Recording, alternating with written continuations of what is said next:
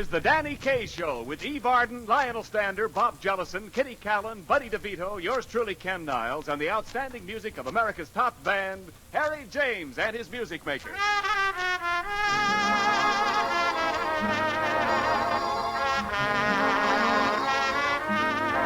Yes, neighbors, for your entertainment, Pabst Blue Ribbon 33 fine brews blended into one great beer presents 33 fine talents blended into one great comedian, Danny Kaye.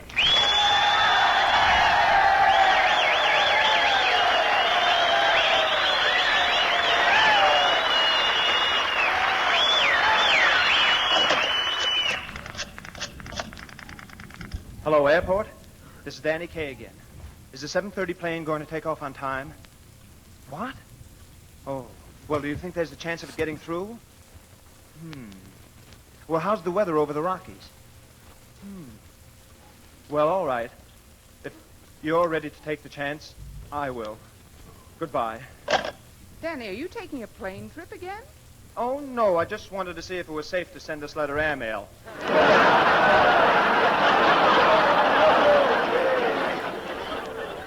All that fuss about an airmail letter. I'm surprised you didn't ask for a fighter escort. Say, that's a... Oh, you. That's a pretty good idea. Hello, airport? Get off that phone.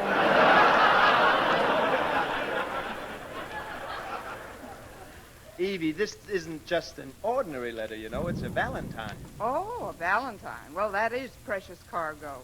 Who are you valentining to? Oh, it's to my pal, Jack Benny. Oh. Well, he is my pal. I believe you. You're sending it to New York, then? Yes, by way of Rochester. Look, dear Jack Benny, thanks so many for being so sweet to me. Though I take beer and skittles for my usual victuals, for you, L.S., I'll have tea. Well, that's really very sweet. Yes, and look what Jack sent me. Oh, a heart-shaped box from Jack Benny. Yeah, and look what's in it. What in the world is that? A feather duster's mother-in-law? Oh, no, honey, that's Jack's toupee. Oh, that can't be his toupee. I've seen him many times, but I never saw him wearing anything like this. Well, Evie, this is an old one. He wore this when he was a boy. Jack says it's his good luck piece. Oh, it looks more like a museum piece. You mean a heirloom? Oh, no! Gosh, I wonder how I'd look in one of these things. Hello, Miss Arden. Hello, Lionel. Where have you been? Well, with St. Valentine's Day approaching, I've been busy composing a lyrical sonnet in monosyllabic pentameter. Hey, what's the matter, Lionel? Don't you say hello to me? Well, what a surprise. Hello, Mr. Benning. Take off that toupee. Hey, it's Danny. You know, that's the first time I ever saw a head of hair with a head on it. Danny, will you stop wearing that second-hand hairdo? Well, what else can I do with it? Well, why don't you throw it in the back of a wagon, call up a bunch of people, and you can all go for a hayride. Oh, Evie. Say, Lionel, who are you sending your Valentine to? Oh, a little girl whose picture I saw in the paper. My pin-up girl. Oh, this has real suspense. Who can your pin-up girl be? You'll see. I'll read it. Yeah. It ain't that you're so pretty that makes me pen this note. I love you, Gravel Gertie.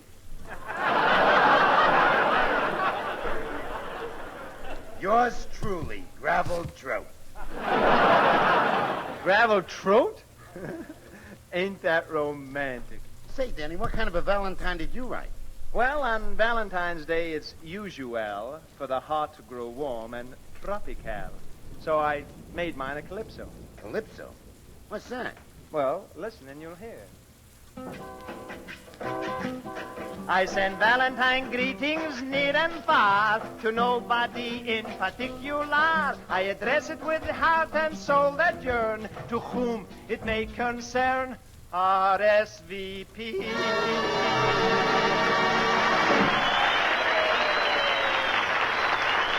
Boy, that was great, Danny. It was really great. Well, Ken Niles, am I glad to see you. Well, hello, Danny. Hiya, gang. You know, I've just finished writing a Valentine to my favorite. Your favorite girl? No, my favorite beer, Pabst. Listen, a Valentine today I've penned in praise of my Blue Ribbon Blend. A beer that's welcomed far and wide, that's bought with confidence, served with pride. I love each blend. I love each brew, not 31 or 32. Blue Ribbon beer, you know it's true. I love all 33 of you. Hey, I'm getting thirsty. Where'er folks go their beer to buy, Blue Ribbon's sure to satisfy. On sidle's rim or glass's lip, it has the suds I love to sip. No better beer, no blend so fine. Oh, Pabsty, be my Valentine. I'll shout your praise for miles and miles. Your faithful boyfriend, Kenneth Niles. You said it. About Pabst Blue Ribbon, you ain't kidding. Fibbing is the word on there. Oh, fibbing. Well, that's all very nice, but if you'll excuse me, I think I'll go down and mail my Valentine. You want me to ring for the elevator, Danny? Nah, it's a beautiful day. I think I'll walk. But it's 20 floors. Well, then maybe I better take the elevator. See you later.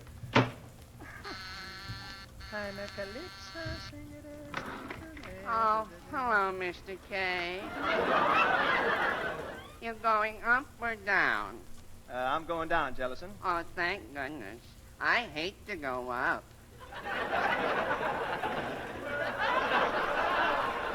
You do? Yes. Every time I go higher than the 20th floor, I black out. You black out? Well, how long have you been operating this elevator? I just soloed last week. Well, you got your wings pretty quickly, didn't you? Oh, no. I had over 200 hours as observer on the freight elevator. Well, pilot, Let's take off. Okay. Contact. Contact. Off we go into the wild blue yonder.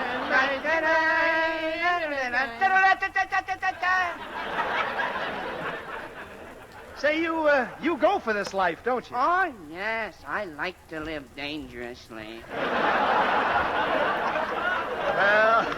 Well, here we are. That was a nice, smooth trip. Oh, thank you.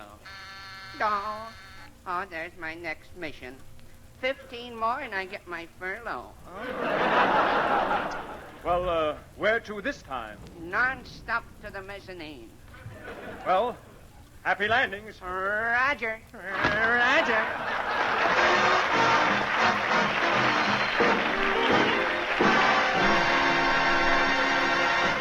For a musical and vocal Valentine, Buddy DeVito joins Harry James and his music makers as they play Cole Porter's famous love song, Night and Day.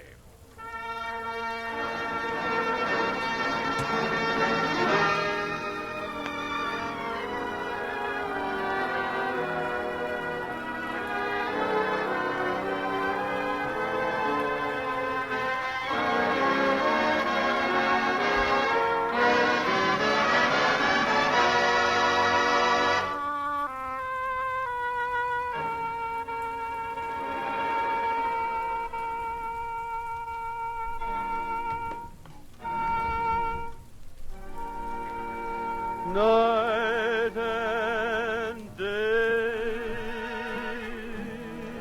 you are the one.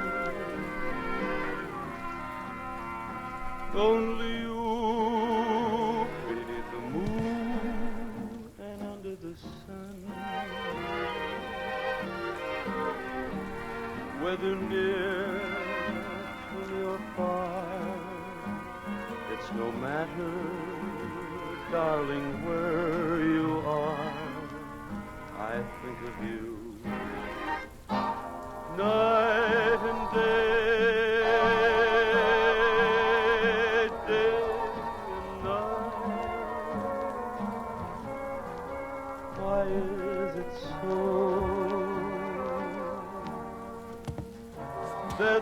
longing for you follows wherever I go. In the roaring traffic's boom, or in the silence of my lonely room, I think of you night and day, day and night,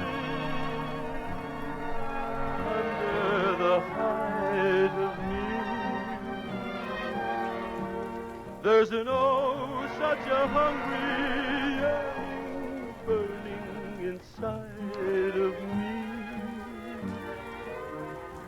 and its torment won't be through till you let me spend my life making love to you day and night, night and day.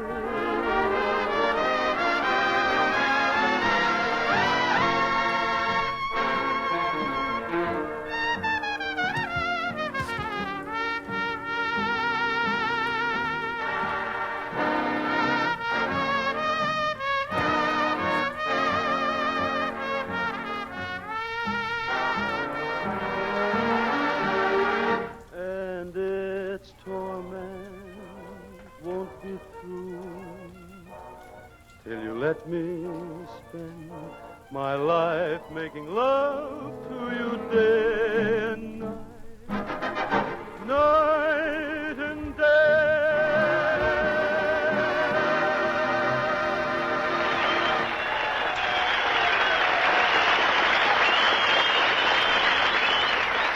That was swell, Harry, and Buddy, you sang that in a true Valentine spirit, which is Pabst Blue Ribbon. Say, Danny, on account of Valentine's, how about us doing a real romantic play wherein I am the leading man and at least 4 beautiful women are swooning at my feet? Ah, you only want 4 beautiful women, huh? Well, 1 beautiful one is enough, but the other 3 should have money. Well, I have a little Valentine play we can do, and you, Lionel, you can be the lover. Ooh. Lionel, the lover? That'll set passion back 50 years. There's a swell part in it for you, too, Evie. There is? Yeah. You know, every Valentine play has a young, beautiful, and charming girl. Oh, is there a part like that in your play, Danny? Sure. And you're going to be her mother. I hate you. Well, if Lionel's going to be the lover, you're still doing me a favor. Who's going to be Eve's beautiful daughter, Danny? Well, you know that cute little thing in Harry James' orchestra? You mean a piccolo? No, Lionel, I mean Kitty Callan. Oh, that's better yet. And Harry James is going to be Kitty's father. Wait a minute, Danny. What are you going to be? I'm going to be Cupid. Dan Cupid, a wee, winsome little cherub who runs around shooting golden arrows and makes love bloom all over like a vepsicle. That's me. That I've got to see. Oh, you won't be able to see me, Evie. Nobody can see Cupid. You see, he's invisible.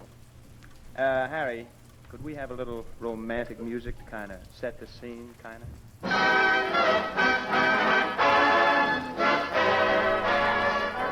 As our romantic scene opens, a tiny white car with a big red heart painted on the hood is speeding down the street on a very important mission with Danny Kaye Cupid at the wheel. Whee! When your heart goes bumpity bum, beep bum bum bum, and the boat oh. Hey, put over to the curb. I don't wanna. You don't want it? No. Say, who's driving this car? I can hear somebody, but I can't see nobody. Well, naturally you can't see me. I'm invisible. You're what? Invisible. Oh, you mean invisible? That's what I said. Invisible. Come on, now, stop your stalling. Oh, this man talks funny, don't he? Stolen, he says. Who's stolen? I have a good mind to run you in. Who are you, anyhow? I'm Danny Kaye Cupid. Cupid. Why, you little mugwump. Mugwump? Oh, who's a mugwump? You are. Oh, you know what? I think I'm gonna shoot a love arrow on you. Something stung me. Oh, boy, I stung him. Why, you little... Yes? Kiss me. I'm a buttercup. Ain't love marvelous? Well, I gotta go to 118 Maple Street and do some troubleshooting. So long, officer. Goodbye, darling. In the meantime, I'm gonna tune in on my special Teflon television snooping machine and see what's going on. Oh, gee, look at that. Ma, we got to do something about our daughter, Kitty. She's a pretty girl, but she just don't know how to catch a man. Worse than that, Pa, she don't know how to let a man catch her. Say, you know, she didn't even get a single Valentine today. Come to think of it, you old buzzard, you didn't get me anything either. Oh, well, I think I'll go out to the front yard and see if I caught anything in my bear trap. Gee, what a beautiful night. And me all alone. Hello there, Kitty Pooh. Don't be so downhearted. What? Who's that, a man? No. Oh, no. I'm little Danny Cupid, and I'm invisible. And I'm glad you can't see me. Why?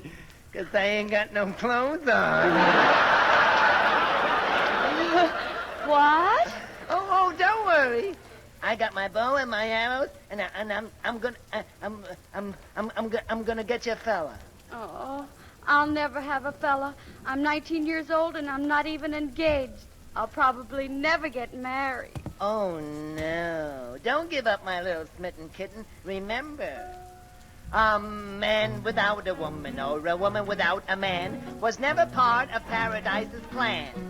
It's like a poached egg without a piece of toast, Philadelphia, without the Saturday Evening Post, Georgie Nathan, without a plate to roast, and to make a man and woman rhyme, the wedding bells must chime. It's never too late to Mendelssohn. Ding dong, dell. Two hearts are a journey's end, old son. When the people hear the steeple bell, without the strain of Lohengrin, love is Misha or Yasha without a violin. It's never too late to Mendelssohn. Ding dong, ding dong, ding dong, ding dong, ding dong, ding dong, dell.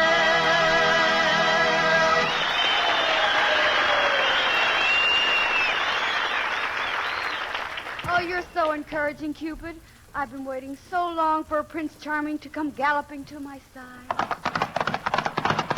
Oh, there you are. You see, that's just a little example of Cupid's super snooper duper, if I can't get your man, nobody can, curb service. Oh, how wonderful. A knight in shining armor. Hi, beauteous one. I wish to whisper words into thy shell-like ear. Yes? What do you wish to whisper? You got a bucket of water for my horse? Oh, my, this fella's tough. He's as tough as a hip-up on top of the omnibus. I'm gonna need a super sharp arrow to pierce his armor. Hey, what's that? Hey, stop shooting them holes in my armor. Ah, you missed me. Ow! Ha, that's my delayed action arrow. What happened? All of a sudden, I feel romantic. Kiss me.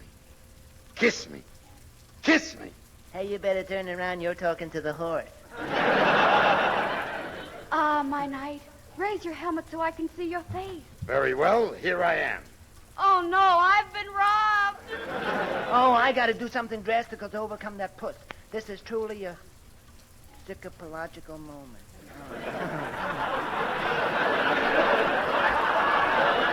They wrote some big word in here. It's too big for a 3-year-old child. I better use a double-dipped arrow. Ooh. Oh, you beautiful night. I sure fixed her 20/20 vision. Now, come on, you two. Start necking. Who's doing that talking? Your kid brother? No, that's Cupid, Daniel Kaye Cupid. Where? Oh, you can't see me, Mr. Man. I'm invisible. Go ahead, Chuck. Kiss her.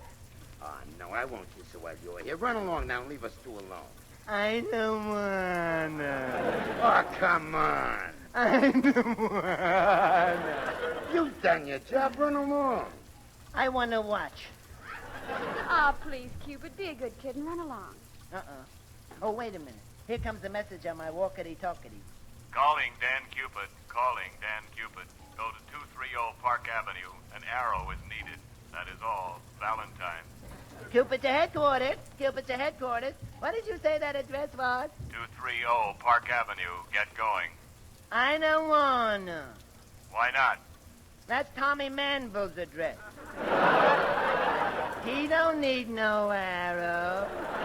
Oh, no.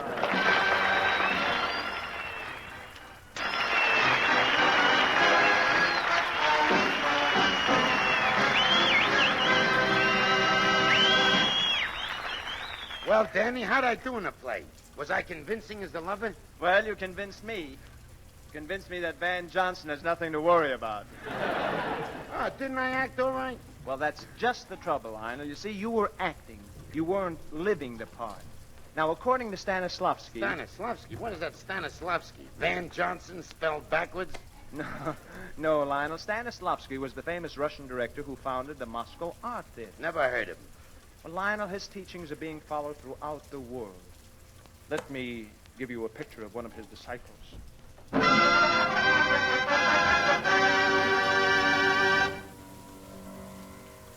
Who is the world's greatest actor? And how did I get that way? Who made me a genius, the greatest projector who ever wore to pay? Who made me most miserable Hamlet, the deadest Romeo who died for his bride? Who made me most awful Dr. Jekyll, and then made me hide? Stanislavski of the Moscow Theater, Stanislavski, a director from the heart. I will never forget the day I first met the great master. He took me by the hand and beat my head against the wall. And in one word, he told me the secret of the great Stanislavski method. Suffer! That's all. Suffer! You must live before you give. Suffer! You must ache before you make. Suffer! You must think before you stink. Suffer! Suffer! Suffer! Suffer! Suffer! Suffer! Suffer! Hello. Suffer!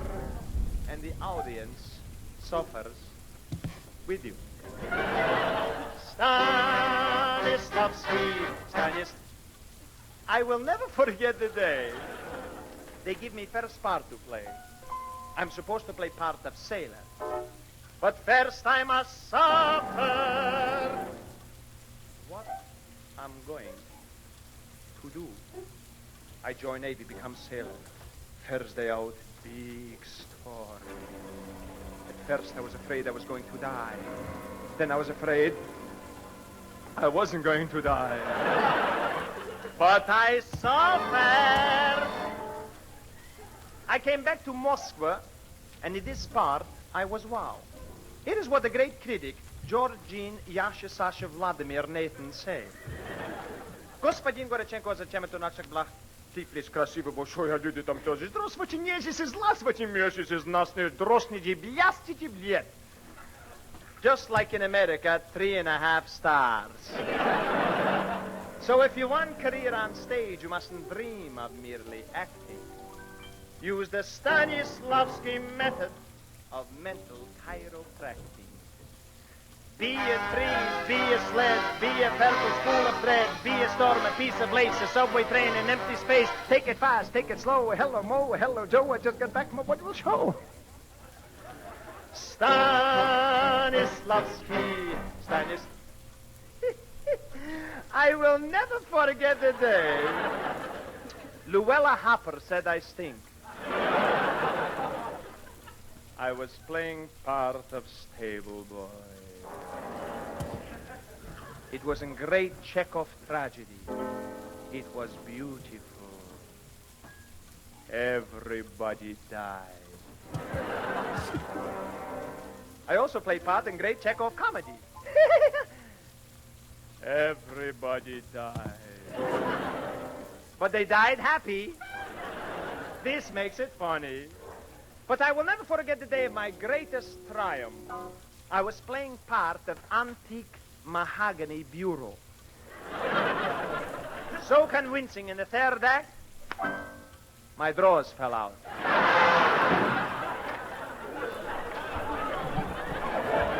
And who is the man who loosened my screws? Who pulled me all apart? Stanislavski on the Mosky.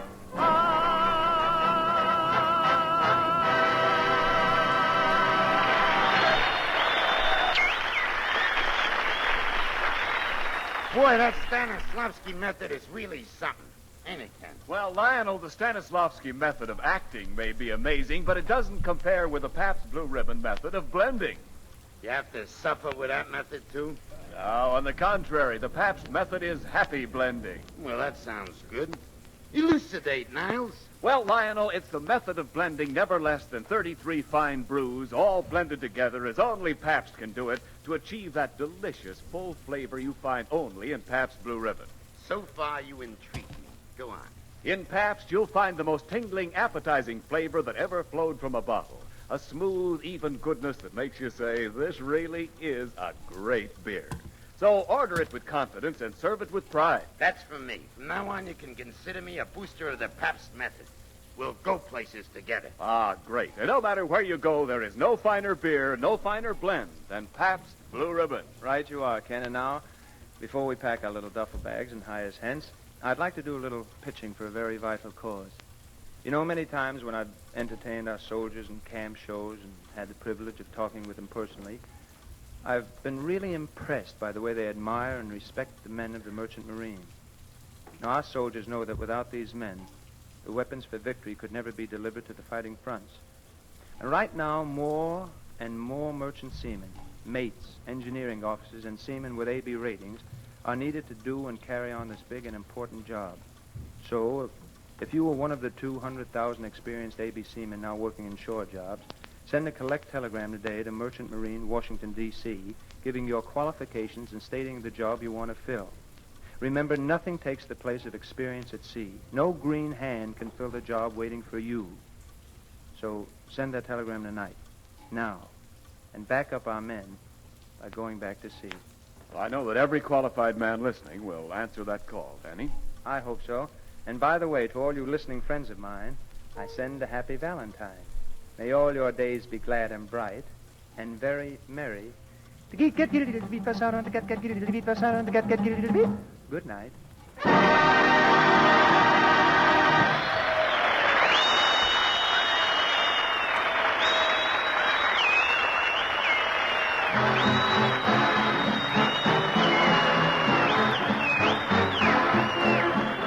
This program was directed by Dick Mack and was brought to you by the Pabst Brewing Company of Milwaukee, Wisconsin, and Peoria, Illinois.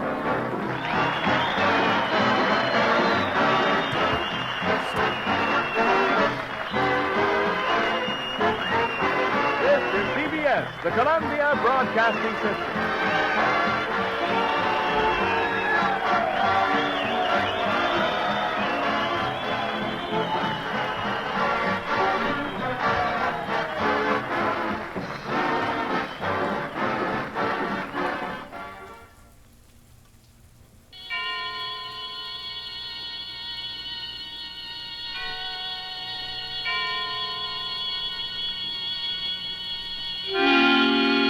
Suspense.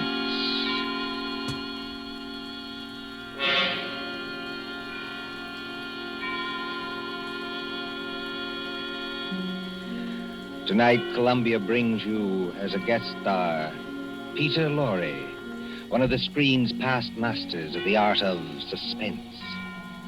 Suspense is compounded of mystery and intrigue and dangerous adventure.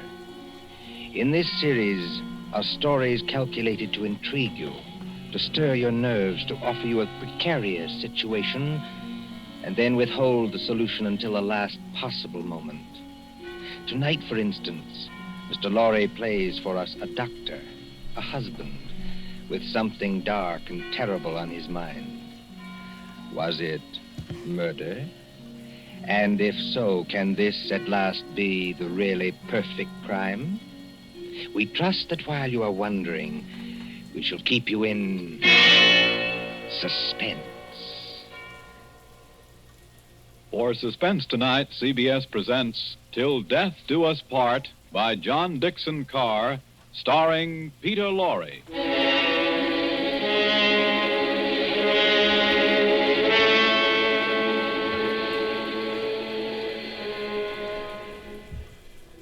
Late one night in December of 1941, a man and his wife sat beside the fire in their country cottage. This man, look at him. A professor of mathematics, stout and middle-aged, guileless as a child. In the remote corner of England where he lives with his pretty English wife, they say of him... Jolly decent fellow, you know, for a foreigner. Isn't he?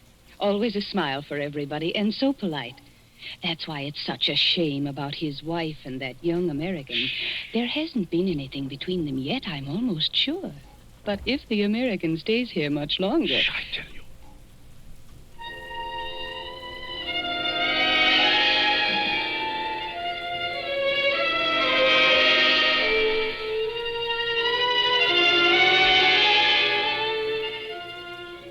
A happy man, this Professor Kraft.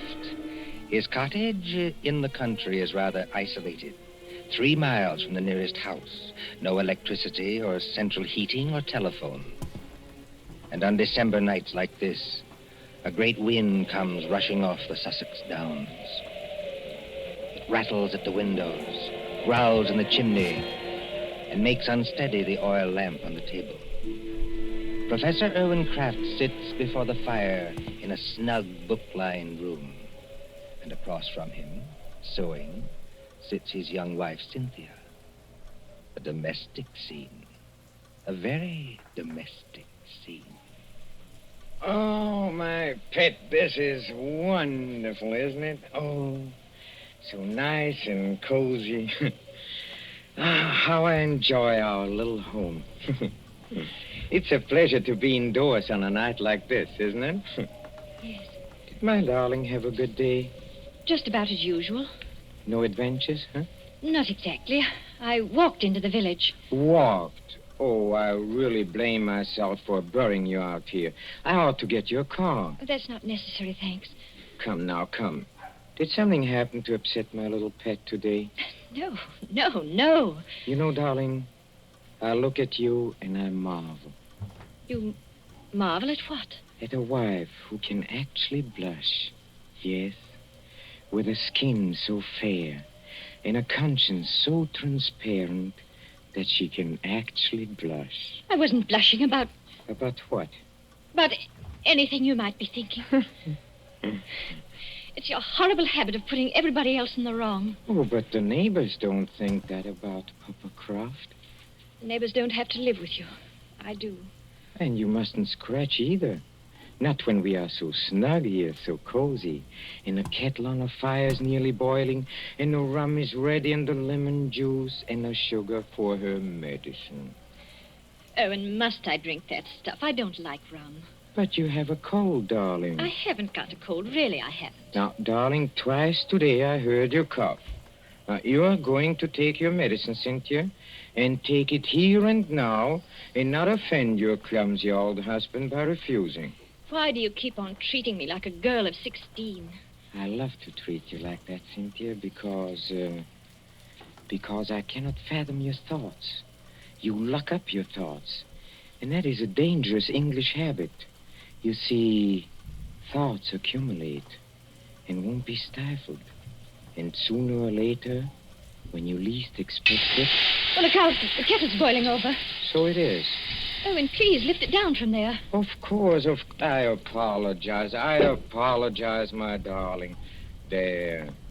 For a second, you know, you almost frightened me. Huh? I frightened you? I suppose it's foolish. Well, here we are, my dear. Here we are. Now, see, I put 2 tumblers on the coffee table. And now, a spoon in each so that the heat doesn't crack them. My dear, must you give me so much rum? Can't I have the small one? But we have to cure that cold of yours, Cynthia. Now comes the lemon juice. Yes. And now comes hot water to the top. Here we are. And 2 lumps of sugar for each of us. There you are, darling. Now let's drink up, huh? Owen, listen. I didn't hear anything. I did. It came from that cupboard over there. It sounded like your accordion. Oh, that's nonsense, darling. That's nonsense. There it is again. Well, that's only the wind. Or perhaps a rat that got into the cupboard. Owen, I'm terrified of rats. Go and kill it, would you mind? Oh, you really sit very heavy labors, my sweet, for one of my weight. Well, if you insist, all right. Well, I'll take a good heavy poker from the fireplace. And, of course, it means a little trip to the cupboard. Owen, never mind. You haven't changed your mind, have you? It'd probably run out across the floor. Come back. Wouldn't run very far, I'm sure. Well, again, if you insist. I can't think what's the matter with me tonight. No? No, You're sure nothing upset you in the village today, huh? certainly not. How about this young American, that fledgling doctor, what's his name? You mean Dr. Craig? That's it, Dr. Craig. Dr. Craig. Didn't someone say he was leaving today for London and then back to the States? I believe so. That's what Lady Randolph told me. And you didn't say goodbye to him? Certainly not. Wow, that wasn't kind of you, darling. That wasn't friendly.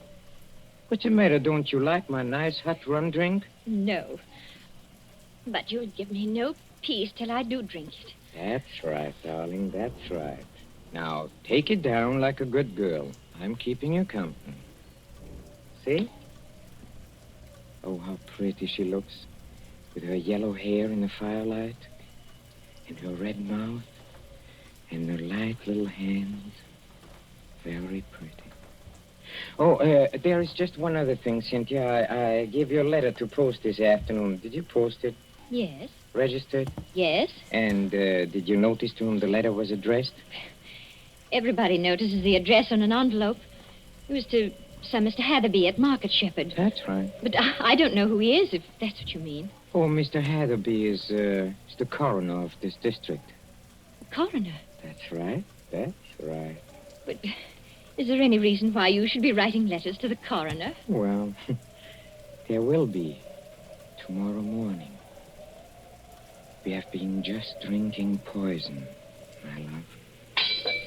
Why do you drop your glass, darling? I don't believe you. No? This will interest you, Cynthia. You were a trained nurse, and weren't you, You see, the poison was aconite, monk's shoot. No. Yes, homegrown in our own little garden. You know, 1/16 of a grain has been a fatal dose. There's no telephone here. No car, not even a neighbor. Exactly, my angel. Take your hands off me. Let me get up. No, my pet. In about 5 minutes, you see, the first symptoms will come on. Symptoms? Yes. Our throats will grow dry. Our eyesight will turn dim. No. And presently we'll lose the use of our limbs. Well, there are convulsions before the end, I believe, but we won't feel them. Let me up. If you try to hit at me, Angel, you'll upset that lamp, and Well, if you upset the lamp, this cottage would go up like tinder. We don't want to burn to death, do we? Owen, why are you doing this? Why are you doing it? Why? Do you think all Papa Kraft is blind, my pet? Huh? If I can't have you, Cynthia, nobody else is going to have you. You mean Jim Craig? So it is Jim Craig. Oh, that was nothing. My tongue slipped. A cynic would say, my dear, that your foot slipped. Do you think I don't know what happened the other night at the schoolhouse? The schoolhouse? Yes, the Market Shepherd Schoolhouse. At Lady Randolph's little concert in aid of the war relief. Nothing happened. I swear it didn't. No? No. Oh, then it was coincidence, I suppose, that you and that Dr. Craig didn't arrive until the concert was nearly over. Yes. Yes, it was. We didn't go there together. No? We met in the little hall outside the auditorium. It was just as you were finishing your number on the accordion.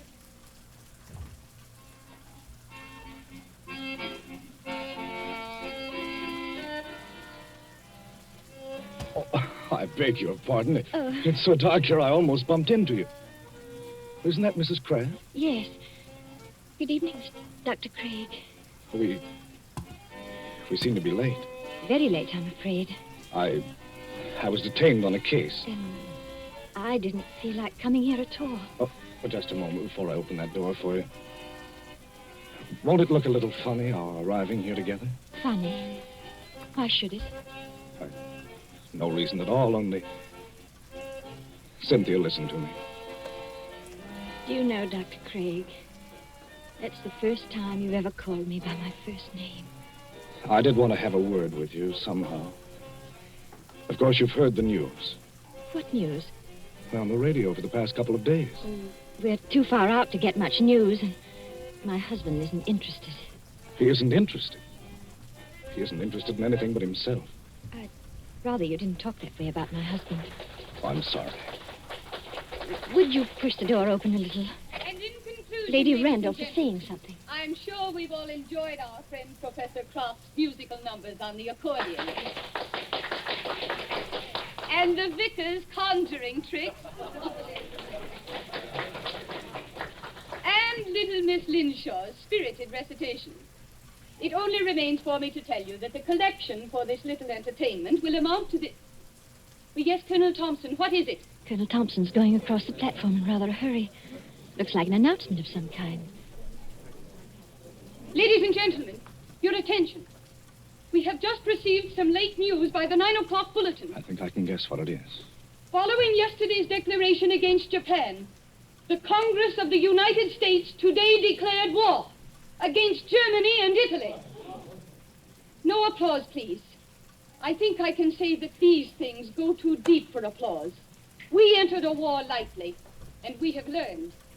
But before the vicar ends this meeting, I shall ask the orchestra to play us the song numbered 83 in the book, a song we know is dear to the hearts of all Americans.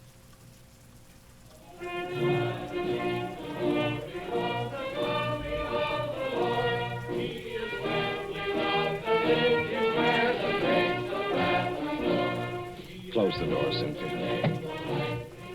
Jim, this doesn't affect you. Naturally it does. You won't be leaving England. Probably in a very short time. They'll be needing doctors. But does a formal declaration of war make any difference? What does it mean to you? What does it mean? I can't explain it, Cynthia. It's all in that song. If they're going to need me, I'll go back. But can't you do just as much good here in England? I don't know. That depends on what the army says. And doesn't anything depend on what I say? We haven't got much time, Cynthia. That crowd will be out in a minute. Yes. And we won't admit it, will we? Admit what?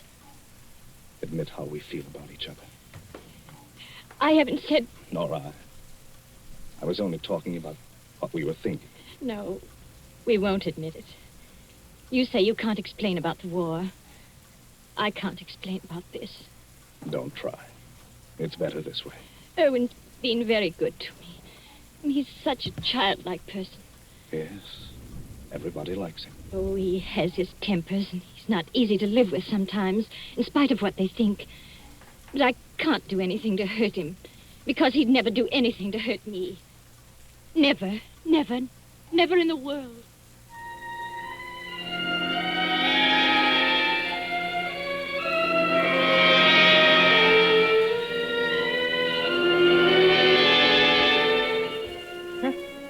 A very fair estimate of my character, too. That's exactly what I said about you. So you are in love with that fellow? I admit it now. Yes. Tell me, darling, do you feel anything yet? Feel anything? I mean, dryness? Muscular contraction of the throat? Yes. Oh, I thought so. I won't die. I won't. And how do you propose to stop yourself? Your only chance would be to reach the village infirmary. And I'll see to it that you don't get there. But what if the poison takes you before it takes me? Then you can't stop me. But it won't, darling. You seem terribly sure of that. You see, the amount I gave you, as you perhaps noticed, was more than I gave myself. I'm going to follow you, my little pet, into the dark, where there are no Dr. Jim Craigs, but not too quickly. I shall still have most of my faculties, Cynthia, when your convulsions are already beginning. Oh. I wonder if you will. Why do you say that? Your legs don't seem any too steady. I don't know. It must be the heat of the fire, perhaps, or it's very hot in this room. Cynthia, darling, listen to me. Yes, Irwin? There is a copy of Taylor's medical jurisprudence over on the shelf there. Please get it for me. I'm afraid you'll have to get it for yourself, my dear. That is, if you can. Oh, I'll get it. Mind the lamp, Irwin. We don't want the house afire, just as you said yourself. I'll mind the lamp. Listen to me. You know, some people's systems are intolerant to poisons. They experience in minutes what ought to take hours. Does it hurt, Irwin? Does it hurt? Yes. But you'll find out soon enough, my pet. Because you'll never make 3 miles to the village. Never. You think not? I know it. And just remember, I shall be waiting. Waiting? Out in the dark and cold, where there is neither marriage nor giving in marriage. I'll be waiting for my little pet to come and join me. I shall be waiting. Irwin! Irwin! Oh. I hate you. I loathe you. I'm afraid of you. But I don't want you to die because of me. And yet, you are dead, Irwin. But I'm not going to join you. I've never prayed much, Irwin, but I'm praying now. Whatever comes over my wits and makes my senses weak, give me strength enough to get to the village. Just give me strength enough to get to the village.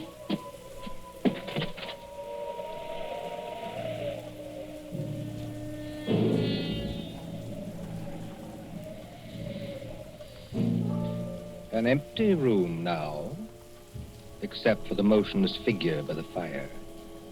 The great wind enters through an open front door and makes the lamp shake dangerously on the tables. The whole house creaks. Otherwise, it is very quiet. Suddenly, the corpse sits up.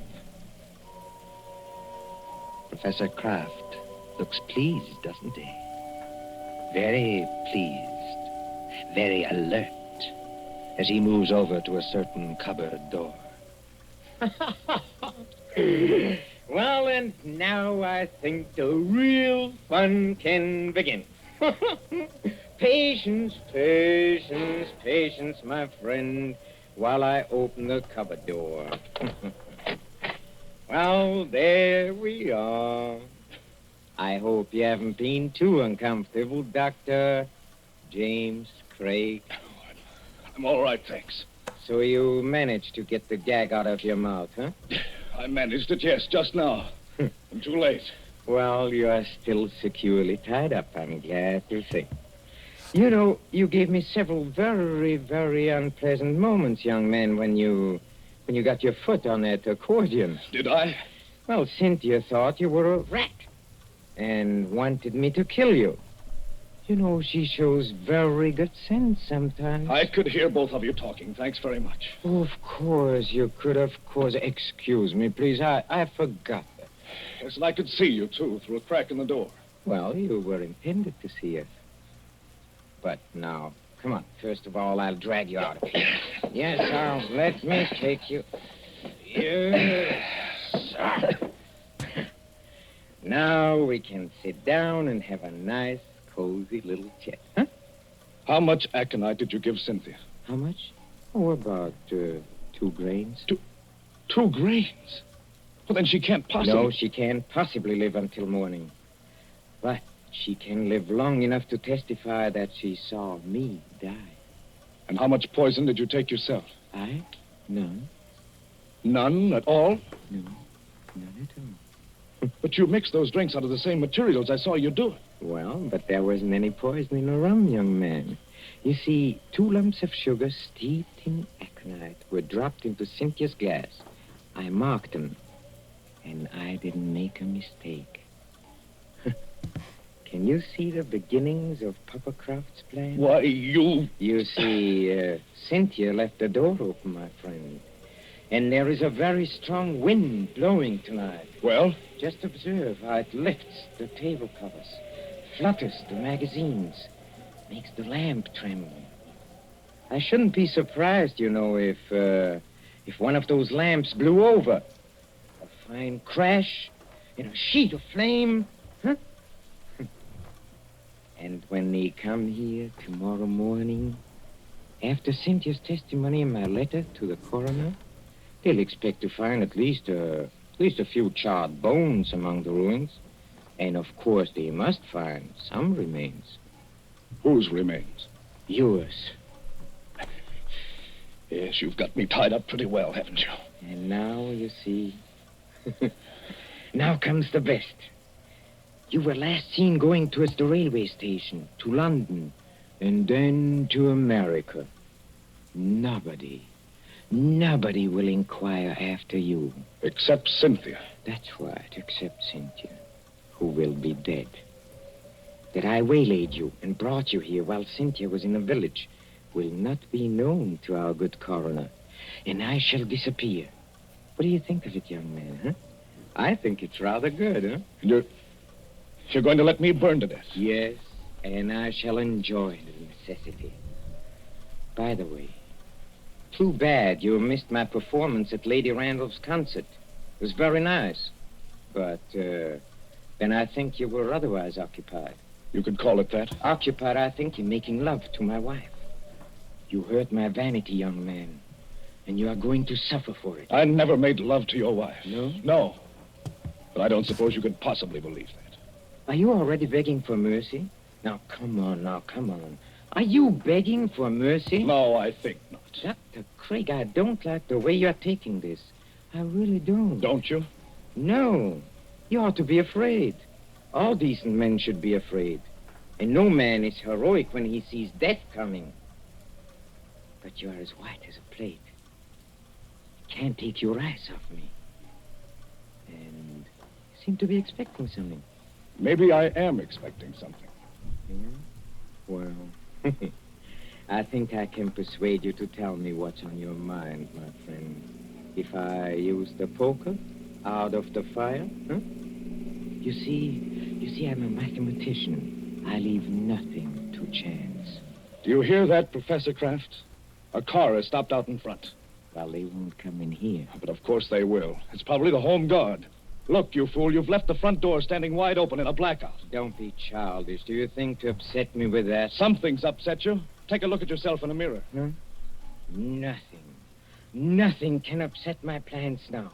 Everything is ready. My clothes and my money are in the stable. This place, this pretty little cottage, will be a furnace. All I have to do is pick up that lamp. You see, like this, and something is wrong with me. Oh, you're not acting this time, are you? You're not pretending now. You swine! What have you done to me? I have done nothing. You have done something to me. I can feel it. There is sweat all over me. My throat is choking. This way, Lady Randall. Through the gate and up the path. That sounded like my wife's voice. It was Cynthia's voice. What is wrong with you? A person would think you were drunk. I'm sorry, Lady Randall, stopping me in the road and asking to be taken to the infirmary at 80 miles an hour, and then finding there was nothing wrong with you. But it can be. It isn't possible. Oh, but it is. You see, your plans didn't include the fact that Cynthia doesn't like rum. Remember, you poured a very large drink for her and a small one for yourself. And you filled both glasses with hot water. Oh, remember when she got you to leave her and come over to this cupboard? Yes. She changed the glasses then. You're the one who swallowed the poison, 2 grains of aconite. No. Help me. Please. Help me. Nothing on earth can save you. Help me, please. In the name of pity, please. Please help me. Nothing on earth can save you. Please. No. You won't. Then I'll show you. I'll take you with me. I'll take everybody with me. Where are you going? I'll get that lamp. I'll take you with me. Why, look at you. You can't even see. You're blind. You're staggering straight into that cupboard. I'll take you. I'll take you with me. I'll take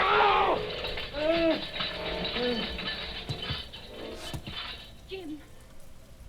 Jim, what are you doing here? Come in, Cynthia. Come in and take a look at the man who died twice.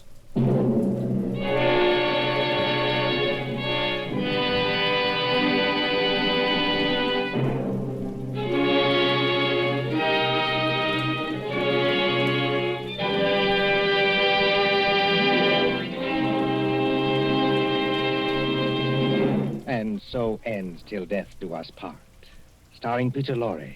Tonight's story of Suspense. Columbia presents these tales of mystery and intrigue and dangerous adventure for your relaxation and enjoyment.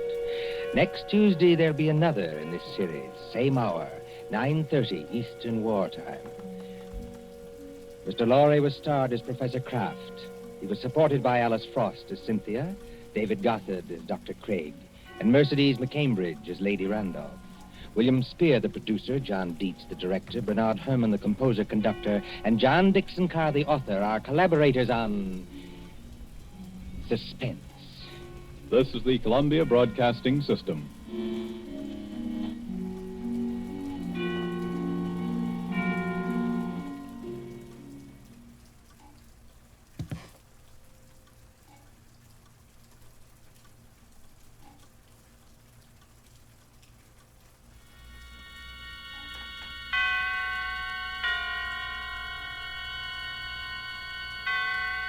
Roma Wines present Suspense.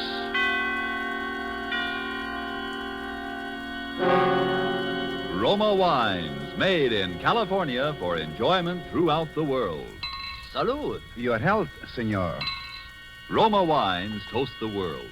The wine for your table is Roma Wine, made in California for enjoyment throughout the world. This is the man in black, here for the Roma Wine Company of Fresno, California, to introduce this weekly half hour of Suspense. Tonight from Hollywood, Roma Wines bring you the remarkable actress whose performance in the Paramount picture For Whom the Bell Tolls won her an Academy Award, Katina Paxinou. And so, with A Woman in Red, and with the performance of Madame Paxinou, we again hope to keep you in suspense.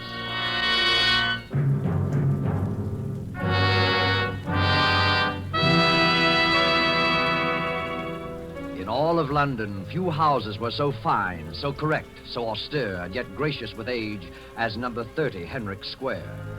That was true of its reception room, true of its long, quiet hallway along which the young man led the girl. Aunt Rita, this is Miss Julia Ross. The woman rested her knitting in her lap and slowly turned around.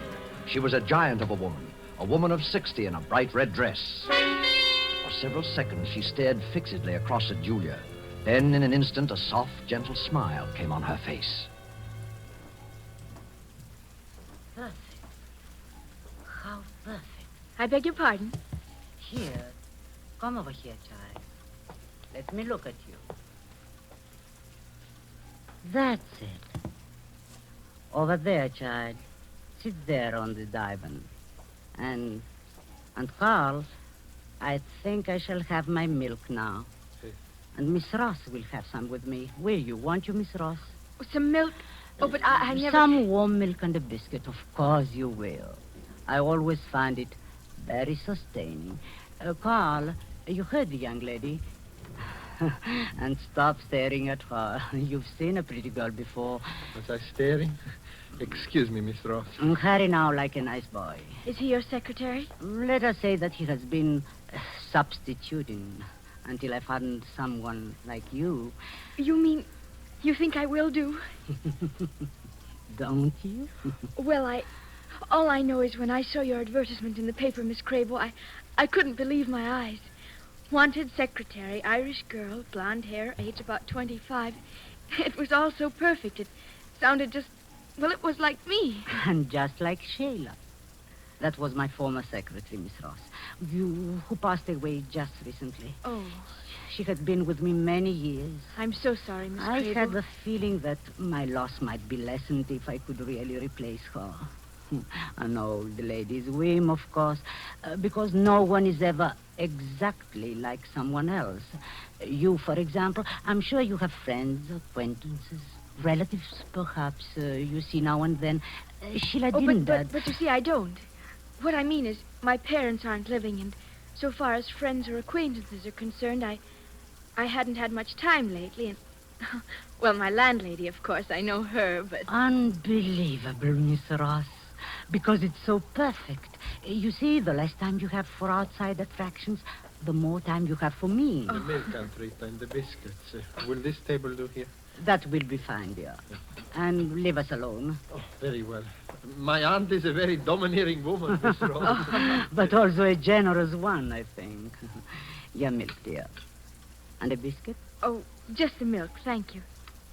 Miss Crable, there's something you must know. Well, don't hesitate, child. Miss Crable, I'm afraid I'm not quite what you think. I mean, I've never really done any secretarial work before. I've had some business training, a little, but not actual experience. I mean it, Miss Crable. I lied in what I wrote you. I wanted the position and I needed it so much. You silly girl. You mean you still want me? Certainly. Now finish your milk before it gets cold. Oh. As a matter of fact, there will be very little secretarial work for you to do. I shall want a sort of, a companion. Now, I shall want you to start immediately. You will, of course, live here in the house and... Live in the house? But of course, you are my companion. Oh, but I didn't understand that I... Yes. Well, then, I think perhaps I should make plans accordingly. I mean, I'd better leave now. I shall want to go to my boarding house and cancel my lodging. Oh, there will be plenty of time for that, child. Carl and I generally take an afternoon stroll and would like you to... But you see, there'll be other arrangements. People I must see and people? things to... But you said you knew no people. Oh, yes. Well, Miss Crable, I have no qualifications for this position.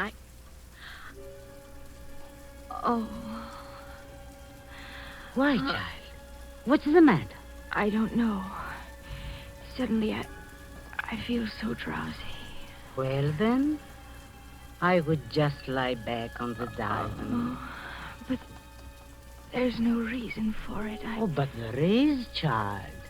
You are weary from the strain, the uncertainty, the ceaseless search for work in a strange and friendless city. The milk. There was something in it. So you relax your nerves. They go to sleep. Yes. Sleep. Carl. Oh, Carl. Yes, Aunt Rita? Have you finished the note, Oh, dear? yes, only this moment. Well, don't just stand there. Let me see it. Aunt Rita, please. She's so harmless. And so perfect. And now read me the note. To Department KL, Sudden Development. Leaving at once for Dublin, Ireland. Will communicate in 10 days. 10 days, Carl? We won't need so much time. Make that 5. Just as you say, Aunt Rita. Then sign it Sheila Campbell and post it to British Intelligence.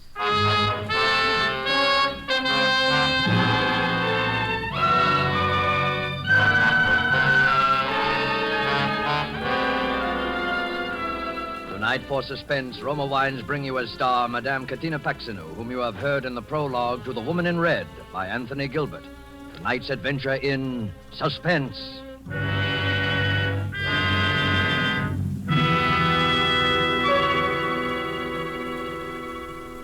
You remember the old saying, the grass is always greener in the other fellow's yard?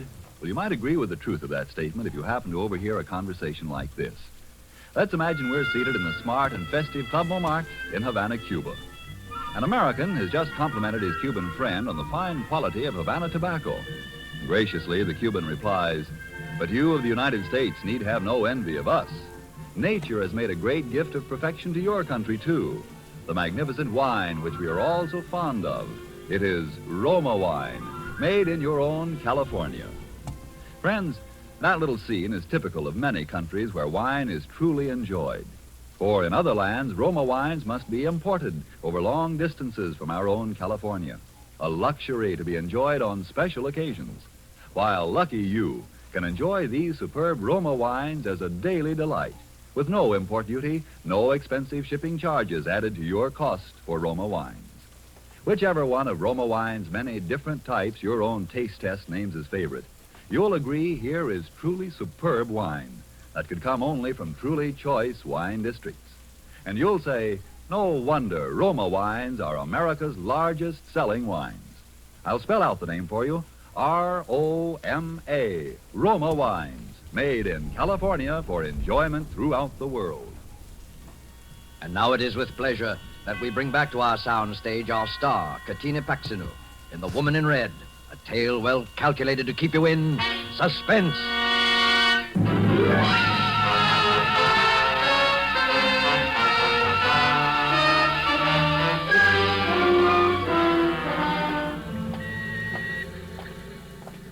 Feeling better, Julia, after your little nap? No.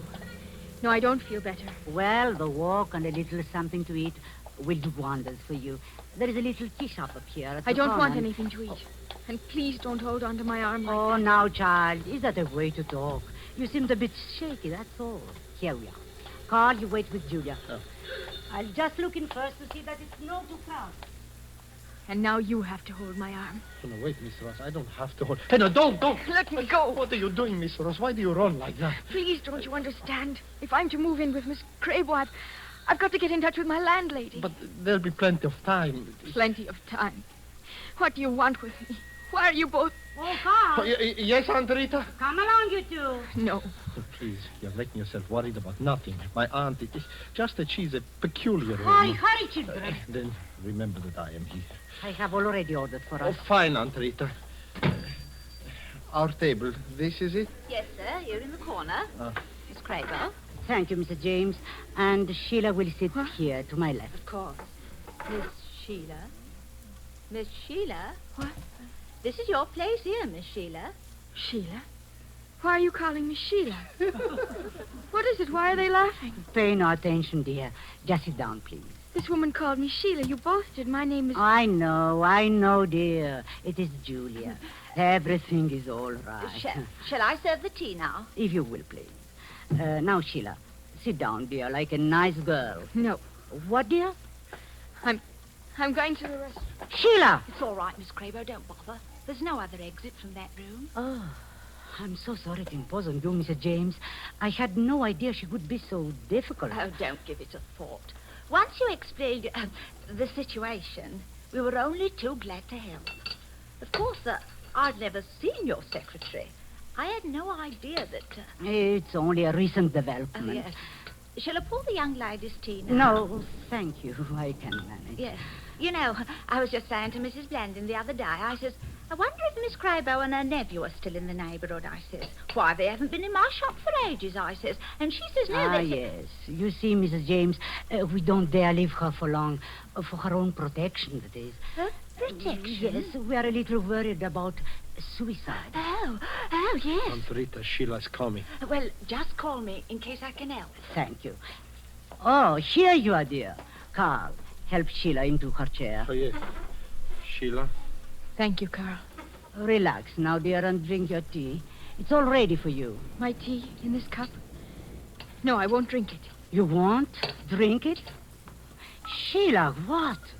You're pouring it into your saucer. Dear, everybody's staring at you, laughing at you. There's nothing for them to laugh at. I simply prefer to pour my own cup of tea.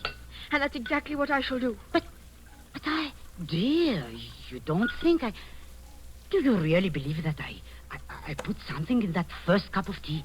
Yes. Yes, I do. You did it before, and there's no reason to think you wouldn't do it again. Sheila! Very well, then. Drink your tea. Only hurry. I don't think I can endure much more. Never mind. I shall hurry. I'm just as eager to leave as you. And I'm going straight to the police. Oh, now, you're not starting that again. Are you insane? Do you think I'm helpless, that I can't get away from you? That I shall simply stand here and... Oh. It's happening. What, dear? What's happening? You had it in the teapot. Oh, you're tired again, aren't you, child? Is there something I can do, Miss Crabo? These attacks, Mrs. James, they leave her quite exhausted. Oh. If you'd be good enough to open the door. Of course, Miss Crabo, of course. No. No. She must be taken straight to her room, Carl. Please, if you just give her a hand. That's it. That's fine. You are really such a help to me, Carl.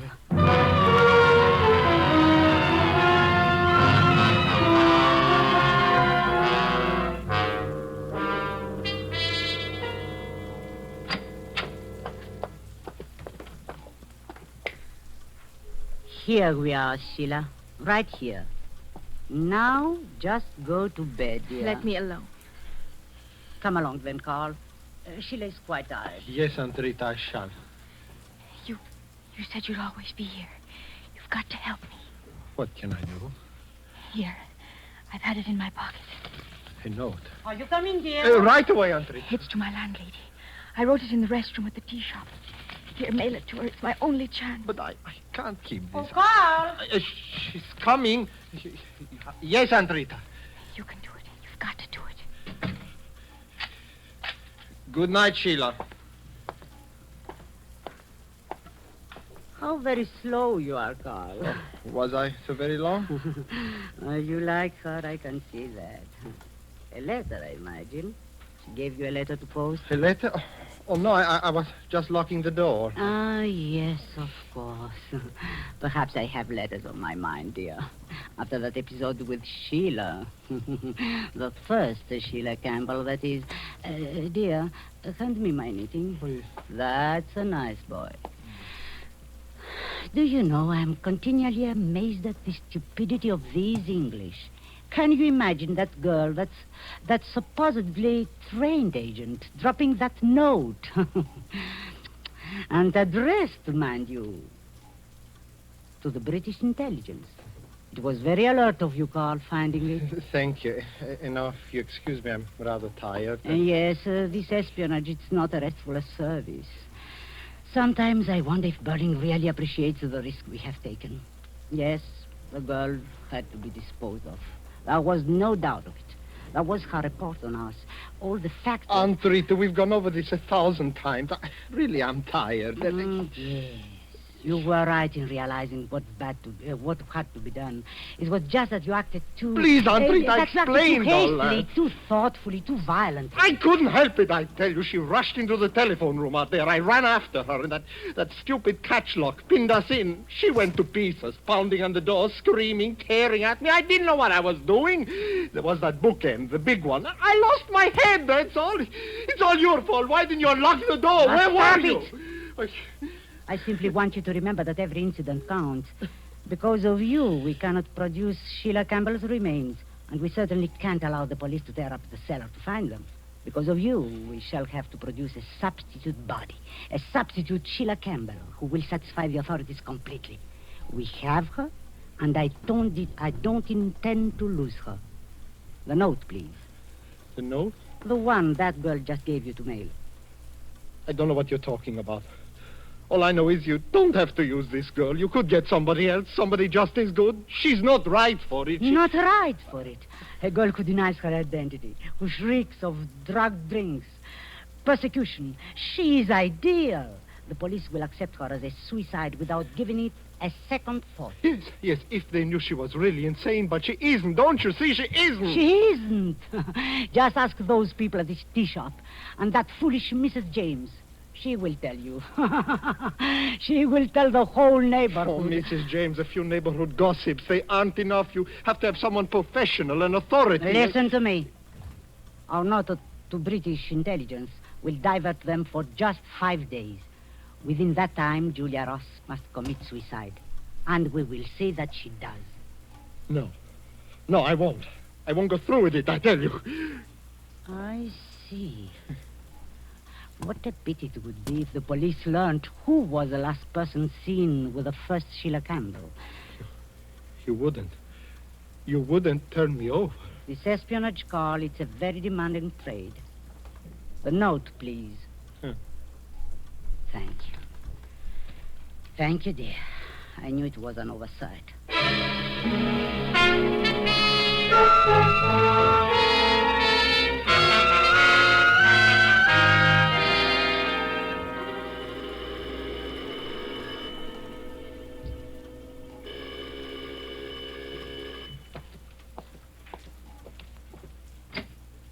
Yes, sir? Could you tell me if a Miss Crable lives here? Why, yes, this is her home, but she's rather busy upstairs, however. Oh, Yes, Aunt Rita? Was that someone at the door? I thought... Oh. How do you do, Miss Crable? My name is Turner, Dr. Turner. Dr. Turner?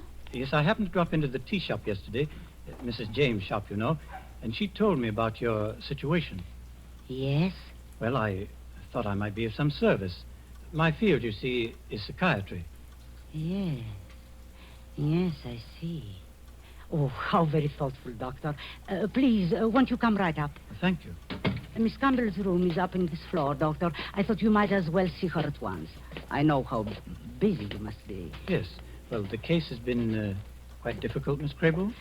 In many ways, yes, Dr. Turner. Naturally, I feel that someday, with professional guidance and with those things, I can give her patience, understanding. Mm-hmm. I can bring her out of the darkness.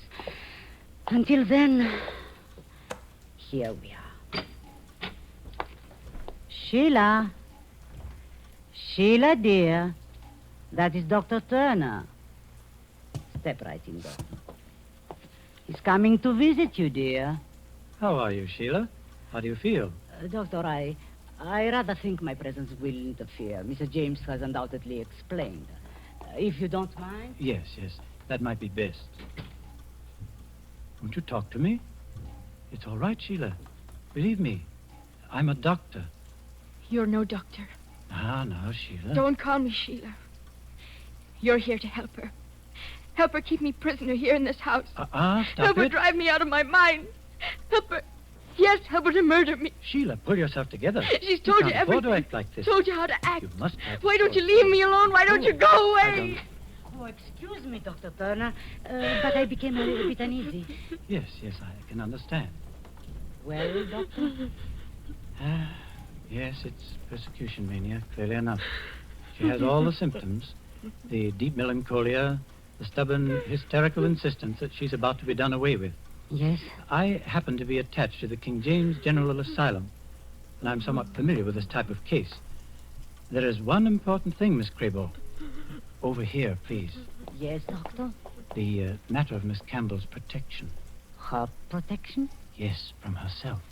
You undoubtedly are not aware of it, but her type is often inclined toward suicide. How dreadful. In case those tendencies should become apparent, naturally you'd let me know. Naturally, Doctor. She would then require professional care. Meanwhile, I'm sure your own treatment will be as effective as any. Patience and understanding. Torture me like this, will they? Murder me here in this house. Sheila! No, I won't let them. I'll kill myself first. Miss Campbell. I'll kill myself. That's what I'll do. The window. Stop her. Carl, oh, Carl. Yes, the window. Yes, that's it, the window. I'll jump through the window. Young woman, control yourself. Let me go. Don't let me jump. Tomato, what's going on here? What happened? Well, this girl, she just tried to kill herself. I'm afraid this changes things, Miss Crable. She must be put away. Put away? Yes, as soon as possible. I'll have the men come at once. You mean take her away from me? But you can't. I've looked after her myself. Why can't I go on doing that? Because it's beyond you now, Miss Crable. No. No, I'm sorry, but there's nothing else I can do. Would you be good enough to direct me to your telephone? Telephone? Yes, I wish to order a car. Some men from the asylum. Of course. There is a small telephone room right on down the hall. This way, please. I know how you must feel, Miss Crable. But you see, it's the sort The of telephone, Dr. Turner, is in this room, right here. Just sit down there at the desk. Well, thank you. You're sure the young man can handle the girl? I mean... I will go back myself and take charge. Well, that will be safer, I'm sure. Excuse me. Hello? Turner speaking. Yes, Dr. Turner. I'd like you to send a car right away. And 3 men. The address? It's number 30... just a moment. Miss Crable. Miss Crable! Yes, Dr. Turner? I can't open the door. It's locked. Oh, sorry, Doctor. I'll have to get the keys from Carl. Keys to unlock this door? It's a very special lock, Dr. Turner. You don't need any keys. Just open the door from your side. Miss Crable! Miss Crable! Where are you? Miss Crable! Rita, she won't stop crying. I just can't get her to stop. I will get her to stop. A clever one, aren't you, child? Pretending to commit suicide so the doctor would take you away. The doctor, where is he? A splendid idea you had, leaping out that window. We'll see if we can help you this time. No, don't come near me. Carl, we've only a very few seconds. Get her across to the window. Don't make me do it, Aunt Rita. Please, you don't. You wretched, sniveling coward. Do you want us both to hang? Help me get this girl to that window. You'll be sorry you made me, Aunt Rita. You will.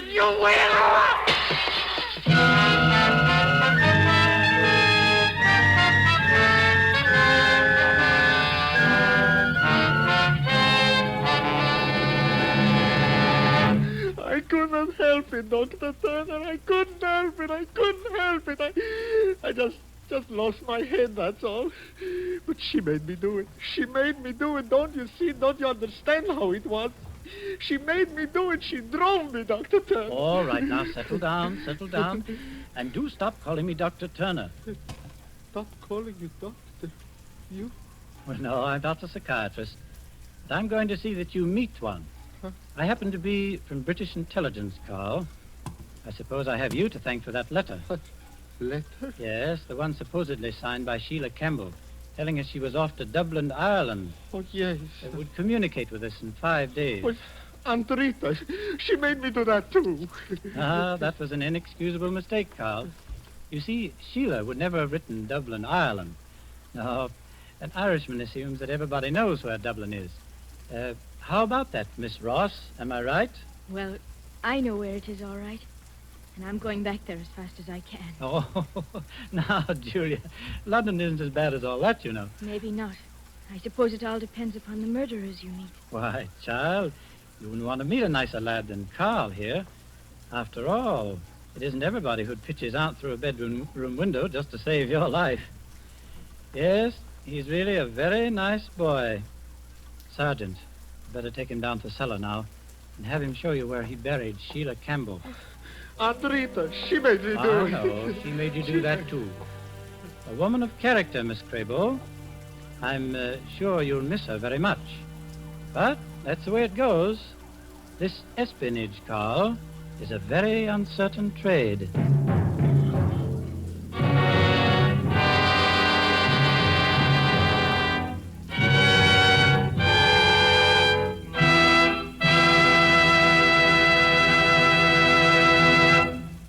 And so closes The Woman in Red, starring Katina Paxinu.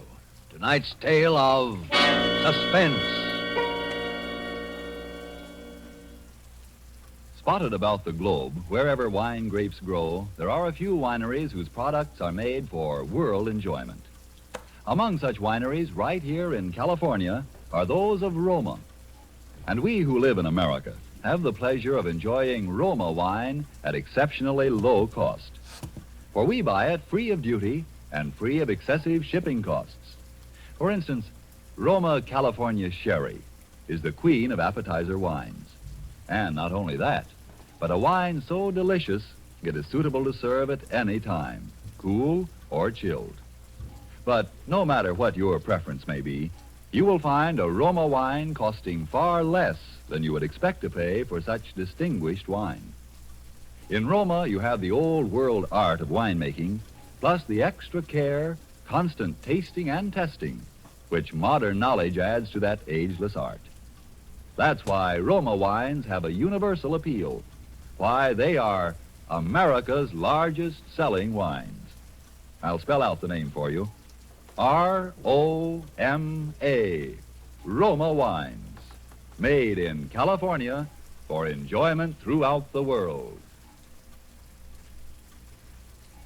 This is Katina Paxinu. I hope you enjoyed our suspense play this evening and that you don't hate me too much. I'm not really as bad as that. Next week, I know you will want to listen when Mr. Orson Welles will be your star. Suspense is produced and directed by William Spear. Don't forget then, next Thursday for Orson Welles in Suspense. Presented by Roma Wines, R-O-M-A, made in California for enjoyment throughout the world.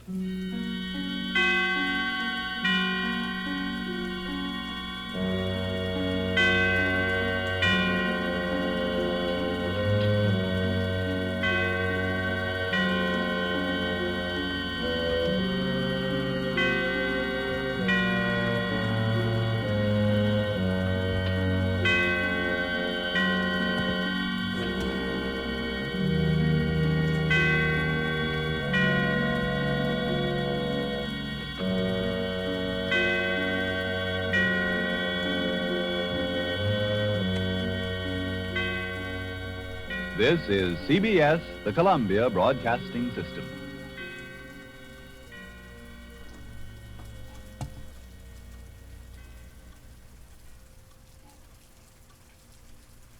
Now, Roma Wines present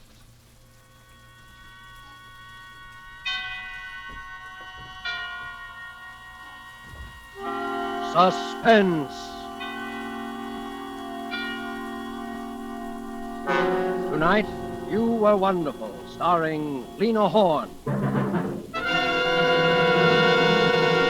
Suspense is presented for your enjoyment by Roma Wines. That's R-O-M-A, Roma Wines. Those excellent California wines that can add so much pleasantness to the way you live, to your happiness in entertaining guests, to your enjoyment of everyday meals. Yes, right now a glassful would be very pleasant as Roma Wines bring you Suspense. This is the Man in Black, here for the Roma Wine Company of Fresno, California. Tonight, Roma Wines bring you as star the remarkable American singing actress, Miss Lena Horne, who has recently returned to Hollywood following a triumphal Eastern tour to resume her picture career at the studios of Metro-Goldwyn-Mayer. in whose Technicolor production Ziegfeld Follies she will soon be seen. Tonight she appears as a noted entertainer called Lorna Dean, who found herself embroiled with dangerous intrigue and murder in a South American capital. And so with You Were Wonderful, and with the performance of Lena Horne, we again hope to keep you in suspense.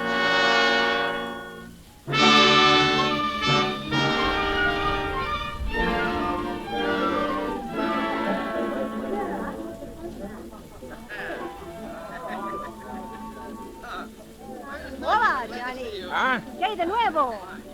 ¿Qué hay de nuevo, Johnny? Oh, sure. Sombrero. Yeah, check the sombrero. Good evening, Mr. Winnicott. You wish the table? No, thanks. No, I'm just browsing. Is Ronaldo... Oh, there he is now. Oh, hello, Johnny. Hello. Hi, Ronaldo. Well, sit down. Have a little supper with me, huh? No, thanks. I'm not hungry. Well, come on. Sit down anyway. All right. Anything to please you, sweetheart. Tell me, how's business? Oh, fine. Great. Every time I get a bad break nowadays, Johnny, I get two good ones right after. Say, when did you ever get a bad break? Well, you know Jackie, my little singer. Yeah, sure I know. Yeah, of course you do. Well, Jackie is quitting. Oh, that's too bad. And who do you suppose I'm getting? Just by the merest accident. Who do you suppose I'm getting to take her place, huh? All right, I'll bite. Lorna Dean. Lorna Dean? Oh, you're kidding. No. What do you think of that, huh? Very good, huh?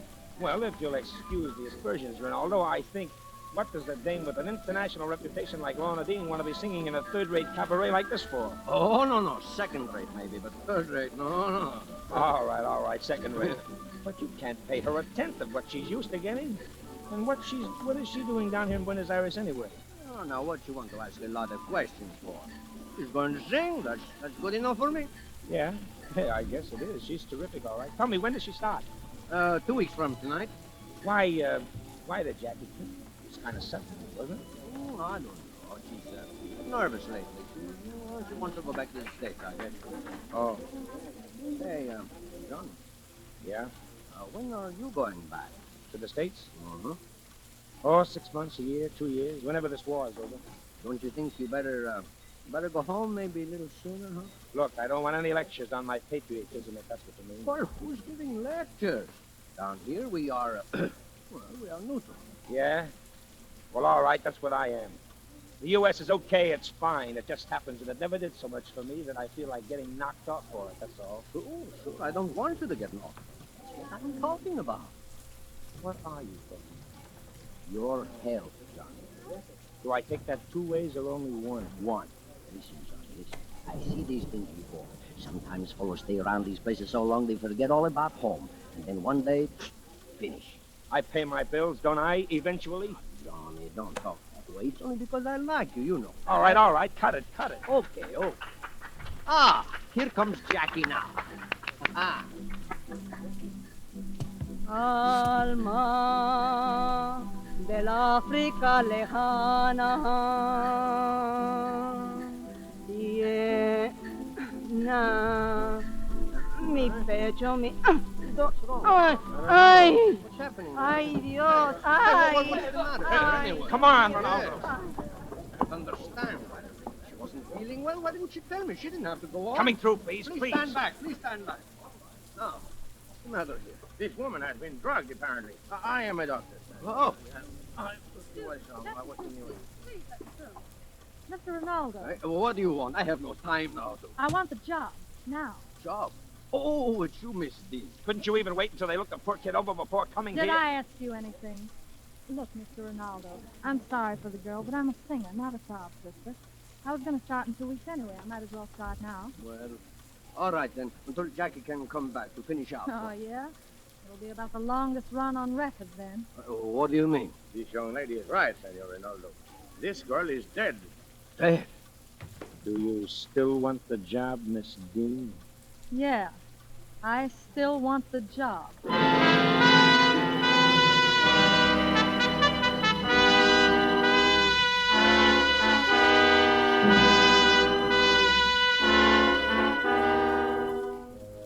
Tonight, for Suspense, Roma Wines are bringing you as star Miss Lena Horne, whom you've heard in the prologue to You Were Wonderful by Robert L. Richards. Tonight's tale of Suspense.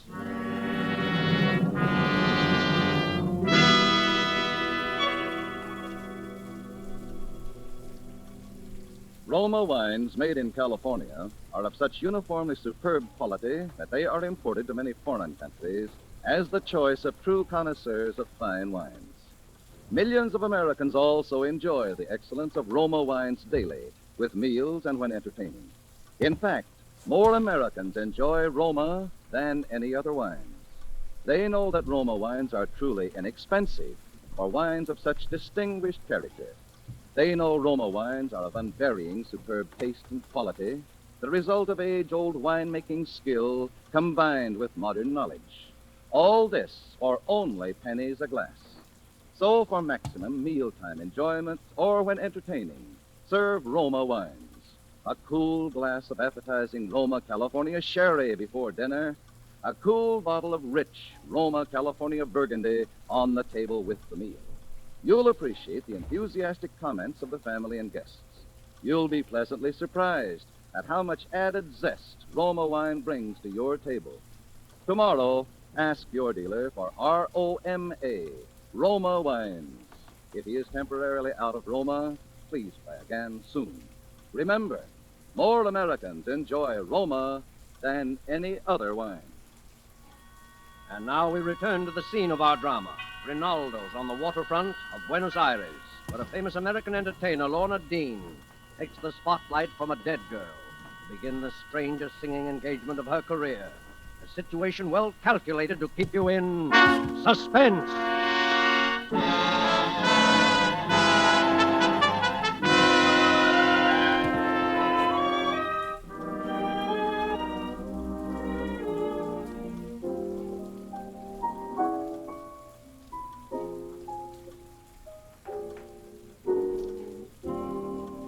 Embrace me, my sweet embrace of you. Embrace me, my irreplaceable you. Just one look at you, my heart grew tipsy in me.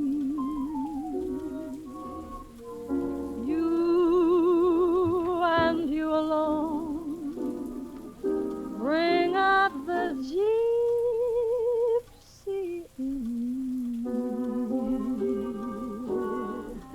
I love all the many charms about you.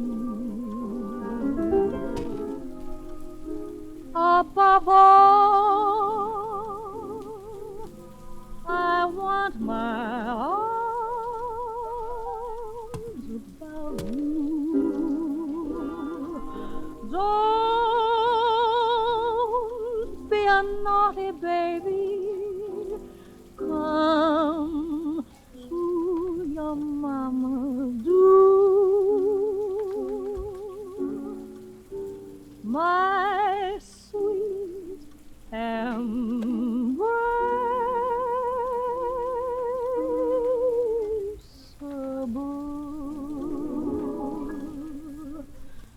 you.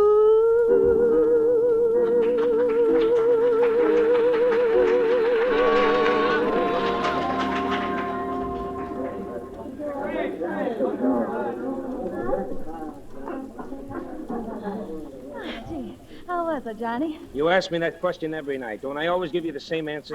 Maybe I just like to hear it. All right, all right. You were wonderful, okay? Okay, we artists, you know, gotta hear that thunderous ovation. Hello there, Johnny. Oh, friends of yours? Well, business acquaintances, you know 'em? Well, that tall one, he's been giving me the glassy eye all through that Monaco the last 3 nights. They're coming over. Maybe you want to talk to them. Well, Johnny. Oh, please don't go, Miss Dean. Oh, that's all right. I've got to argue with Ronaldo about a baby pink spot. You know, we artists. See you later, Johnny. Okay. Sit down, Mr. Harmon. Hi, Stingle. Good evening. Terribly attractive girl, what? My favorite singer, too. Oh, by the way, before I forget, Johnny, here's your remittance for the week. Oh, okay, thanks. And in that connection, old boy, I'm afraid I must tell you that, we're not too satisfied with your work. Well, maybe I'm not too satisfied with the job. Oh, if you're not, it doesn't require such enormous intellectual powers that we couldn't find someone else to do it, you know. Oh, keep your pants on. I didn't say I was quitting, did I? Now, look here, old boy.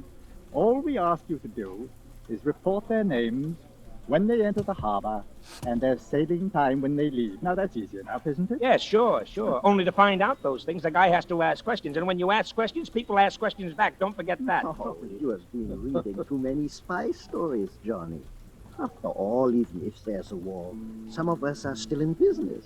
And when you're in business, sometimes it helps to know when your competitors are shipping their goods. Yeah, okay. The guy likes to know what he's working for, that's all. About Miss Lorna Dean. I didn't know you were a particular friend of hers, Johnny. Oh, not particular, just friends. She took Jackie's place, huh? Yeah. And there's a couple of questions that nobody has ever answered about that, either. I suppose there are. Too bad. Yeah. You know, I'd rather like to have a talk with Miss Dean. What about? Oh, singing. I didn't know you were such a particular lover of music. Oh, rather. Quite go for American folk songs. Primitive, you know. Stir the blood. What? Yeah? Well, here she comes back, and if you want my advice... I didn't ask for your advice, old boy. Now, you just run along for 10 minutes. What for? I want to have a little private talk with Miss Dean. And you don't know enough about music. Okay. Hey, Johnny, guess what Ronaldo said? Hey, Johnny! I'll be back when I'm wanted. Oh, please, Miss Dean, do sit down. Well, what was all that about? Let him go. All the better for me, you know. Now I can talk to you. Len, perhaps you better not. No nonsense. It's quite all right. Well, Miss Dean, it's nice to see you again. I'm still wondering why America's favorite thrush is singing here. Oh, I sort of like the place. I wanted to help Ronaldo out of a jam. Jolly good. I must confess I have a weakness for the place myself. Oh, have you? And how do you think Buenos Aires stacks up with Rio and all the other gay capitals of South America, eh? I like it. My tour didn't take me here, but I just couldn't leave without seeing it. Yeah. You know, I've always been a great admirer of yours, Miss Dean. I've heard you sing, oh, I don't know how many times. Oh? Have you been in the States often? Oh, no. England. Shortwave, you know. Your voice carries very well over the wireless. Oh, you're English. Austrian. I lived in England most of my life, though. Now, down here on business. War, you know. Oh, terrible thing, this war. Yes. But I'm afraid it's been awfully disillusioning to a lot of people. Take your people in America, for instance. Not much for them to fight for, is there? Well, a lot of them are fighting just the same. I dare say. Anything better than what they have at home, eh? Strange war, though. The Japanese, now. I understand that they have certain very progressive policies towards the colored races. Except toward the Chinese, I suppose. Yes, well, Chinese, backward people, you know, always have been communists and so on. Confusing just the same, isn't it? All this race business. I suppose it is to some people. Now they're the Nazis. Cute devils. All this talk about a master race. They don't mean a word of it, you know. Can't we talk about something else? Oh, yes, of course, my dear. Now let's talk about your music. You know, I'm really quite a fan for American music. A bit unbalanced on the subject, actually, I suppose. Oh, really? Yes. There's so much so that I think I might have a little financial proposition that would interest you. Hey, you. Are you speaking to me? Yes, go on, get out of here. Know what you're saying? What possible reason can I you don't know anything. I don't have any reason. I just can't afford to get into trouble myself. Maybe I just don't like your face. Now, go on, get out. Now, see here, get Ronaldo. out and don't come back. Oh, very well. Come along, Stengel. Good night, Miss Stevens. Good night. Ronaldo, you're making rather a bad mistake, my lad. Ah, that's what you think. That's what I know. Good night.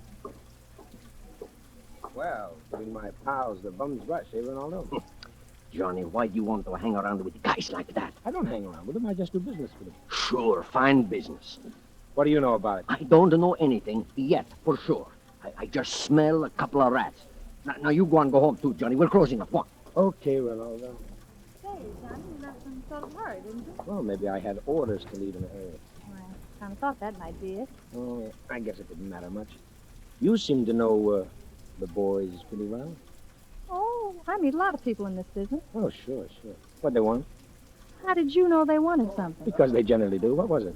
Oh, they just wanted to make me sort of a proposition. What kind of a proposition? Well, I don't know, But, but... what? I think it had something to do with singing, Uh-huh. You gonna take it? if there's money in it. Don't you care if money you earn has blood on it? No. Do you?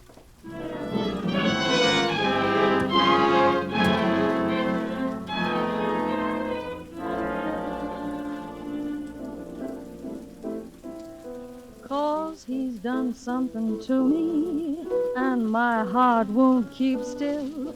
Give me 1,000 roses, put my heart in beside them, and send them to the one I love. Bravo! Splendid! She couldn't have done better myself. Is that the way you like it? Oh, yes, rather. You ought to feel flattered, you know. This is the first time I've given an audition since I got my start in show business. I do hope you didn't mind, but I just couldn't resist asking you to sing it through, now that we've concluded our little business arrangement. And that's all there is to it, huh? I just sing it. That's all there is to it. Well, you're paying for it. I just wish it was a song I did better. Oh, cut out the false modesty. I'll bet you were wonderful. Oh, hello, Jordan. Hi, Stingle. You're up early, aren't you, old boy? Still daylight. I haven't been to bed. I was sitting up with a sick friend. Oh, no. No, not that old chestnut. Only this time it's not. I was with Ronaldo. I suppose you heard. Oh, yes. Too bad. What's the matter with Ronaldo? Oh, nothing now. He's dead. Dead? Yeah. Sudden, wasn't it? Anyone know yet what happened? Death by natural causes, Stingle. And his wife, you know, is scared of the police. And superstitious besides. Didn't want an autopsy. Well, anyway, that's how it stands. Yes, of course, poor woman. Yet I was in a position to do a little something for her. Oh, were you? Yes, I rang up her lawyer as soon as I heard. Seems she doesn't feel like trying to run the club all alone, so I bought it. Well, that was nice. Yeah, so you see, you're working for me now, Miss Dean. It won't make any difference, of course. I see. Well, I must be running along now. See you this evening. Bye. Yes. Bye. Mm-hmm. So you're working for him now? Oh, we're working for him, huh, Johnny? Is that how come the command performance you were giving when I came in? No. I didn't know anything about anything then. He just said he wanted me to sing that as a request number once in a while. That's all. How bad does he want you to sing it? Bad enough. And you don't sing it until he tells you to. Is that the deal? How do you know so much about it? Because I'm not dumb. Well, you gonna do it? Why not? You'll pay my expenses. A lot more expenses than poor old Ronaldo could pay, huh? Well, turning it down won't bring him back to life, now will it? You're really a cold-hearted little game, aren't you? Listen, Johnny. I'm entertained because I like it. And because it's the only way I can make enough money to live halfway like a human being. With money, I can do what I want to, more or less. I can live where I want to, go where I want to, be like other people, more or less. Do you know what even that much freedom means to somebody like me, Johnny? All right. But you don't need money so bad you have to make it this way. What way? You know what I mean. Do I? All I know is they want me to sing a song. Yeah, but why? I don't ask questions like that. But if you know so much about it, why don't you tell me? Maybe I can't. Because you're afraid of sticking your neck out, huh? But you ask me to trust you. Oh, Lorna, don't you see? All I see is you want me out of the picture. Well, I'm not leaving. You're working for them. So am I. You've got your reasons. So have I. You won't talk. Neither will I. Let's leave it like that, huh? Okay. But from now on, you're on your own. Ha, that's funny. I've always been on my own. And it isn't just the money. Maybe it's something you wouldn't understand. But I know what I'm after, and I'm going to get it. You said it there, sister. You're going to get it.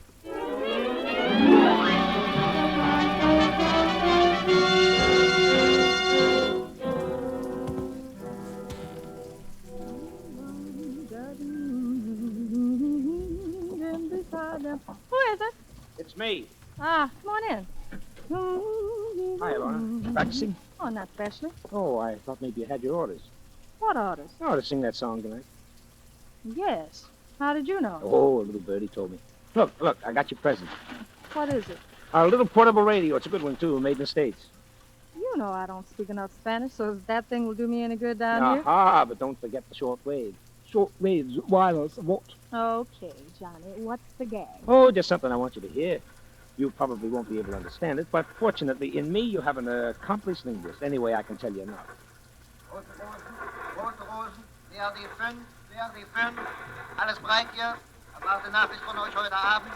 Erwarte Nachricht von euch heute Abend. Rote Rosen. Well, that little gadget, the wireless, huh? That wasn't Spanish. Right. And I'll give you 3 nice big guesses what it was. Johnny, wouldn't it be easier if you just up and told me what you came here to tell me? Don't play innocent with me. Don't try to tell me you don't know what this is all about. Maybe I just want to know how much you know. I know. You said I was afraid to stick my neck out. Well, all right, listen to this. That guy you just heard talking is the captain of a German submarine about 15 miles outside the harbor. How do you know? Because I saw it. And there's a convoy that leaves this harbor regularly to take stuff from South America to our guys in England, and they're leaving tonight. And all that sub-captain out there is waiting for to plow into that convoy and sink every ship in it is the tip-off. And the tip-off is you. Me? Oh, stop it, will you? What do you think Harmon wanted you to sing a particular song at a particular time for, and a song that's at least 2 years out of date at that, if it wasn't to tip off somebody? You know your stuff is broadcast. Come on, use your head. Listen, Johnny, if you know all this, why didn't you tell me sooner? That's my business. Maybe I wasn't sure until now. Business. Yeah, business is just about the right word for it, isn't it? I didn't expect any thanks for it. But they're just using you for a fall guy, that's all. Oh, listen, Lorna, listen. You've got your life ahead of you, a great career back home. Popularity, everything in the world to lose. And the stuff in those ships is going to save the lives of Americans.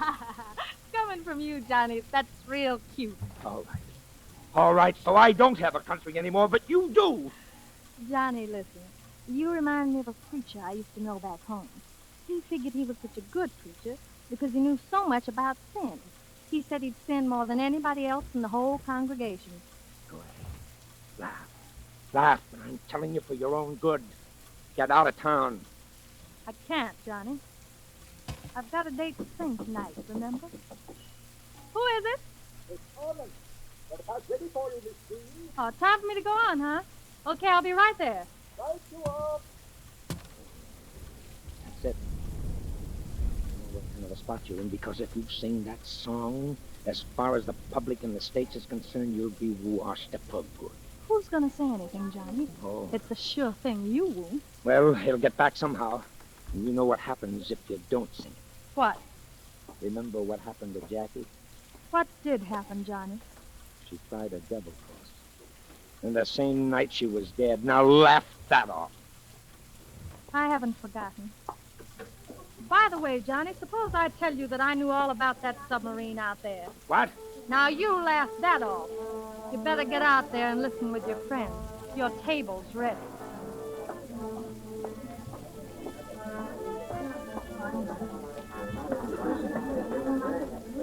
Oh, there, Johnny. Over here. There you are, old boy. Here.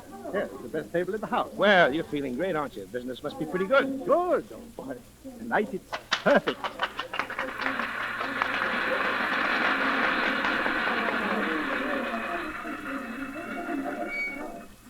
Thank you. Thank you very much. Tonight, I want to sing a song. I want to sing something that's been made a special request. It's a song that's very popular in my own country, and I'm sure it is with many of you down here. My country is of thee, sweet land of liberty, of thee I sing. Land where my fathers died, land of the pilgrim's pride, from every mountain side, let freedom ring.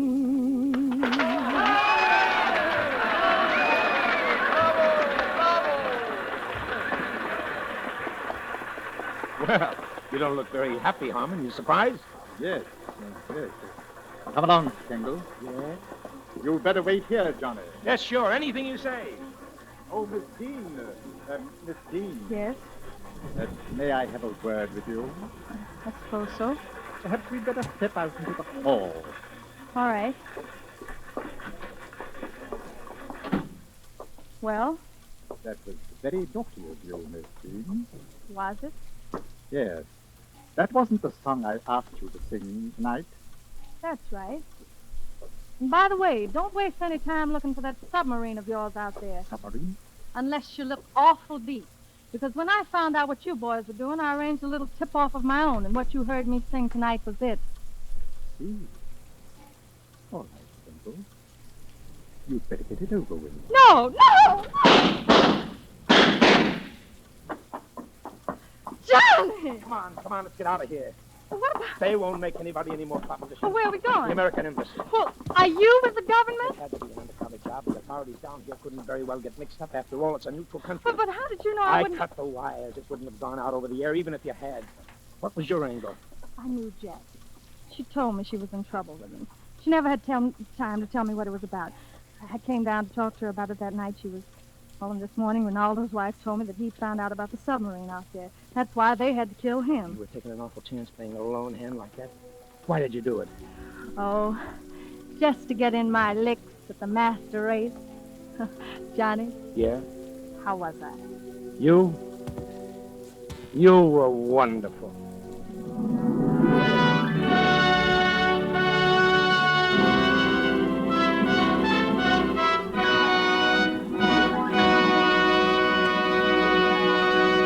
And so closes You Were Wonderful, starring Lena Horne. Tonight's study in Suspense. Suspense is produced and directed by William Spear. Have you discovered, as so many thousands of Americans have, how much Roma wines add to the enjoyment of your meals? How their superb taste makes special occasion feasts out of everyday meals? Find out for yourself what a marvel worker Roma wine can be in giving any meal a new compliment-rousing zest. Start off the meal with an appetizer, Roma California Sherry. Then place on the table a cool bottle of Roma California Burgundy. You'll be amazed at the tremendous difference Roma wine makes in the enjoyment of your foods. Don't overlook this easy way to add extra enjoyment to everyday living at a cost of only pennies a glass. Take a tip from the millions who enjoy Roma wines at meals when entertaining. Ask for R-O-M-A, Roma wines. Remember, more Americans enjoy Roma than any other wine.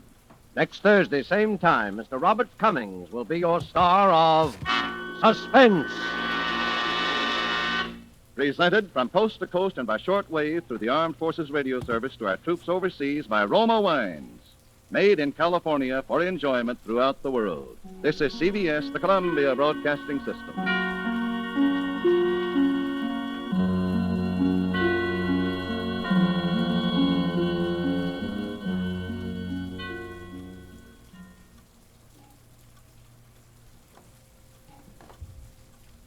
Now, Roma Wines present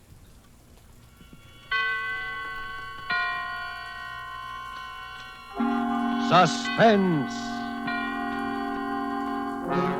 Tonight, The Merry Widower, starring Reginald Gardner.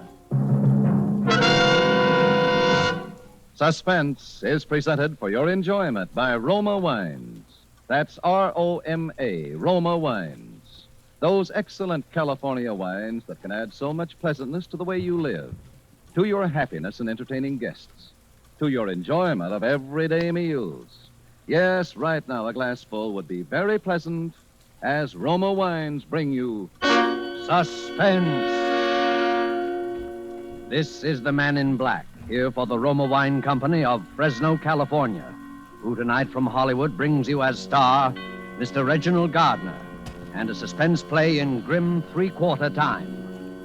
And so, with The Merry Widower and with the performance of Mr. Gardner, we again hope to keep you in suspense.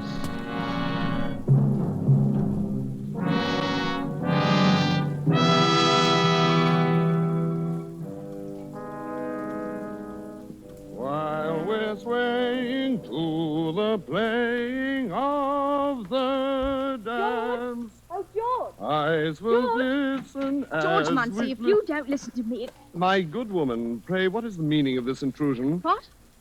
Oh, hello, Ethel. I say, who do you think you're calling my good woman? For a moment, I didn't know who it was, that's all. You didn't know who it was? Well, who did you think it was? The servant? Please, Ethel. Not that it wouldn't be nice if we did have a servant. We shall, my dear. We shall. Of course, that's what you say. That's what you always say about everything. Sometimes I wonder why I ever married you, George Munsey. It hasn't changed my life much. When I met you, I was waiting on people all day long in Hoffman's restaurant, and now all day long I wait on you. You don't think by any chance, do you, that I'm unworthy to be waited on? That would be amusing. Oh, George, it isn't that. I'm no snob, and you know it. And I'm not afraid of a little hard work, either. But you're always making such great plans and such big promises. Yes, well, I have big plans. Someday you'll realize, my dear, that you've married a rather remarkable man. Well, remarkable man. If you don't hurry up and get down to work, you'll be fired. I'm not going to work this morning. You're what? I said I'm not going to work this morning. George Munsey, are you crazy? What? What did you say? What's come over you lately, anyway? Ah, then you've noticed something. Should say I have. Wearing wing collars in the daytime all of a sudden and buying yourself a fancy hat and a cane. Really, Ethel, it's quite appropriate that I should wear a Homburg hat and carry a walking stick. After all, Appropriate, is it? Well, I haven't had a new hat since I can remember, and you know how we have to scrape along here, and now you're not going to work. Well, where are you going? I'm going up to London. London?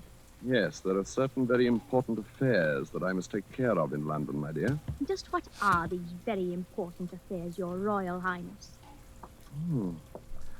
Why did you call me that? Because you act so high and mighty sometimes. Oh, George, why can't you be a little more practical? My dear, has it ever occurred to you that I might be different from other men? Oh, George, you are. I know you are. In most ways, you're the most wonderful husband a girl could ever have. But really... Yes, perhaps it's time. Yeah, I think it is. Time that I took you into my confidence. Well, perhaps it's time I took you into mine.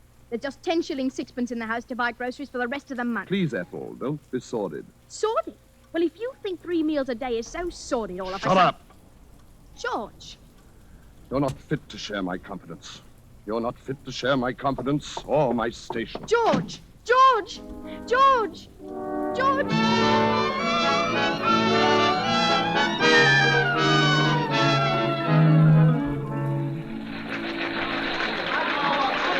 Encore! Encore!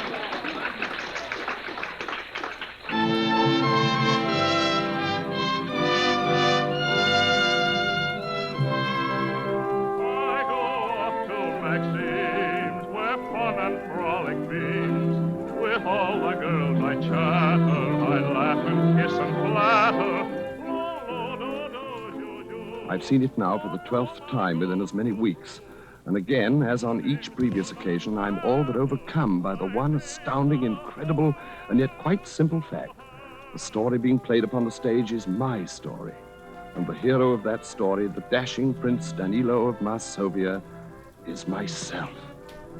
The time is not yet ripe for me to return and take my rightful station in my country. All this must for a little longer yet remain my secret. Ethel has no suspicion yet, that's obvious, but there is one who knows, and I'm sure of it. Although she's far too tactful to say so, my Lady of the Veil. And she'll be waiting for me again tonight, that I'm sure of, too, in the lobby of the theater after the performance.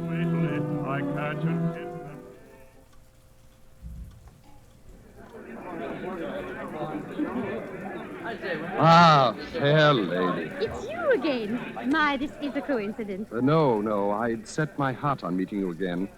May I walk a little way with you, fair lady? If you like. Shall we go through the park? If you like. So we meet again. You must be almost as fond of the play as I am. Fond of it? Well, that's hardly the word for it now, is it? But I suppose you have some special reason. Ah, then you do suspect me. Oh, now, one doesn't have to be a mind reader for that. Every young man in town is halfway in love with the merry widow as it is. Not every young man, fair lady. Remember, the prince himself does not return her love until the very last. Well, that's so. That's as it must be, fair lady. If you don't stop calling me fair lady, I shall have to start calling you Prince Charming. Shall we sit here? You know something. What? You've never told me your name. Haven't I? No. What is your name? My name? Why, as a matter of fact, it's Prince. Prince? And what's your first name? My first name? Yes. Daniel. Daniel Prince. Well, that's rather like the name in the play. Daniel Prince, Prince Danilo. It is rather like, isn't it? Yes, it is. Well, don't you want to know my name? Oh, I know it. It's Sonia. No, it's Hilda. Hilda Calamere. Oh, Well, I must say you're not very curious. Don't you want to know anything more about me? Whether I'm married why, you're a widow. Why, so I am. However did you know? Lift your veil, fair lady, and let me see your face. Well, since my bereavement, I may seem a little older than you. Even a few years older. It's not one's age that matters, but who one is. Oh, that is so true. Daniel, are you married? Married? No. Well, I don't see why you act so skittish about it. But I suppose you're like all the rest. You've a guilty conscience. No, I have not. Some liaison with a pretty barmaid, like the prince in the play. That's it, isn't it, Mr. Prince? Yes, there is a little liaison, yes. And now you're tired of her, and you're wondering how to break it off. Is that it? Yes. My poor Prince Charming. Miss Calamere, if you could help me, No, Daniel. That's something you must do for yourself. But I can tell you this. It's best to be strong about it. Break it straight off, open and above board, like a true gentleman. Isn't it now? Yes. Yes, of course. And things like that are always so unsatisfactory for a young man of your station in life, aren't they? My station. Yes. Well, what's that? Why, 12 o'clock, I expect. I'll have to hurry. Daniel! Wait! Where are you going? Home.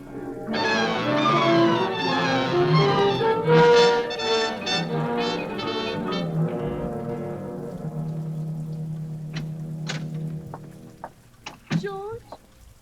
Is that you, George? Yes, my dear. Oh, I must have fallen asleep waiting for you. What time is it? A little after 1, I think. After 1? Where in the world have you been all this time? I told you this morning that I had certain very important matters to attend to in London. And what are these important matters, may I ask, that keep you out until 1 o'clock in the morning? Ethel, tell me, do you believe in morganatic marriages? In what? Morganatic marriages. Whatever's that? When a person of royal blood marries someone beneath his station. Well, I never thought about it. I don't see what's wrong with it if they're both in love. Why in the world you ask me a question like that? I just wanted to know what you thought. You are an odd one. I still don't Please, see... Ethel, I'm very tired. I think we should get to bed. All right. I don't want to quarrel with you tonight of all nights. George, Yes? I did an awfully foolish thing today. What? I spent all our money, or most of it. Yeah, look what I got. What's that? A little box. It's for cigarettes or hairpins or whatever you like. But when you open it, it plays that tune you like so much. See?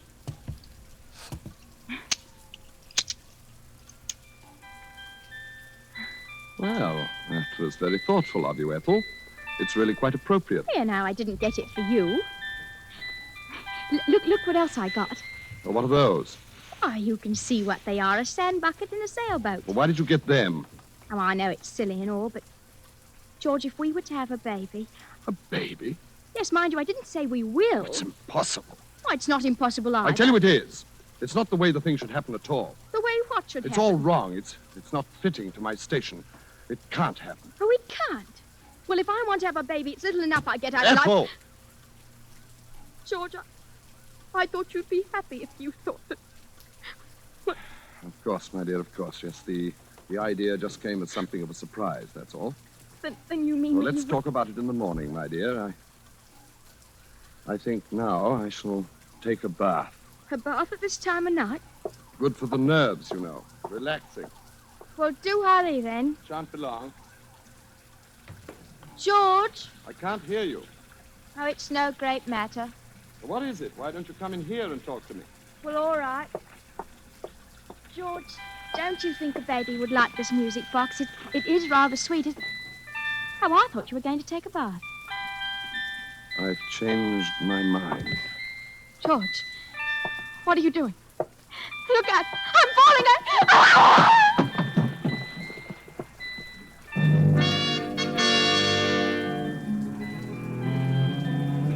The thing kept playing as she lay there in the water.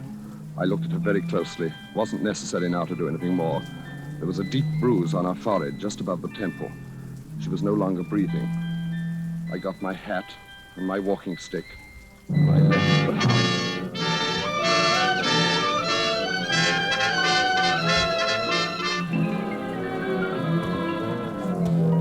Tonight for Suspense, Roma Wines are bringing you The Merry Widower by Robert L. Richards, based on Roy Vickers' short story, The Rubber Trumpet. Reginald Gardner is the star of tonight's study in Suspense.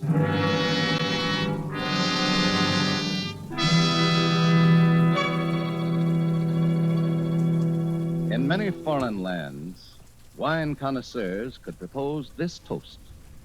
California has given us this superb wine, so delicate, so excellent in taste and bouquet, that we import it. It is famous Roma California wine. Yes, that is true. For in Roma wines, you will find the uniform qualities which make a wine truly magnificent. More Americans enjoy Roma than any other wine, for greater enjoyment of meals, for delighting their guests. These delicious Roma wines are the result of California's perfect soil and climate, plus a combination of old-world winemaking skill and modern knowledge that mean constant quality. Yet they cost you only pennies a glass. Tomorrow, before dinner, serve an appetizing glass of cool amber gold Roma California sherry. Then, with the meal, serve cool glasses of hearty Roma Burgundy. Ah, there is a real treat indeed. No matter what the meal or what glasses you use, the result is the same. New compliment-rousing enjoyment of the meal. New pleasure from even the simplest foods. Try this easy, inexpensive way to better living tomorrow. Just ask your dealer for R-O-M-A, Roma wine. If your dealer is out of Roma, please try again soon. Remember, more Americans enjoy Roma than any other wine. And now it is with pleasure that we bring back to our soundstage Mr. Reginald Gardner in The Merry Widower, a tale well calculated to keep you in suspense. Shall I tell you more? Yes, I believe I shall. You've been very attentive, and it pleases us to have you share our confidence. Very well, then. At the performance that evening, the lovely widow and I sealed our betrothal.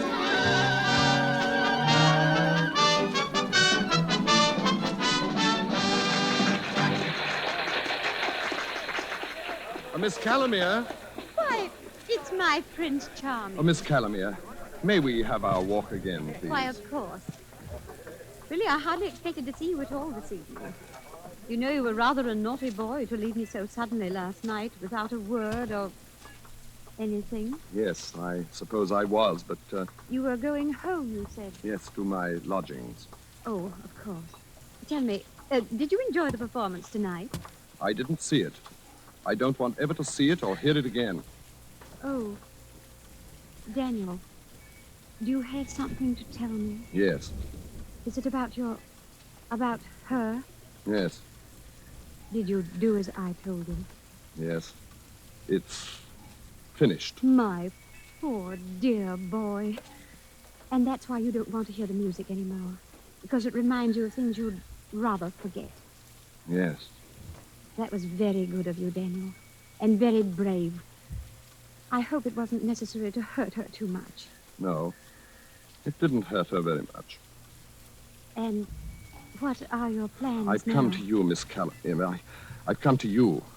Daniel, you mean... You're the only person in the world who understands me, Miss Calamere. Oh, my Prince Charming. It's like a dream, like the play that brought us together. We are the play now.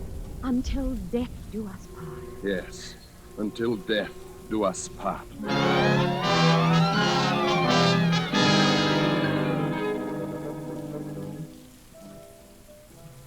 It has come off precisely as it should have.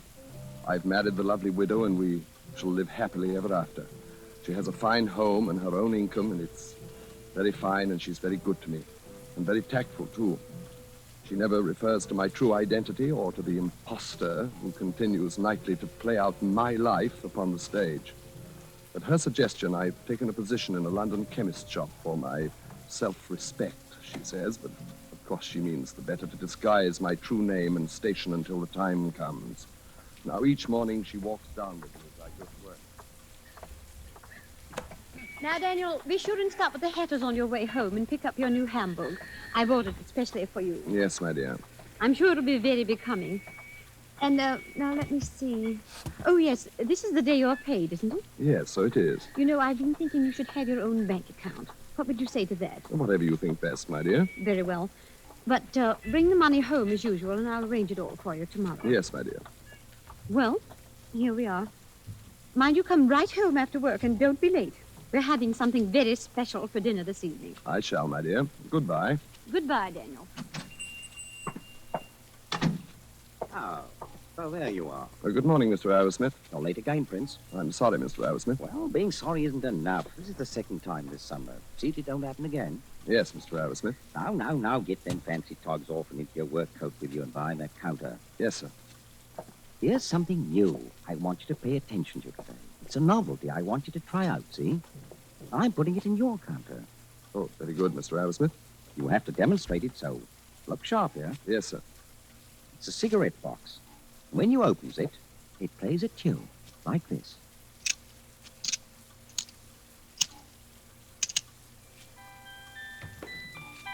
You see? Stop it. Stop it. Stop it, I say. What? I'm sorry, sir. But you see, I'm quite allergic to music. Oh, you are you?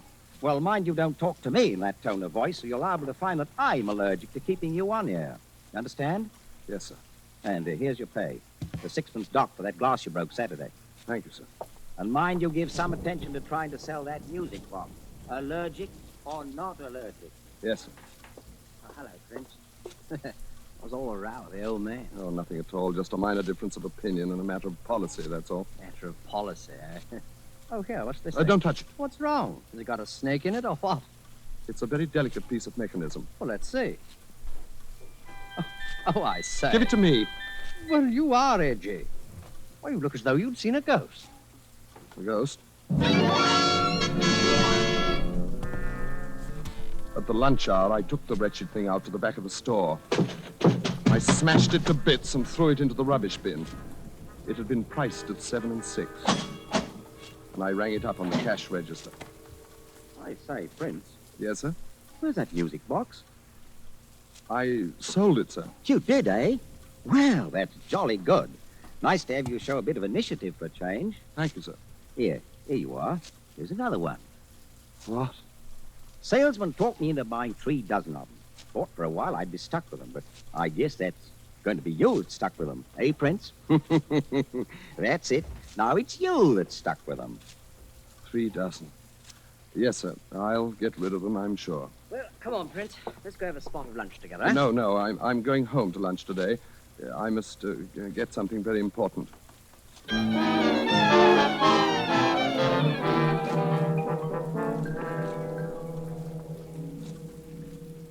Well, good night, Bertie. Hi, Prince. Good night, Mr. Arrowsmith. Good night. Oh, Prince. Yes, sir? How did you do over those musical cigarette boxes, hmm? They're all sold, sir. What? All 3 dozen? Yes, sir. You see, a gentleman came in and said he wanted them for an orphanage, sir. 3 dozen musical... Well, that's a nice traveling bag you have there. Genuine alligator. Pretty expensive, eh? Yes, sir, it is. It's my wife's. 3 dozen musical cigarette boxes for an orphanage. The fellow must have been insane. No, he was quite sane, sir. As sane as you or me. Well, good night, Prince. Good night, sir.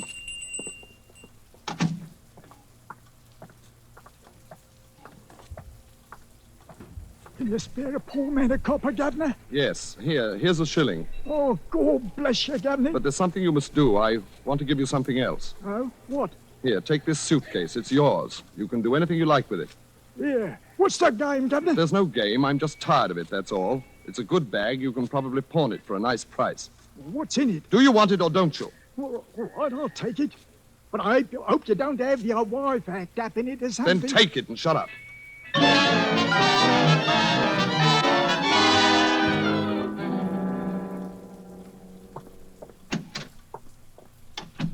that you, Daniel? Yes, my dear. Well, it's about time. I've been looking for my alligator bag. Oh, yes, I was about to tell you, my dear. I borrowed it. Borrowed it? What for? Where is it? It was stolen. Stolen? Well, how? You see, I was riding on the underground, and some chap grabbed it and dashed out of the door with it before I could stop him. My beautiful bag. Oh, Daniel, how could you have been so careless? Well, it can't be helped now, my dear. I'll save up and buy you another one. Stolen. Well, at least we can phone the police. Police? Well, why not? That's what one usually does about stolen belongings, isn't it? It's not the slightest use, my dear. Well, there's no harm in it. Oh, I'll answer it, Daniel. Yes? Why, yes, my husband and I were just... Yes. Yes, that would be if... Oh. Well, that is odd. Why, yes, come right up. Yes, we'll both be here. That was the police, Daniel. They found my bag. No, they couldn't They have. saw a beggar carrying it. They thought it looked odd, such a nice bag, and they found my name on it inside. Oh. Daniel, it was full of music boxes. 36 of them. All right, then. They were down at the store. They got on my nerves. And Daniel, they all played the same piece of music. The tune from our play that you used to like so much. That's right. And you hadn't ever wanted to hear again. Hilda. Since... Well, Daniel. I'm very tired, Hilda. I'm going to take a bath. Daniel, I want to talk to you. Very well. You may talk to me while I run my bath.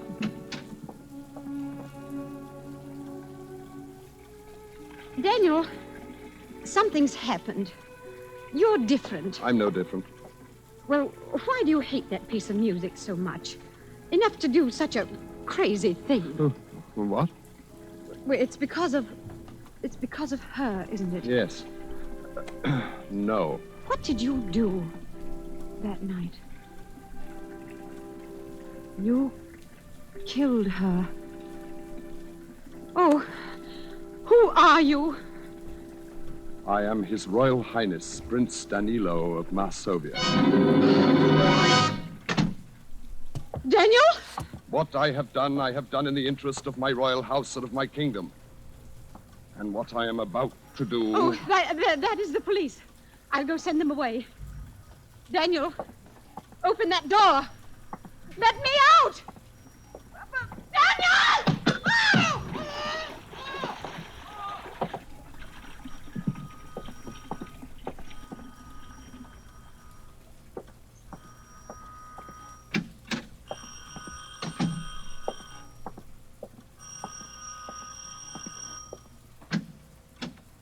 What do you want? Inspector Davis, Scotland Yard. That's him.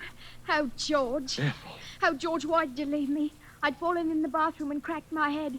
And when I woke up, you were gone. You've fallen? We've been trying to find you for this lady for quite a while, Mr. Muncie. All we had to go on was your taste in music. George. And when this bag showed up with the music boxes in it... By the way, is this your other wife's bag? Oh, George, there was someone else. Ah, so you don't want to answer, eh? Well, you better call the other lady down here, Mr. Muncie. It looks as though you'd have to answer to a charge of bigamy, my lad. Bigamy. Bigamy. Bigamy!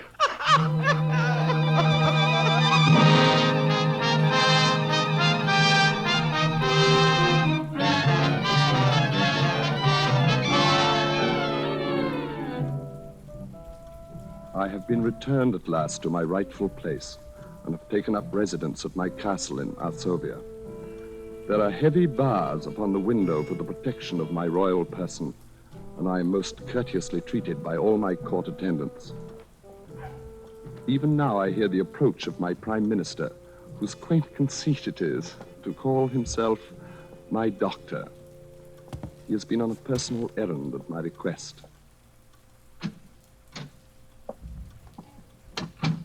Did you get it?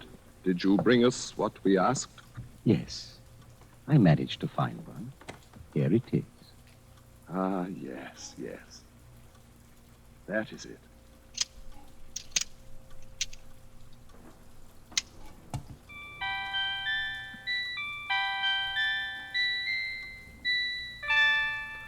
We thank you. Doubtless it seems a trivial thing, a mere trinket, but it reminds us of so many things that we cannot quite remember, like some dream of another life. And it will serve to take our mind from cares of state, which is most necessary, since we know that now we shall be here all the rest of our life.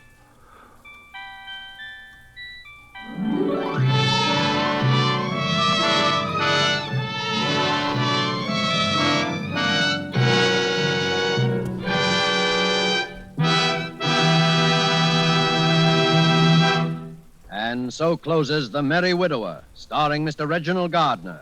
Tonight's study in Suspense. Suspense is produced and directed by William Spear. Yes, Roma wine makes any meal taste better. Simply place a cool bottle of your favorite Roma wine on the table with the meal. Serve it in any kind of glass. Once you taste the addition these delightful wines bring to the zest and savoriness of even the simplest dishes, you'll wonder why you've ever done without Roma wines. Remember, it costs you only pennies a glass to add the extra pleasure of Roma wines to your daily meals. Tomorrow, ask your dealer for R-O-M-A, Roma wines. Try them, and you'll know why more Americans enjoy Roma than any other wine. Reginald Gardner appeared through the courtesy of 20th Century Fox, producers of the Darrell F. Zanuck Technicolor production Wilson. Next Thursday, same time, you will hear Miss Lucille Ball as star of Suspense. Presented by Roma Wines, R-O-M-A, made in California for enjoyment throughout the world. This is CBS, the Columbia Broadcasting System.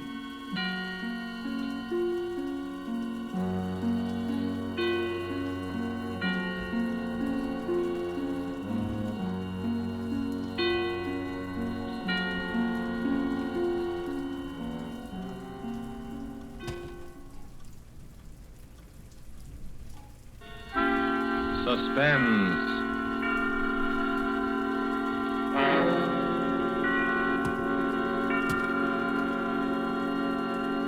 This is the Man in Black, here again to introduce Columbia's program, Suspense. Tonight, in one of her rare radio appearances, we bring you a star who has occupied a unique place in the affections of moviegoers ever since the screen first became of age, Miss Lillian Gish. Appearing with Miss Gish are two distinguished players, Mr. Ray Collins of the Metro-Goldwyn-Mayer fold, whose current release is Thousands Cheer, and Mr. Bramwell Fletcher, who has ornamented many a stage and film success. There are only 3 players in Marry for Murder, which is tonight's tale of suspense. Only 3 characters in this story, whose beginning and end are shrouded in a dense down-east fog. A story of slow terror and swift death, planned by a brilliant murderer. And so with the performances of Lillian Gish as Letty Hawthorne, a frightened, neurotic creature who seemed destined to be a perfect victim, of Bramwell Fletcher as Mark Taylor, so handsome and attentive, and of Ray Collins as the lawyer, Philip Alden, who relates these events to us, we again hope to keep you in suspense.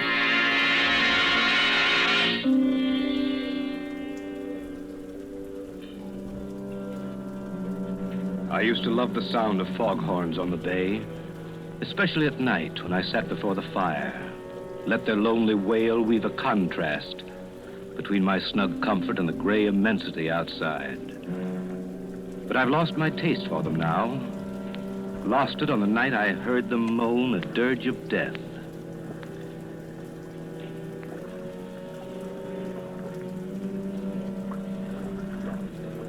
It's hard enough to lose a friend. But to lose one as I lost Letty Hawthorne is the kind of blow you'll never quite forget. I remember the first time I met her. It had fogged up all of a sudden, as it does here on the Cape. But Ann Wentworth held her Sunday night supper as usual. Letty was the only stranger there, a newcomer to the Cape. I looked at her and thought she'd be an attractive woman if she only didn't flutter so much. She was a trim, pretty woman of about my own age, which is 40. You're Philip Alden, the lawyer, aren't you? Oh, what a pleasure to meet so many nice people. There go those foghorns again. Yes, Does one really get used to them in time? Well, I love the Cape, but I can hardly bear that sound. So depressing, isn't it? So morbid. Well, to your first question, yes, I'm Alden, an attorney. As for the foghorns, well, if you stay with us for a few years, you won't be able to live without them, Mrs. Hawthorne. It is Mrs. Hawthorne, isn't it? Mm-hmm. Anne never gets around to introducing people. It's her only fault. Oh, I never stand on ceremony. That's my fault if you consider it one. Besides, I knew you at once, you see, and you knew me. Don't you think that's a promising beginning? I never thought of it that way. Oh, dearie me. There it goes again. It makes me think of ghosts walking over my grave. How can you bear it? They do serve a very important purpose, you know. Oh, I suppose they do, but they give me the shudders. As a matter of fact, I find them comforting. Mm. I made Jane Hart promise to stay with me tonight if the fog doesn't lift. I daren't be alone. You see, I'm still a bit nervous. Oh? I've been ill, you know, and the doctor prescribed complete rest and quiet. I see. That's why I came up here. Well, you'll find what you're looking for here, I'm sure. Oh, do you think so? I do hope I will. My nerves are simply shattered. Mr. Hawthorne's dead, you see. Such a tragedy. I'm terribly sorry. You see, it happened so suddenly. I can't quite believe Can that. I get you some of Anne's cider cup? That's one of our Sunday night features. Oh, thank you. That would be so nice. It's such a comfort to have a man take care of one again. You make me feel so protected. I know we're going to be great friends, aren't we?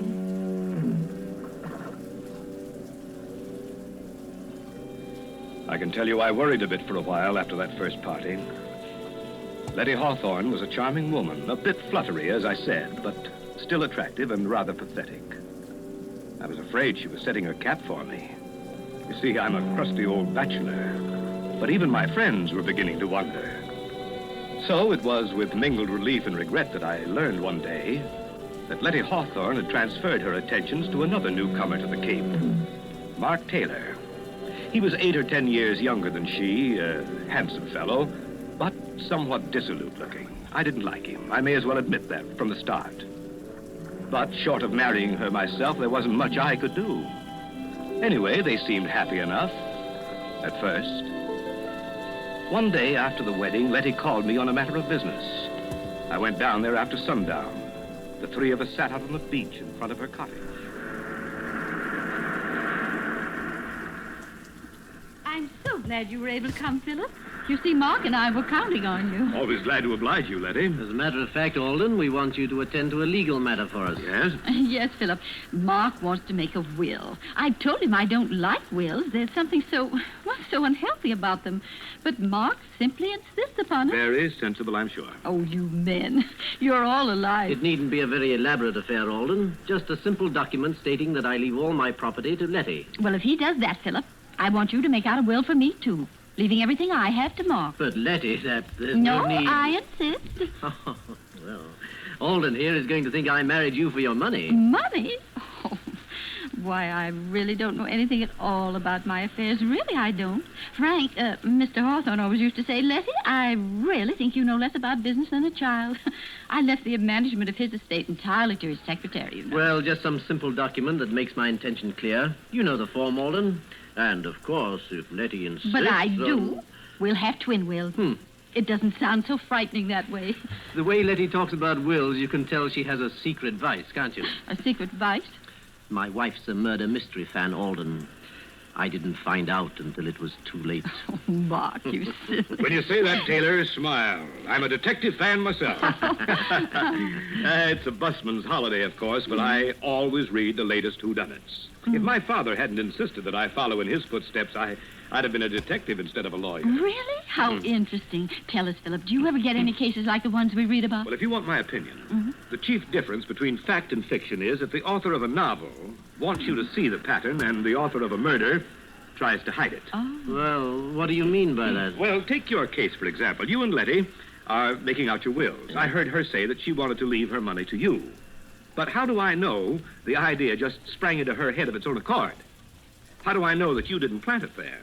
Plant it? What do you mean? Why, what possible reason could I have? Well, as things stand now, there's no reason for me to ask if you planted the idea in her head. But if Letty were found dead... Dead? Oh, Philip, how dreadful. How can you even think such thoughts? Mark, darling, how terrible for you. Philip, you're to apologize this minute. No, Letty. Philip was just trying to explain. Well, I won't have him talking about such horrible things. Of course, I didn't mean you to. I was just using you as an example. Well, I didn't mean to be rude, Philip, but, well, you know my nerves, and it's getting dark. And... Oh, the bay is beautiful at night, of course, but I've always been afraid of the water. That's why I've had such a time persuading her to come out for a sail. The Artemis has been tied up all summer waiting. It's just silly, I know. And I will go with you, Mark. But let's do wait for a calm day. You know, Letty's idea of a sail is to sit becalmed half a mile offshore. My wife has perfect confidence in me, you see. Oh, Mark, it isn't that. You're making fun of me, aren't you? Of course, I trust you completely, but... well, I'm not very athletic. You're missing one of the treats of the Cape if you don't sail. But I shall. Of course I shall, and soon. And what's more, I'm going to get Mark to teach me to handle the Artemis. Well, I'll be looking forward to seeing your sails on the bay, then. Oh, Mark, a storm. I better be getting home before it breaks. Are you sure you'll be all right? Oh, I'm simply terrified of thunder. Wouldn't you rather stop with us? Oh, I can make it to town. Stop by tomorrow, won't you, Alden? Or as soon as you have those papers. Right. Now, you won't be nervous after our talk of wills and murders. But of course you won't. I'm such a coward myself that I can never understand how other people can be so brave. You know, Philip, Letty's helplessness is one of her chief charms. Sometimes I suspect she exaggerates it just to make me feel important. Oh, Mark, you mustn't. Giving all my secrets away. Well, don't worry about me or the wills, Letty. Someday you will frighten yourself to death.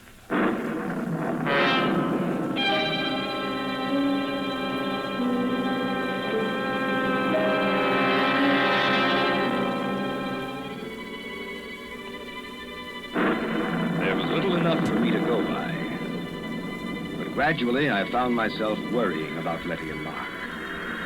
They didn't seem to be hitting it off. Oh, on the surface, everything was smooth. But I was haunted by a premonition of what I didn't know. It was only a nameless dread of something, some undercurrent of feeling. Letty's nerves were getting no better. In fact, she seemed more tense, more frightened than ever.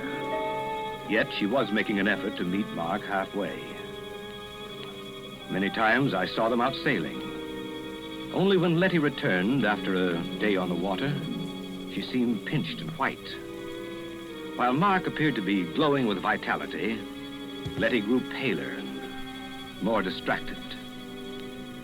I realized suddenly that she was a middle-aged woman. One day in town, I met them in the general store. They'd been quarreling. But I tell you, Mark, you're just imagining it. I hate to have that stuff around, as you very well know. You read all kinds of stories about the way it gets mixed up in food. Oh, nonsense. Well, I'm sure there aren't any rats around the boathouse. I'd know if there were. I'm simply terrified of them. But I can't bear thinking of having poison around. Why be worried all the time? Oh, Letty, for heaven's sake, stop being childish. I didn't put traps around because you didn't want them. Now that I'm trying to get rid of them in another way, you make a scene. I don't see why we have to go into a 3-act tragedy just because I want to buy some rat poison. Hello, you two. Oh, hello, Alden. Why, Philip, how nice to see you. Mark and I were just doing a little shopping. Philip, will you do me a favor? Will you please reason with Letty and try to get some sense into her head? Say, wait a minute. This sounds serious. Well, it isn't really. But, Philip, you know my nerves, and And the way things upset me, and Mark just doesn't understand. Oh, I know I'm just a silly woman, but the doctor says I have to be humored. And now Mark is so unreasonable, and it's such a little thing. Of course it's a little thing, and that's why I can't understand your attitude. Now, look here, Philip. The boathouse is infested with rats. Wouldn't you say the obvious course of action would be to get rid of them? Why, of course. But poison, rat poison. Oh, Philip, don't you see how horrible it is? I mean, accidents do happen. I've always hated to have anything like that around just in case. I've heard of children eating this stuff by accident. But you two people can take care of yourselves. Frankly, Letty, I think you're making a fuss over nothing. Yes, that's right, Philip. That's just what I told her. Well, very well then. But if I'm found dead, I hope you realize you'll both be under suspicion.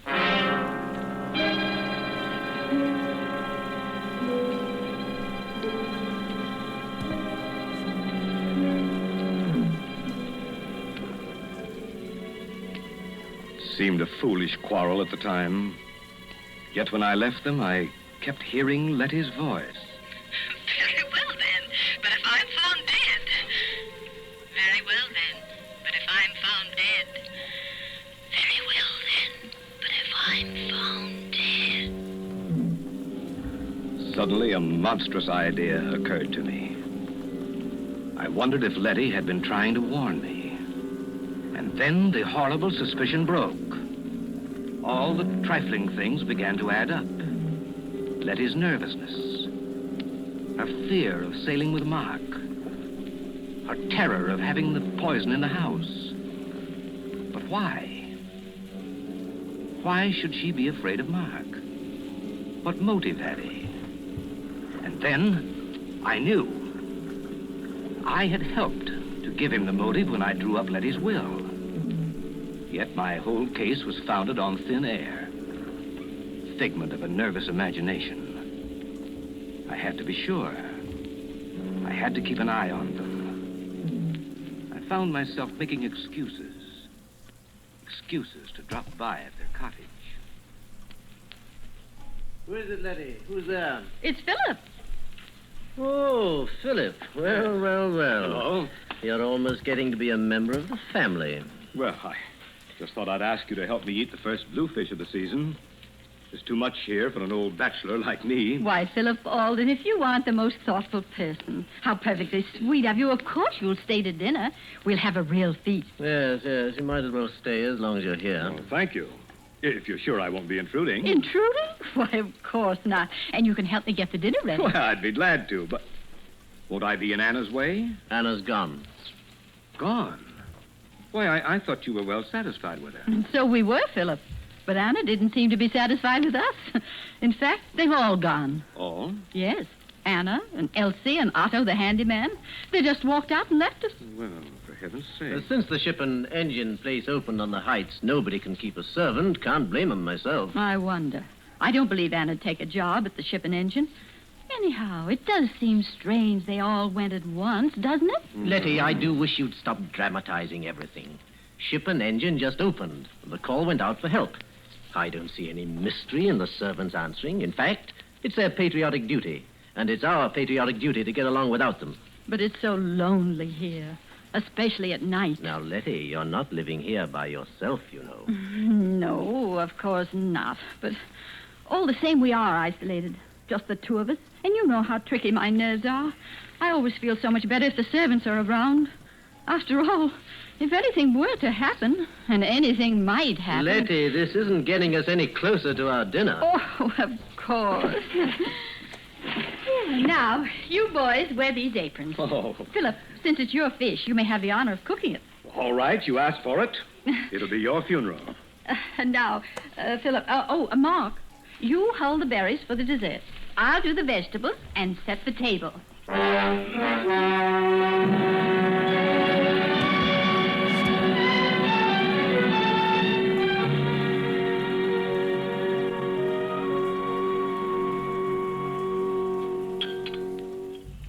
Well, for a seasoned bachelor, this dinner's a rare treat, Letty. Oh, I'm so glad you enjoyed it, Philip. Though I don't deserve the credit. That bluefish was simply delicious. How did you manage to catch it all by yourself? I always think men are so wonderful. Well, I'd be glad to take you both the next time I go fishing. It's good fun. fresh air would be good for you, Letty. Oh, no, I couldn't. Well, I'm still just a wee bit nervous about the water. Though I tried terribly hard, haven't I, Mark? Yes. I've been good about the sailing. But you know I'm learning to manage the Artemis all by myself, aren't I, Mark? Mhm. I don't write my name in the wake anymore, do I? Yes, Letty's a real hand at the tiller. She'll be a better sailor than I am soon, you see. You'd have seen her take the Artemis into harbor the other day. You did? All right. Yes, she came through that channel with a breeze against her.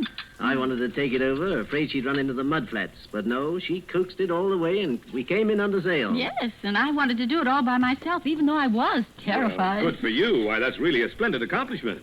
I've been negotiating the harbor for years, but I confess that I have trouble every now and then. Well, since nobody wants any more berries, I guess it's time to do the dishes. Now, I'll show you what a good hand I am as a dishwasher. Wait a minute. That's my job. Here. No, Here. I'll clear it, clean, and wash. You two can dry, and you can dry. Letty, what is it? Well, you shouldn't have tried to carry that tray. No, it's not that. Why, Letty, what's happened to you? You look ghastly. I'm afraid something I ate. Here, you better lie down. Oh, I'll carry her upstairs. Get a doctor, will you? I'm afraid, Mark. I'm afraid I've been poisoned.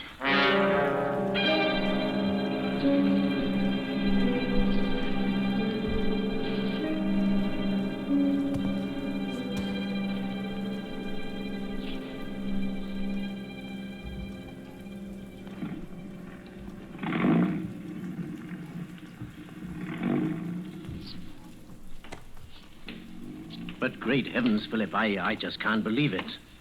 Arsenic poisoning? Do you think Dr. Potter knows what he's talking about? I'm sure he does. Of course, we can't be sure till the tests are made, but I don't see. I don't understand. It's not very hard to understand. Letty ate arsenic. How or where she got it, we don't know, but it's not difficult to guess. But we all ate the same meal, you and I and she. Why, good Lord, Philip. Do you think we're poisoned, too? I feel perfectly all right. You appear to be comfortable. I think we'd feel it by now. But then how on earth Let's be did she... perfectly logical about it. We all ate the bluefish. Yes. I prepared it. We all had potatoes and string beans. Letty cooked those. Yes. Then we all ate strawberries. You prepared them. Why... Now, the fish and the vegetables were all served in large platters, and each one of us helped ourselves. Therefore, if any poison were in the food, we'd all be sick. But the strawberries, Mark... See here, Alden, are you suggesting... Wait a minute. We're just following this through logically. The strawberries were put on the table in separate dishes. The poison could have been slipped into Letty's plate in the kitchen. Alden, you have no right to accuse me of this. Why, you're fixing up a case against me. I'm doing nothing of the sort. In any event, I think you might worry less about your own skin and more about Letty. Thanks. I think I can take care of my own wife. Nevertheless, I suggest you get someone to help you. I'm perfectly well able to nurse her myself. If I were you, I'd have someone else as well. I'll send Mrs. Halstead over from town. She's an experienced, practical nurse. What I've always appreciated about you, Philip, is the way you mind your own business. I'll be going now. Mrs. Halstead will be along as soon as I can get her.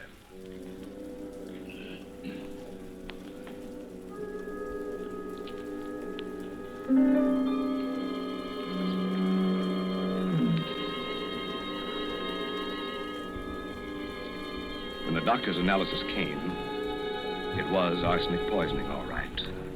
There were traces of arsenic in the sugar on Letty's dish.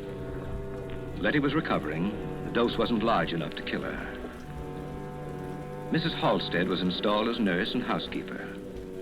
Just then business called me to New York, where I found myself worrying about Letty. I couldn't get her out of my mind. Very well, then. But if I'm found dead... I was bothered by a few loose ends in Letty's problem. The sort of questions that would occur to a legal mind. So I decided to spend an evening in the reference room of the law library among the files, where I found out enough about Mark and Letty Taylor to send me racing back to the Cape. And I knew I had to hurry if I was to prevent a devilish murder.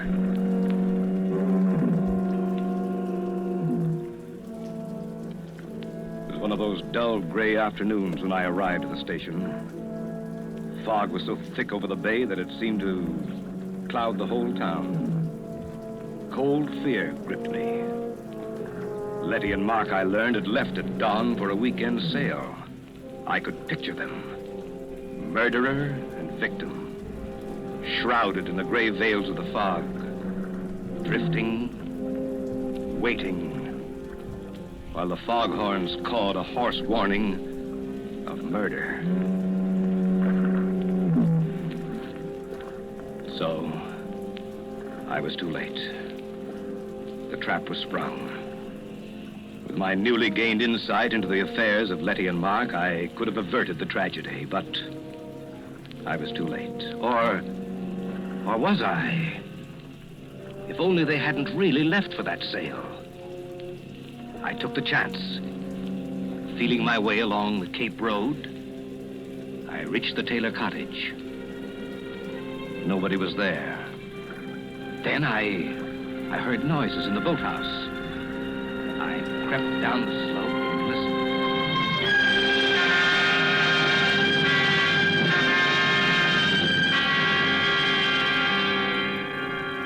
Oh, Mark, you fool. Philip Alden will be sure you planned to murder me for my money. I saw the suspicion dawn in his mind that day we made out our twin wills. I saw it grow when our scene in the general store and you brought the rat poison. And that night when I was taken ill, he was sure. Do you hear me? Sure! You wanted to teach me to sail the Artemis. Thought I was afraid of the water. Well, Mark Taylor, when your body drifts to shore, Philip Alden will swear that only an accident prevented you from murdering me. What fools you men are. Aren't you? Aren't you?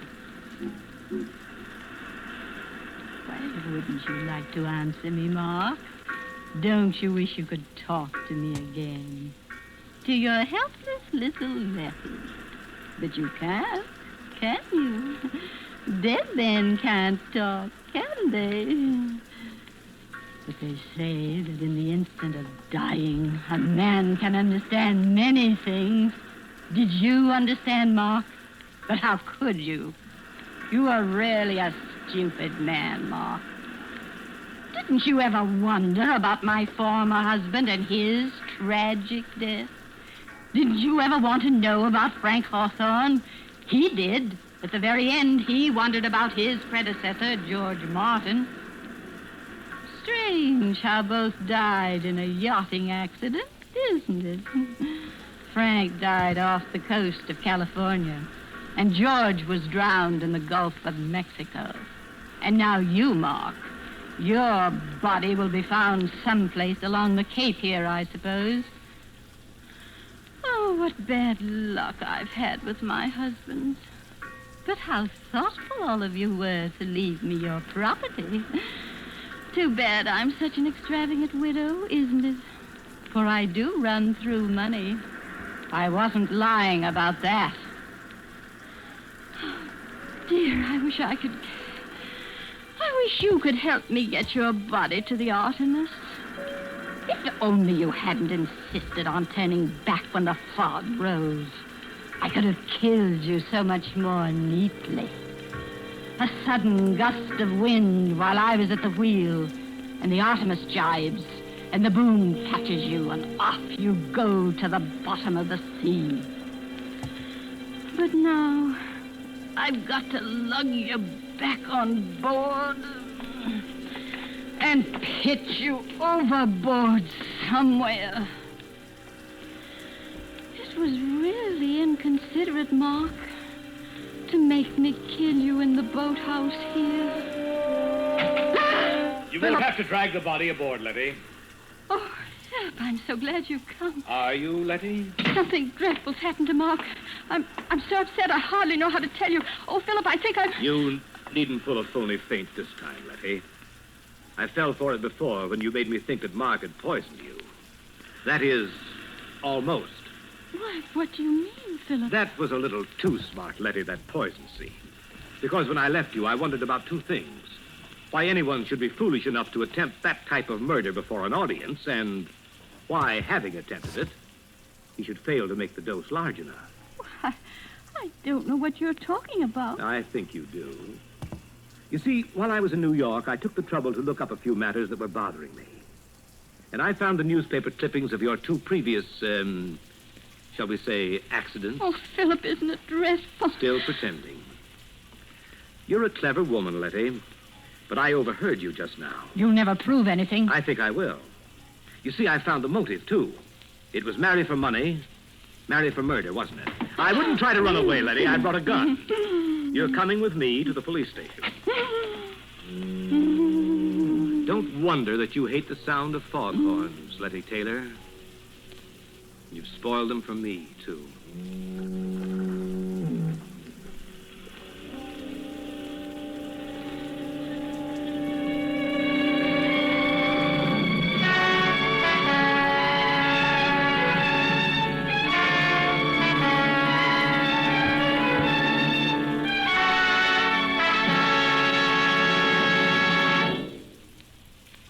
And so closes Marry for Murder, starring Lillian Gish with Ray Collins and Bramwell Fletcher. Tonight's tale of Suspense.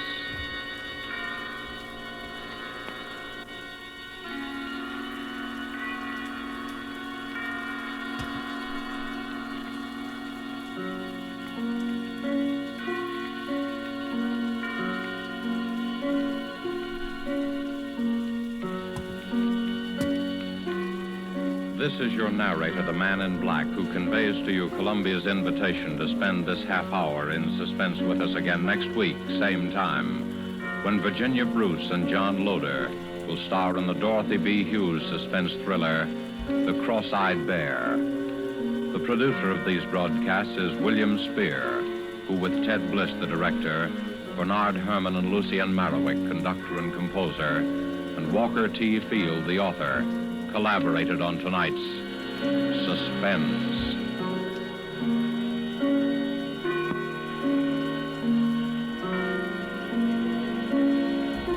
This is CBS, the Columbia Broadcasting System.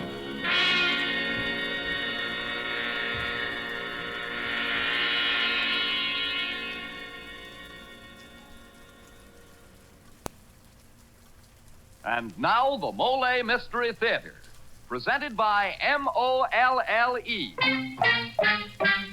Mollé, the heavier brushless shaving cream for tender skins.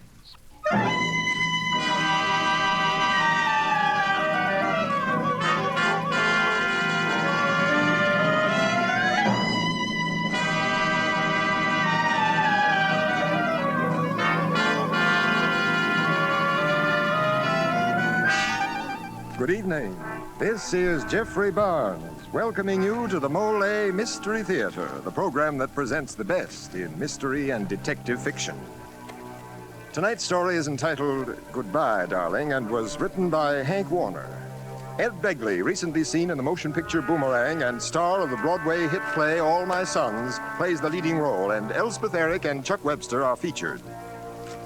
Goodbye, Darling is a story that starts with cold-blooded plotting of murder and unfolds into a battle of wits between intended victim and his would-be murderers.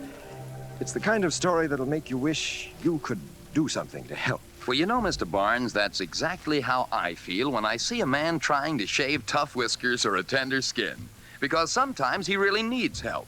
Well, men, that's the time when your best friend is Mollé, the heavier brushless shaving cream.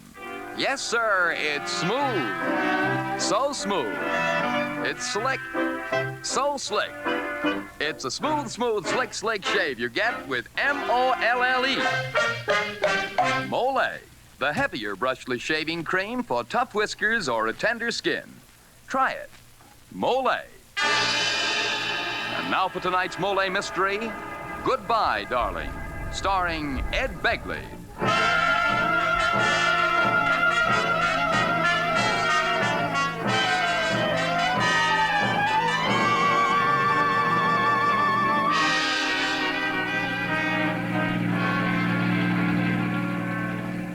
It is Saturday afternoon.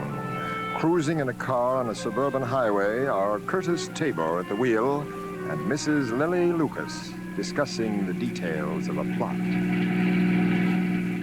Your husband home? I'm not sure, Kurt. You better not take a chance. Let me out at the traffic light. You think you'll tumble? Don't you worry. You leave that to me.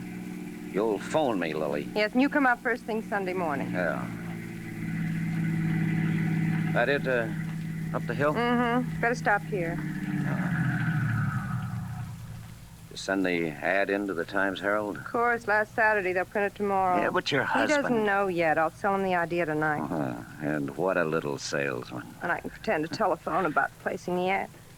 Beautiful devil, you. Be careful. I'm not here. Sure know how. I better go now. You turn off here and I'll walk out. Bye. Goodbye, darling. You devil, you.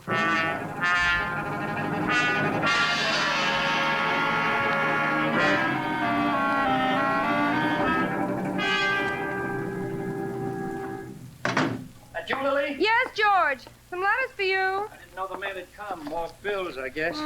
Circulars, appeals for funds. George, didn't you mail last month's payment on the mortgage? Here's another letter from the bank. Guess I'll have to get another loan on my insurance. You better do something. Did you get a lift from the station? I saw you getting out of the car at the light. What of it? Nothing. I only thought... I know what you thought. Oh, Lily, please. The bus was late. No taxi. Mr. Birch's, something like that, lived near the bay. You know, if you hadn't sold the car, you could have picked me up. Oh, Lily. You and your silly jealousy. Oh, really, dear, I didn't mean anything. I just happened to be looking out the window. Forgive me, Lily. Darling. Oh, George, please. I'm sorry, dear. The insurance money's in my bag. You're wonderful, darling. That's the end of my savings account. You know what? Sometimes I think it was a mistake to put all the insurance Henry left me into this house. Here I am, living in the house the money Henry's death brought. I should have gone with him that night. I'll never get over the feeling that I sent him to his death. Oh, now we're grown up, George. It couldn't be helped. I've asked you please not to talk about it. Oh, say, maybe that opening in the Times-Herald promotion department will pan out. Conley said he'd give me an interview next Saturday, but I'm afraid he didn't sound too keen about it. George, kiss me. Oh. Love me? Mm-hmm. You know, Lily, I've been thinking. Your idea of renting one of our rooms. Are you sure it's all right? Well, why not? After all, many people do. Oh, well, you've been so opposed to it, I was afraid to mention it again. You're a dear, George. I better get dinner, darling. I'll fix a fire in the fireplace. Good. There's a few logs left. Mm-hmm. Why don't you phone that ad in, Lily, in time to catch tomorrow's paper? Yeah, I'll do that. Pennsylvania 66600. Pennsylvania 66600. Right.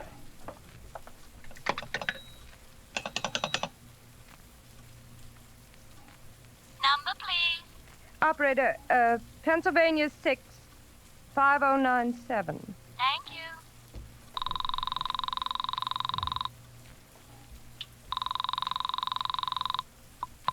Hello? Hello? Lily? I'd like to place an ad in Sunday's paper. Room for rent. All set? Furnished, garage, private family.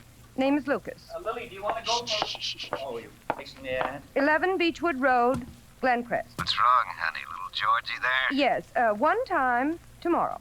Tomorrow's paper, right? That's right. One time tomorrow. Good. Thank you. I don't think there'll be any trouble renting that room, Lily.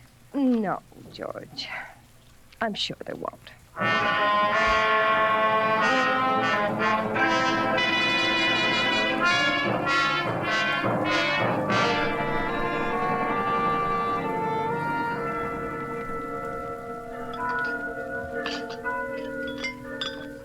some more coffee? No, thanks. What's the paper say about the weather? Sunday, mild, probably showers. Oh, did they print our ad? Uh-huh. Here it is. Oh, well. Where are you going? Garage. I ought to start overhauling that outboard motor. Yeah, I'll pick up the dishes. You might get some early callers on that ad.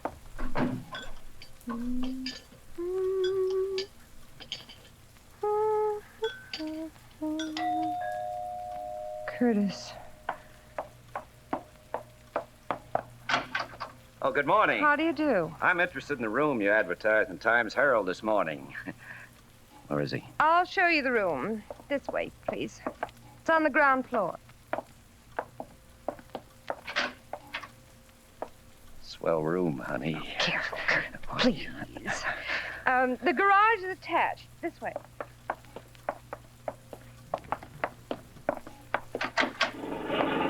George! George, turn off that outboard motor. This gentleman's here about the room. Oh, yes. Oh, good morning. This is my husband, Mr. Oh, I'm sorry. Mr. Tabor. How do you Curtis do? Tabor. My card? Oh, Acme Motor Sales. Any being delivered these days? Mr. Tabor likes the room. I see you have your workshop here in the garage. Won't my car be in the way? Oh, no. As a matter of fact, I've been planning to move my stuff into the cellar. Got other machine tools there. And... I'll show Mr. Tabor the grounds, George. Okay, honey. Out this way, Mr. Tabor. Well, nice garden. It's lovely in the summer. We often dine out on this terrace. Suits me. This driveway's perfect. Wide enough to back into without any trouble. When would you care to move in, Mr. Tabor? Oh, in a few days. Don't forget to go to the motor vehicle bureau tomorrow. Mm-hmm. Get your learner's permit so I can start giving you a driving license. It's got to look like an accident, Lily. Like an accident.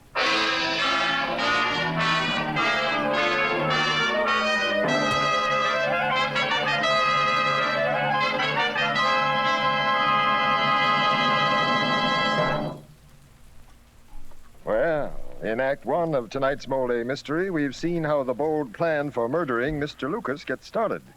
In Act 2, we'll see whether murder comes so easy. Say, Dan, what's your observation on this subject? Well, I'll tell you, Mr. Barnes, real murder is a little out of my line. But shaving murder, now, there's something that comes all too easy to some men. You know, fellas with tough whiskers or a tender skin. So I say to them, shave with Mollé, the heavier brushless shaving cream. Because Mollé is heavier, it not only softens your whiskers, it stands them up straight and lets your razor mow them down in a hurry. With Mollé, you shave faster, closer, easier, and you shave painlessly. Try it. See if you don't say it's smooth. So smooth. It's slick. So slick.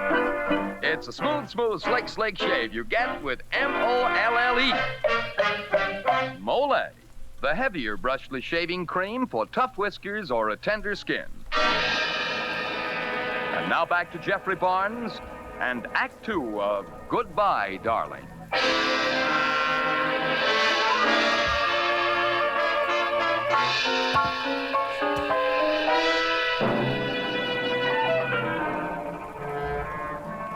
It is Saturday morning, just 1 week since George and Lily Lucas rented a room in their suburban house to Curtis Tabor, who, with Mrs. Lucas, is plotting the accidental death of Mr. Lucas. Unsuspecting, Mr. Lucas has left for the city to be interviewed for a position in the promotion department of the Times-Herald. In the meantime...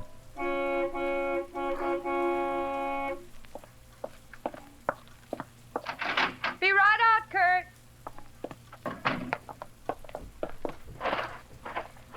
Come on, get in, Lily. Give me your first lesson. Baby. No, please, Kurt, not out here. Okay. Know what George said when I drove him to the station? Said he'd hate to be hit with this car. You don't think he suspected? No. He was thinking of a collision. It's gonna be easy, like taking candy from a baby. Too bad he's only carrying $25,000 worth of insurance. Now, look, pay attention. This is ignition key. I turn it. Yeah. Now step on the starter. Right here. Simple. Now, shut off the ignition. Now, step on the starter.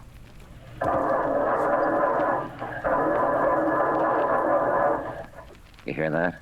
It won't start with the ignition off, but it sounds like the battery could be run down a bit. Okay. We'll have the car backed into the garage. You'll be at the wheel. Yep. I'll ask George to help me shove the car for a start. When he's between the wall and the rear bumper, you sneak the ignition on, like this. Shift into reverse, like this. And step hard on the starter, making the car jump back, like this.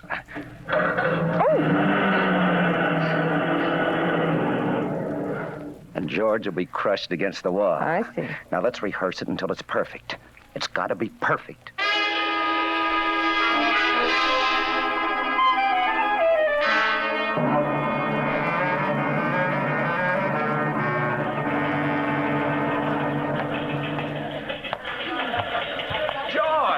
George Lucas. Hello, Frank. Well, George, you working here now? For the Times Herald? Oh, not yet, but I've just been upstairs to see Conley in the promotion department. Connect? He says he'll think it over. Oh, well, how about a drink? I don't know. I've got some shopping. And I'd like to place a situation wanted ad in the Sunday paper just in case. Well, I gotta pick up some reservations at Grand Central. Meet me in half an hour at the men's bar. Cheer up, you mug. See you in a little while. Okay.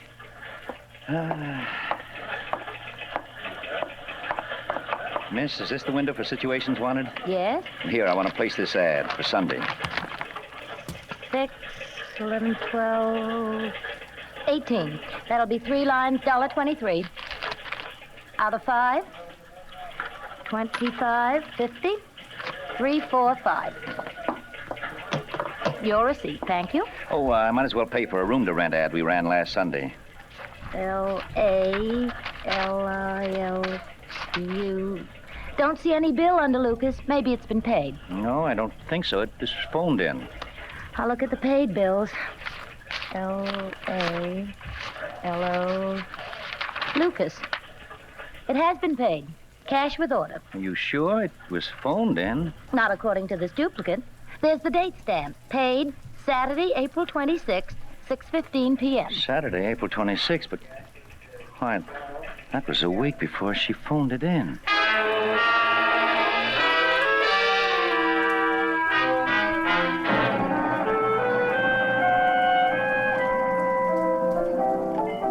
Frank, this one's on me.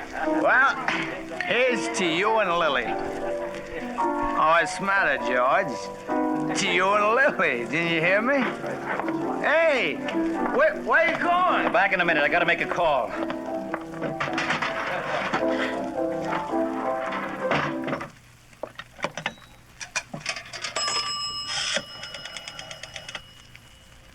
Operator, business office at Glencrest, please. Hello? I want to check the extra charge calls in our current bill, but only the calls made on Saturday, July 26th. Lucas, George Lucas, Glencrest 2481. Oh, well, wait a minute. I get a pencil. Okay.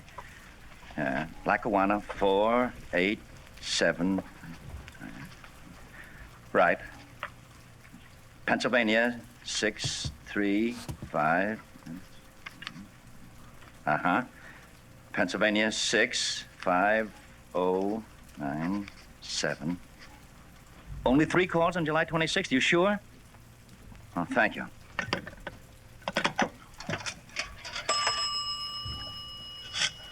Lackawanna 487.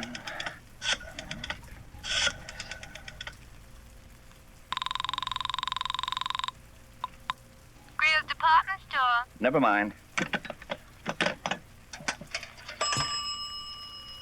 Pennsylvania 635.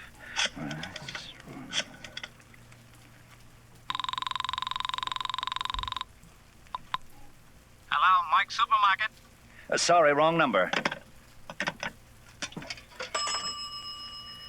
Pennsylvania 65097.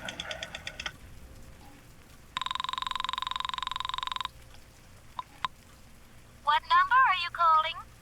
Pennsylvania 65097, operator. One moment, please.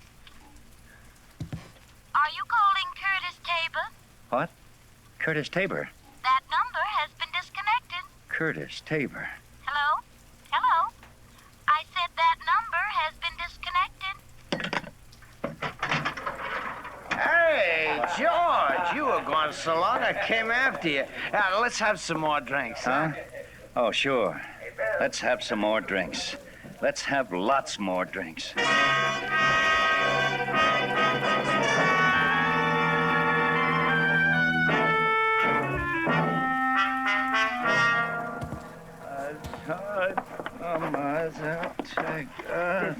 disgusting.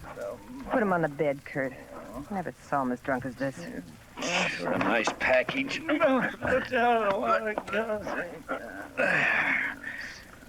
Lily, you could throw him down the steps. Broken neck. Accident on the scatter rug you placed there. Don't be a fool. The cabbie saw us carry him upstairs. Come on, help me get some of his clothes. All right, see what I mean, Frank? Two-timer. Who's this Frank? Oh, how do I know? My fault, Frank. I should have gone with Henry. I knew Henry was too drunk to drive, but Lily grabbed me, kissed me, and I let Henry go. He was killed. She made me do it. Oh. Who's this Henry? My first husband. What about it? I see. You're not an amateur at getting rid of husbands. You'll get another chance. Tomorrow morning.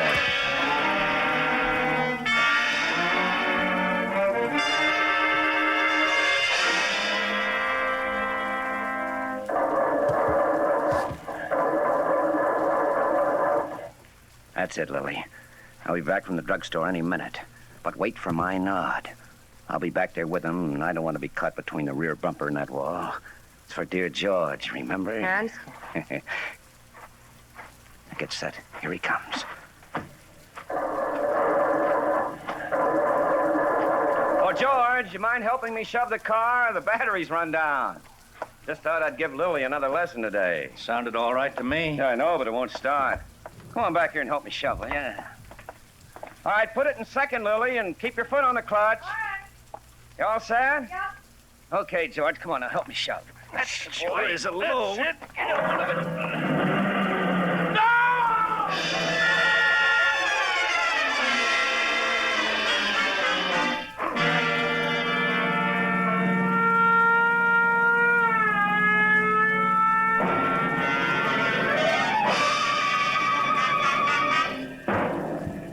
Lily, you bungled it. You waited too long after my nod. Swell job. Just broke his leg.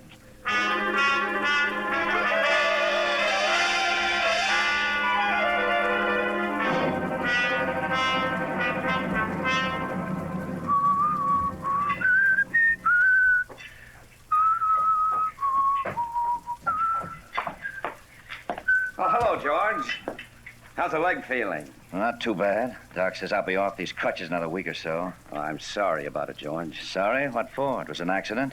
These things happen. The way I figure it, when fate gives you the nod. What? It's simple. The nod was for me that day. Looks like I got another chance. Doesn't it? Anything I can get you in town? No, thanks. Oh, I wonder, would you do me a favor? Get that outboard motor hooked over that barrel of water. Oh, sure, gladly. Ooh, pretty heavy motor, huh? Thanks. I think it needs some carburetor adjustment. You want me to start it? Oh, I can manage that.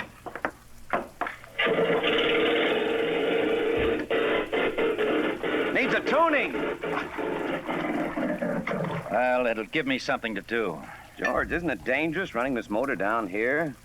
Fumes from the exhaust. Well, there's an exhaust fan in that corner window just behind that bin. Oh, do you mind turning it on, Kurt? No, not at all. Now, drink? Oh, no, thanks. No. George, you mind if I say something that's probably not any of my business? Go ahead. It's about your hitting the bottle since you got out of the hospital, George. Let me be the judge of that. I'm sorry. Shouldn't have mentioned it, I guess. Sorry. I'm taking Lily out for another driving lesson. That okay with you? And if it weren't? Well, just thought you might like to join us. No, thanks. Okay, we won't be gone long.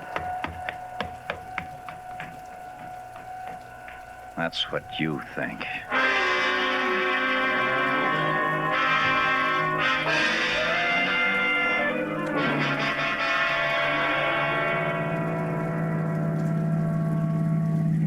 Now step hard on the gas for that hill, Lily. All right. That's my girl. So you're getting to be a pretty good driver, huh?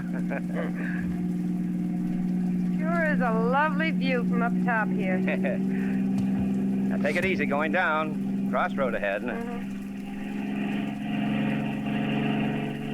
your foot off the gas. My foot is off the gas. The brake's gone. Grab the handbrake. It won't hold. Let me have that wheel. Keep your hand on the horn.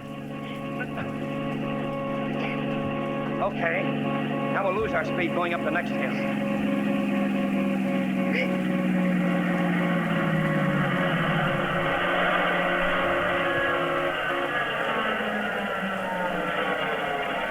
Okay, now quick, shift into low. That'll hold it from coasting back. Oh. That was close. Holy man.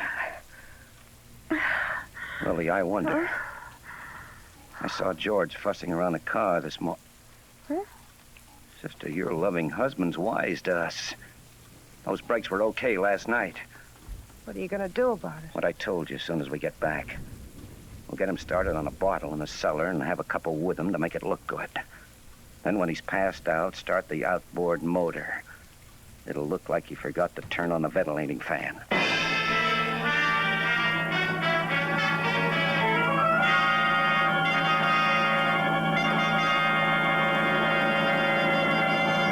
This is Jeffrey Barnes again. In just a moment, we'll bring you Act 3 of Goodbye, Darling. Now, a word from George Putnam. Every day, more and more people are discovering that to get real relief from the most common kind of dandruff, they must destroy the germ called Pityrosporum ovale, which many outstanding authorities say is its cause. You see, merely washing or brushing away loose dandruff has no effect whatsoever on this germ. But one thing that does work is double danderine. For double danderine actually kills this germ on contact. Even in severe cases, results with double danderine have been amazing. And the reason for double danderine's astonishing effectiveness is a special ingredient, an active antiseptic so remarkably efficient many hospitals use it. In double danderine, we call it Alzam. So stop trying to combat this dandruff with ineffective methods that actually are no better than plain water. They can't compare with double danderine, for double danderine destroys the cause. If you're not completely satisfied, you'll get your money back. Get double danderine tomorrow.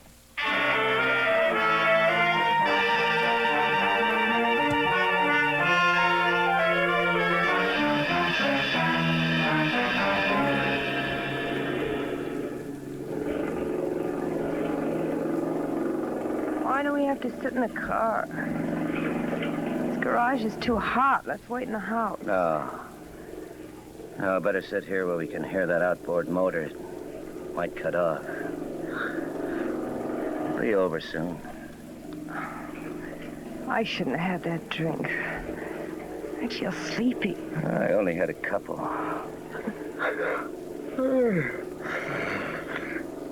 I feel drowsy myself.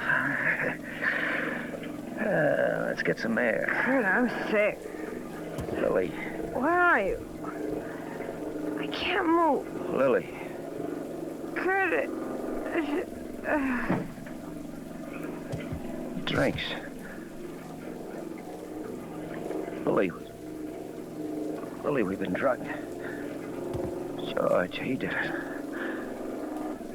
Let's get out.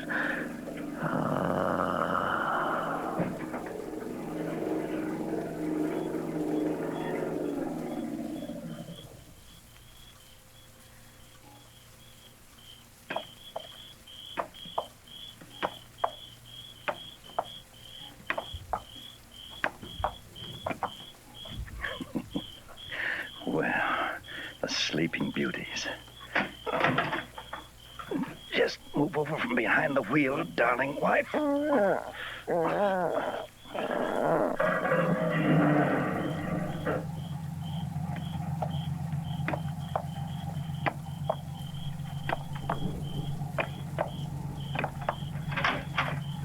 Have a long sleep, lovers.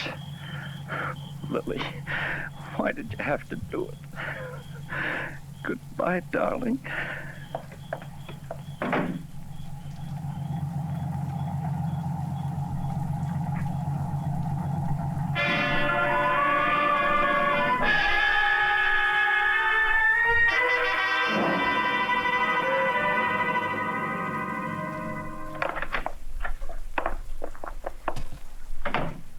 Now, the rest of the sleeping pills upstairs in the medicine cabinet. Must get rid of them.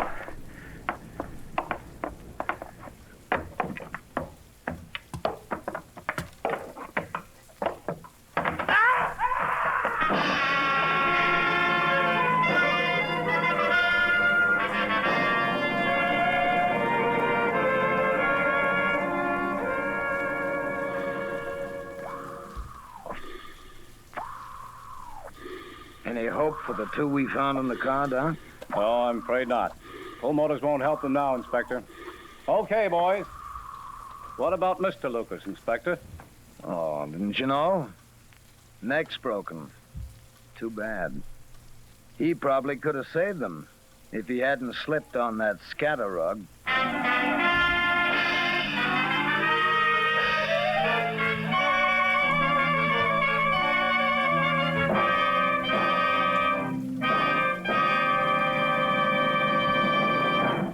And now this is Jeffrey Barnes again, bringing down the final curtain on tonight's Mystery Theater presentation of Goodbye, Darling.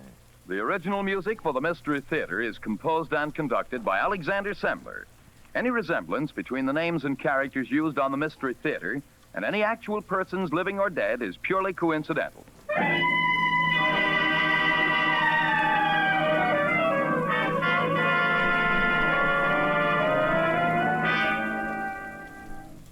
Sometimes when we're tired, we make mountains out of molehills. We putter around till even the easiest job seems impossible. Now, if you're that tired and pale besides, your doctor may find you have a borderline anemia, resulting from a ferronutritional blood deficiency. Then you need ironized yeast tablets. They help build up your strength by building up your red blood cells. So take ironized yeast tablets to get back your color, your vigor, your driving energy. Ironized yeast tablets. And now this is Dan Seymour again saying goodnight until next week at this same time when the Mystery Theater presents A Lease on Death.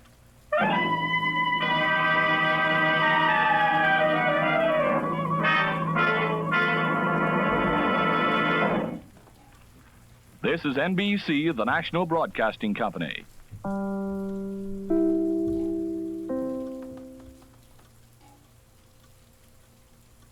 Broadcasting System presents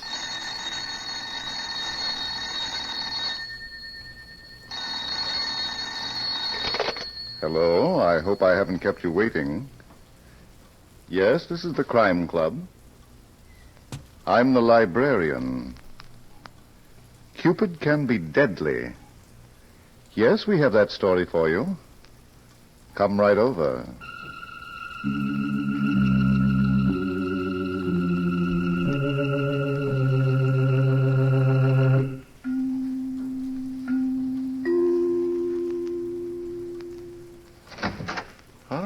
You're here. Good. Take the easy chair by the window. Comfortable? The manuscript is on this shelf. Here it is. Cupid Can Be Deadly. The very unusual story of a dream that was made of the stuff that killed. Let's look at it under the reading lamp. The house in the hills of Westchester was big and rambling, like a medieval castle.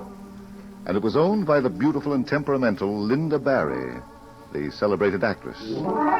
It was late Saturday night, and Paul Palmer, a Broadway columnist and one of the weekend guests, came quickly down the stairs.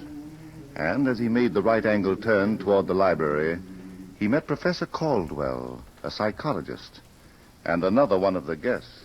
Oh, excuse me, Mr. Palmer. I didn't hear you coming. I walk on my toes. Have you seen Toby? Toby? Miss Randolph. Oh, yes. No, I haven't seen her in quite a while. Where can that girl be? Have you looked in her room? Just now. Well, I'm going out for a drive with Sam Winslow. That phony private detective? I'll look around outside if I should see Miss Yeah, Randolph. tell her about me. Well, of course. In the meantime, you might ask Miss Barry. Where is she? In the library. Now, if you don't mind. I don't. Well, thank you. I asked Mr. Winslow to be ready in 10 minutes. It's almost that now. Well, good luck, Mr. Palmer. Why don't I stay home for a change? Paul. Linda, have you seen... Yes? What's the idea of the gun? You'll find out. Ah, the lady's mad. You've got no idea how mad, honey. You're sizzling. Don't be clever. I can't help it. Give me the gun. No. Give it to me. You can sizzle without it. You had no right to do that, Paul. Oh, it's done.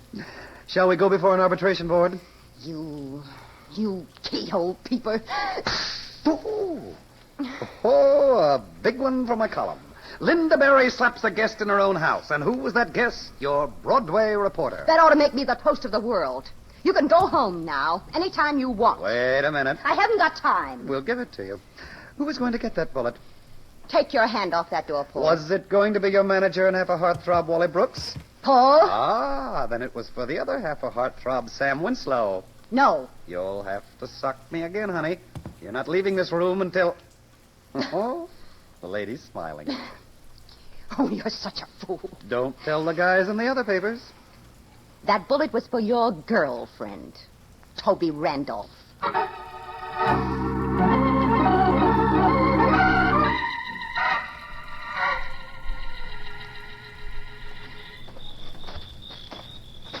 It's no use trying to talk me out of it, Wally. I'm going to get away from this place as soon as I can find Paul. All right, Toby, you want to go, you can go, but why? I don't like it here. Meaning me? No. The house? No. Professor Caldwell's been lecturing you about the mine. He doesn't bother me, Wally. Then it must be on account of Sam Winslow. Well... That no good four-clutcher, He's not the reason, Wally. Oh? I can handle him. Say, you're not running away from Linda, are you? I am. But why? I don't like the way she creeps up on me. That's too bad, honey. Huh? See what I mean? Walking in the garden, arm in arm, for a rosy picture. What's this all about, Linda? I'll bet you couldn't find such a beautiful setting anywhere. Even the moon is perfect tonight. What on earth are you talking about? Excuse me, Wally. I'm not sticking around to find You're out. sticking around, Toby. Hey! And you're going to find out how I really feel about you. Let go of my hair. Linda! You're not going to leave this place alive. Let go of her, Linda. You keep out of this, Wally. Get her out of my hair. She's killing me. I said let go of her, Linda. Ow! Let go. You're breaking my fingers. I'll break them, Linda, if you don't get your hands off. All right. Let go of me. Now. Thanks, Wally. Now I'll give her a sample of my No, brand. you don't. But she Toby. got me from behind. I don't care how she got you. But I want to know why. Well, Linda, why? Nobody's making a fool out of me. Nobody has to. What's that? That's enough. Just let me get at her. I'll show her how to pull hair. Stop it. That goes for both of you. Listen, Wally, anytime we need a referee... Shut up, Toby, and stand over by that tree. What about her? I'll take care of her. All right, Linda. How was Toby making a fool out of you? She wouldn't leave you alone. What? From the minute she got here with Paul, she's been trying to get her claws into you. And you let her. Are you nuts? You didn't do a thing to stop her. I've been watching you.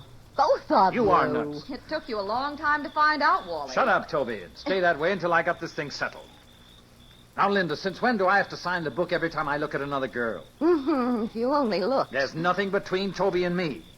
She's got Paul, and from what I know, she's completely satisfied. Am I right, Toby? You're right. Yeah. But you are not completely satisfied with me, Linda, are you? I never said I was. Well, you never had to. We've been engaged for exactly 1 year. How many proteges have you had in that year? Don't be low, dear. 5. And now it's that cheap, chiseling Sam Winslow, a private detective, the worst of the lot. I like to help people. Sure, but why are they always men? Coincidence. Oh, cut it out, will you? You're not talking to someone behind a bib. Darling, I didn't know you were jealous. I'm not. I've never said a thing to you. Third party here. Can we wait? No, I don't care who's listening. I'm fed up and I'm... Yes? Yes, and you can get yourself another manager, too. The less I see of you, the better. You're raving. We'll see about that. Come on, Toby. Let's find Paul and get out of here. I'm on our way. Just a minute, Wally. You're not walking out on me. Save your breath. I said you're not, dear. Listen. When there's any air to be given, I give it. And, Wally, I'm not giving you the air yet. You don't seem to get the idea, Linda. I happen to like you, darling. Enough to marry you tomorrow. You either marry me tomorrow or you go to prison. What's that? I'll repeat it for you. Slowly. What have you got up your sleeve? The ace of trumps, and it's been there for a long time. Okay. Show it. You're a thief, Wally. What? And I'm the only one who can keep you out of jail. You'd better start explaining, Linda. All right. If you don't mind the crowd. Well, let Toby hear it. You've been forging my name to checks. Have I? $70,000 worth. You know my signature, and you've been doing a perfect job. Where are those checks? You'll see them in court. I see them now. Hey. Where are they, Linda? Oh, stop it. You're twisting my arm. Come on, baby. Produce. You'll never get them, Wally. You could kill me, but you'll never get those checks.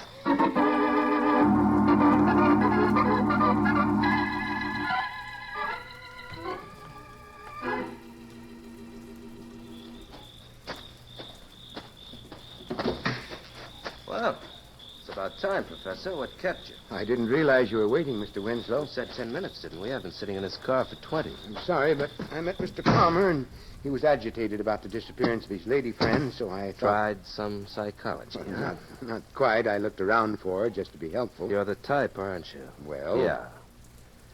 Okay, let's go for that drive. Mr. Winslow, would you mind if we didn't? What's the idea? It's rather late, and I can talk to you here just as well. Okay. It's about... Well, I think you know. Me and Linda? Yes. You don't approve? Miss Barry is my patient. Her welfare is my concern. I'm not good for it, huh? I think you ought to leave at once. I'm sorry. I was only trying to relieve a delicate situation. Miss Barry and Mr. Brooks are engaged to be married. I read that in Paul Palmer's column a year ago. They should be married, Mr. Winslow. But as long as you're in the picture... Stop right there, pal. If Linda wants to wash me out, she can do it any time. Well... The fact is, she wants me in.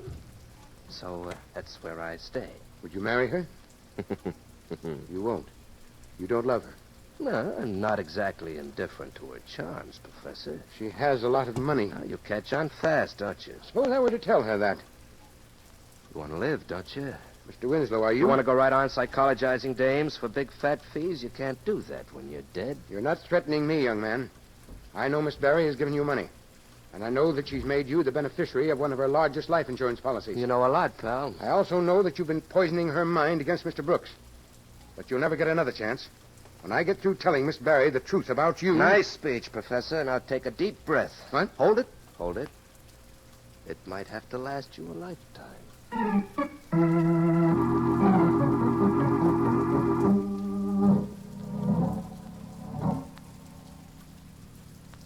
Here's your room, Toby. Good night. I'll see you in the morning. Paul, I don't know why I listened to you. After what Linda said and did to me tonight... She's a crackpot, but she's loaded with material. At least 2 columns out of 1 weekend. All right. But I don't like the idea of sleeping in her house. Good night, sweetheart. Pleasant dreams.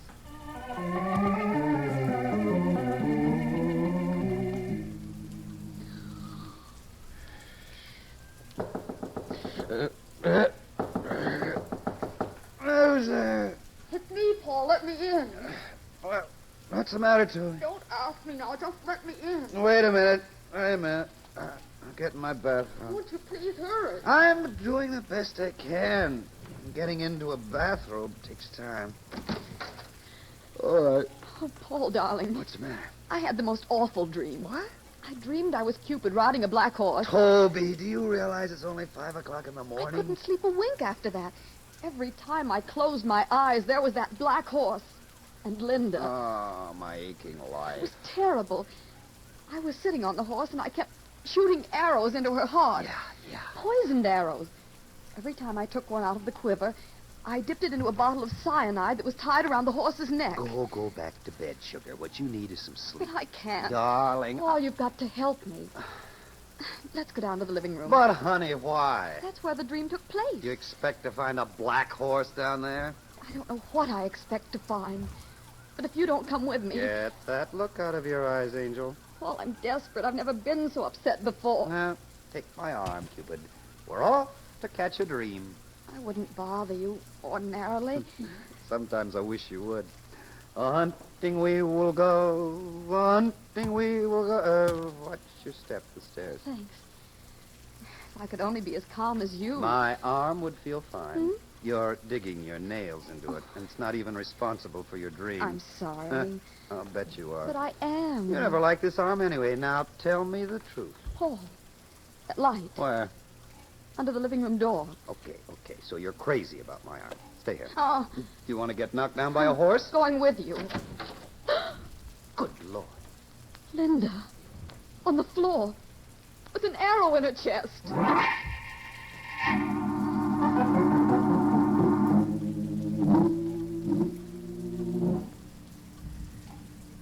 I killed her, Paul.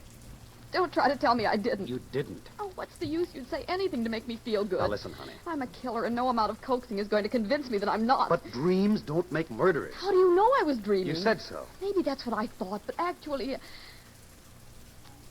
Goodbye, Paul. It's been nice knowing you. Where are you going? The police will have to know about this, and I'm going to phone them. No, you're not. Put it down, Toby. I've got to give myself up. Okay, then I'll put it down. Sorry, your hand was in the way. Now, you'll do me one favor. Don't tell anyone about your dream.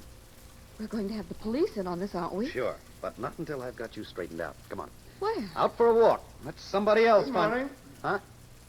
Ah, Professor Caldwell. Up bright and early, aren't we? I always say there's nothing like the country air to... Good heavens. Behind you, Miss Barry. We found her that way. An arrow in her chest. Hi. Her pulse. Mr. Palmer, do you realize she's been murdered? I'm beginning to. Who did this? We don't know. I did, Professor. Toby, you, Miss Randolph. You'd better send for the police. I'll tell them everything. Well, as long as you've gone this far, why not tell it to Professor Caldwell? He's a psychologist. Is this a problem in psychology? She had a dream. It was more than that, Paul. I saw the whole thing. The living room, Linda, and I was shooting arrows into her heart. But you were riding on a black horse. Professor, do you see a black horse in this room? Very, very interesting. She was also dressed up as Cupid. She was? Forget it. Miss Randolph, you had a dream in which you saw yourself as Cupid murdering Miss Barry? So I thought. But there was no romantic conflict between you and Miss Barry? Who said there wasn't? Toby, for Pete's sake. Let her talk, Mr. Palmer. She'll hang herself. We'll see about that. Go on, Miss Randolph. Last night, Linda accused me of trying to take Wally Brooks away from her. We had a hair-pulling match. Amazing. The most unusual dream coincidence I've ever heard of. Professor... Now, don't be alarmed, Mr. Palmer. This young lady is quite innocent. You mean it couldn't have happened as I told it? Certainly not. You're not Cupid and there's no horse. But, Yes? well, on the other hand, Miss Barry is dead. There is an arrow through her heart. This young lady is quite innocent. You mean it couldn't have happened as I told it? Certainly not. You're not Cupid and there's no horse. But, Yes? well, on the other hand, Miss Barry is dead. There is an arrow through her heart. That can only mean that if you're guilty, Miss Randolph, then you must be a man. Oh, good Lord. But not Toby. Paul, as a child, I used to walk in my sleep regularly. You don't care what you do to yourself. Listen, Professor, I've got an idea. I'm afraid we need one, Mr. Palmer. If you hypnotized Toby, we could really find out what you did last night, couldn't we? We could. All right. Then hypnotize. Sit down, Toby. We're going to work. But, Paul, I told you. I want to know the truth. And I've got it. You mean I don't have to be hypnotized? No. All you've got to do is remember what happened after Linda pulled your hair last night. She... What you told me just before you went to your room. Wally said he was through, and she... Of course. She accused Wally of forging her name to checks. Mr. Palmer, do you realize what you're saying? I'm saying what Toby said Linda said. And she was there. Come on. We'll ask Wally. Don't knock yourselves out, kiddies. Sam. Yeah. I'll bet she never expected to die that way off stage. How long have you been here, Sam? Not long enough to embarrass anybody. Why? What made you come down? It's only 6 o'clock. I get restless sometimes. Why? You've got a reputation for waking up with a dinner bell. Oh, you think it was me, huh?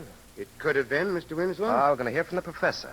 Mr. Palmer, this man is the beneficiary of a $50,000 insurance policy taken out by Miss Barry. Well, I'll be... Not anymore, Toby. Okay, Sam. You tell me. I had influence with the babe. I was her type. That's not telling me, pal. She hired me to find out where her dough was going. Checks she didn't remember signing. Then she took a shine to me. What was I going to do? Now, listen, That's Sam. exactly what I did. After I found out who was signing those checks with Linda's Johanna Hancock. It was her boyfriend, Wally Brooks. I know all about that. Great. Now, here's something you don't know. Where's Wally? What? His room's next to mine. I heard him going out about 10 minutes ago. That's what woke me up. That's ridiculous. Mr. Brooks has a car in the garage, and we heard no car. There it is, Professor. Well, what do you say, Paul? They'll send for the police. They know all the answers.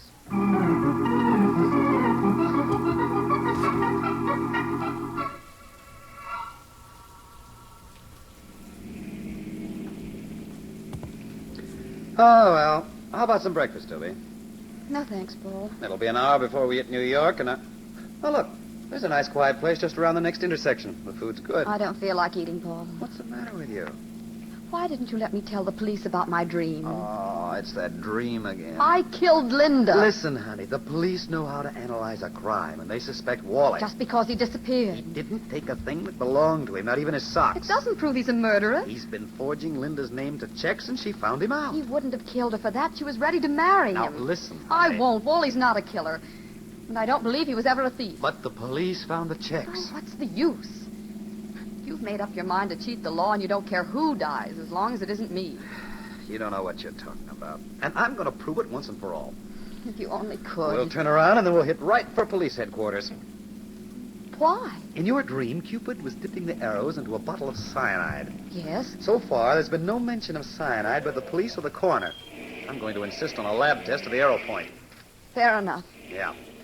But while that's being done, Angel, you keep your mouth shut about that dream. Understand?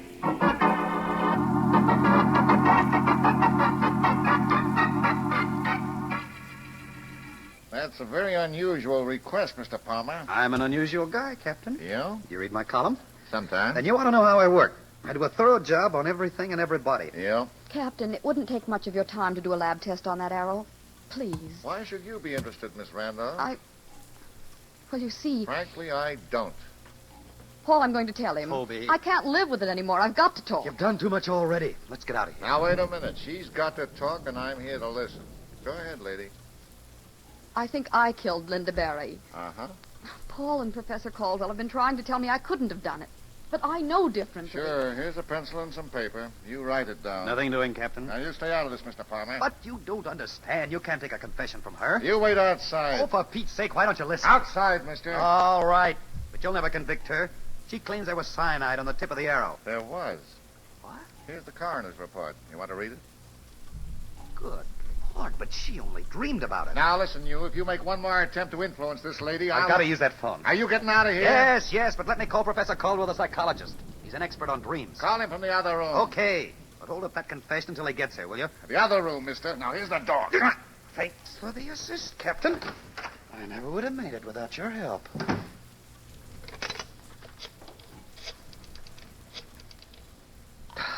Hurry up, hurry up. Hello? Now, Professor Caldwell. Yes? This is Paul Palmer. Oh, Mr. Palmer, I'm so glad you phoned. How soon can you get here? No, I can't. I want you But to... you must.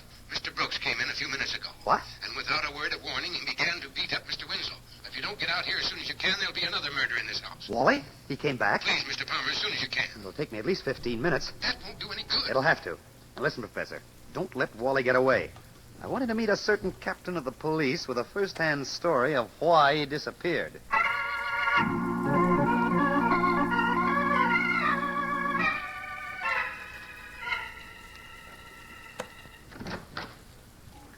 Is that you, Mr. Palmer? It's me, Professor. Where's Wally? You said you'd be here in 15 minutes. It's more than half an hour since you I called. had a flat. Where's Wally Brooks? We took him up to his room about a half an hour ago.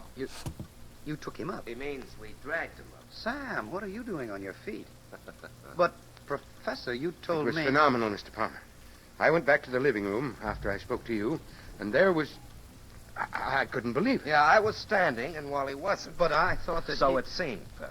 He took me by surprise, but all I had to get over was one punch. And when that was settled... Okay. Let's go up and have a talk with him. If he's conscious. Ah, Sam, don't flatter yourself. You don't hit that hard. My pal. Not by any stretch of the imagination. Professor, would you say that Sam is human? Definitely not. A species of two-legged animal. If I had my way, I'd... Which you haven't. Okay, we'll settle this later. Listen, Wally. Hey, what do you know? The guy came to. Not so as you can notice it. Well, we left him on the bed. If he didn't come to, how'd he get in that chair? Come here, Professor. What seems to be wrong, Mr. Palmer? Check him. I've got an idea he's dead. Dead? Mr. Winslow. Now, don't look at me. I couldn't have killed him with one punch. I don't hit that hard. He is dead, Mr. Palmer. Now, wait a minute. Shut up, Sam. How can a guy tell without a stethoscope? Mr. Brooks has no pulse, and there's no action in his heart that I can hear. Let's call a doctor. I'm a doctor, Mr. Winslow. My specialty happens to be psychology, but that doesn't mean that Never mind that, Professor. I know what killed Wally. What's that? Poison. From this tiny bottle. Bottle? But I don't see it. He's clutching it in his hand, and he's got a grip on it I can't break. Leave him alone, pal. The guy committed suicide. I want the cops to find that bottle in his hand. But I've got to know whether it contains cyanide. Come on, Professor. You should know how to flex muscles. I'm afraid it would be impossible in this case, Mr. Palmer. Why? Obviously, rigor mortis has set in. I'm not giving up. If that bottle contains cyanide, then... what'd you say, Professor? Rigor mortis, Mr. Palmer. The rigidity of the muscles that occurs after death. Yeah. Sam, close that door. What's the idea? Close it. I want to ask the professor a few questions with no way out. Okay. Got me guessing, pal. Mr. Palmer, what is the meaning of this? I'll let you know, Professor. Sam, get on that phone. Call the Medical Society of New York. What? Don't look so dumb. Ask them if they got a member by the name of Professor Caldwell. What's your name, Professor? You're very clever, Mr. Palmer. It's about time. But it didn't take you long to get that gun out of your pocket, did it? Does it matter? Why did you kill Linda? She made a startling discovery. The checks were forged? They weren't forged, Mr. Palmer. Now, look. Oh, no. I see what you mean. She signed them herself while she was under your influence. Hey, what goes with this guy? An electric chair, Sam. He's a phony psychologist, and Linda was one of his patients. Each time she came to his office, he got her just in the right mood to be hypnotized. Then he'd tell her to write a check and sign it. They were all made out to cash, weren't they, Professor? Of course. And she cashed them for me while she was in that right mood. But why did you kill her? I told you. Can't you figure it out, pal? She accused Wally. I suppose she had the guy arrested. You think DAs are dumb? No. They investigate everybody. And what do they find out? This guy's a phony doctor. Yeah. Remind me to like you the next time we meet. Thanks. Now, Professor, about Toby. You hypnotized her, too. And you induced her to have that dream. Why? The young lady was a perfect subject after her quarrel with Miss Barry. But how did you get to her? I took her to the door of the room and I saw her go in. She came out later. The poor child was very disturbed. Naturally, she needed attention. Dirty hypocrite. Take it easy, Paul. A gun. Yeah. You changed your mind about Toby, Professor, when Wally disappeared. When he came back, you set him up as the perfect suicide. It's quite simple. Such an easy way out. No trial, no investigation. The suspect committed suicide. Q.E.D. Q.E.D. Well. Yeah. So that's why you tried to get rid of me, Professor. I think I'll go now, gentlemen. You didn't want a private detective around while you were fixing a murder and a framer. Goodbye, Mr. Winslow. You even tried to put the framer on me. You know, Professor, that makes me mad. Really? Would you like me to put you out of your misery? I'm standing here by the door, Professor. If you want to get out, you'll have to come through me. You insist on being a fool, don't you? No, Professor. Mr. Palmer. Present. You shouldn't have forgotten about me, not even for a minute. Bad psychology. Paul, I'll take the gun. I'll take it, Sam. One more twist. That's all mine. Now, Professor. I have nothing to say to you, Mr. Palmer. He doesn't like me, Sam. Oh, I'm sick about it. You think I ought to kill myself? You're a hard nut to crack, chum. Okay, you take one arm and I'll take the other. We'll give this guy a lift down to police headquarters that won't be exactly psychological.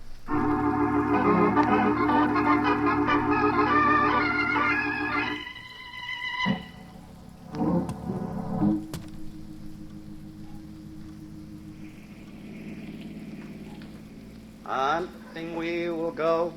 Hunting we will Paul? go. Yeah? Yes, Toby?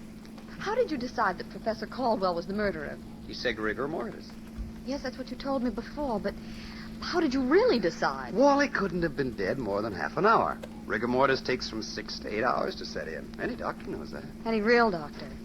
But what made Wally so rigid? Hypnotism. Did you ever see people hypnotized? Several times, but of course. Their bodies become so rigid they couldn't even be bent. There you have it. Thanks, I don't want it. Death doesn't relax those muscles. They stay that way. I still don't want it.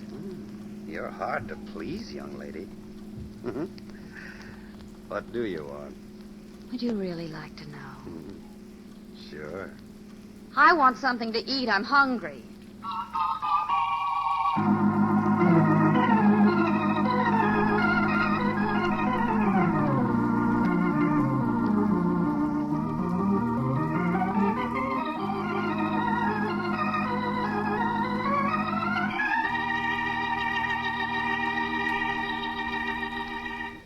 And so closes tonight's story, Cupid Can Be Deadly.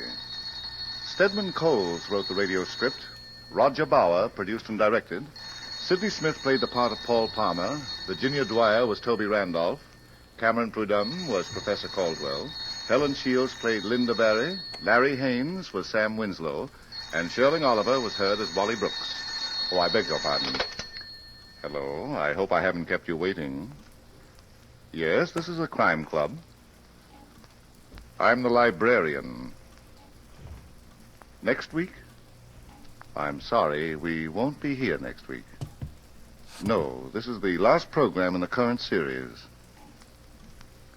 Yes, we're sorry, too. Of course there'll be something here next week. Racket Smashers. Yes. At the same time and over most of these same stations. You'll be listening? Fine. I'll tell them to look for you.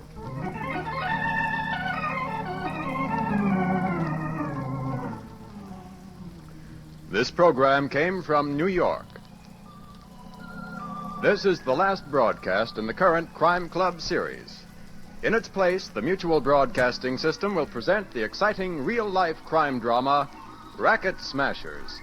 Don't fail to tune in at this time next week over most of these stations for the true criminal cases of Racket Smashers.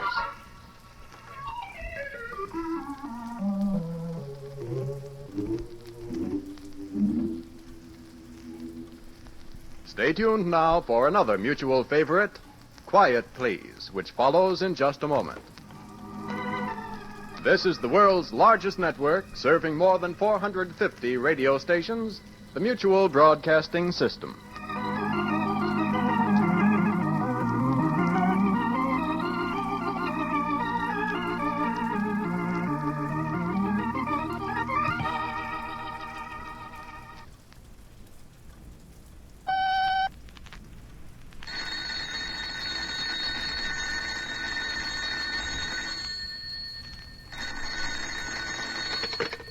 Hello, I hope I haven't kept you waiting. Yes, this is the Crime Club. I'm the librarian. Death is a knockout. Yes, we have that story for you. Come right over.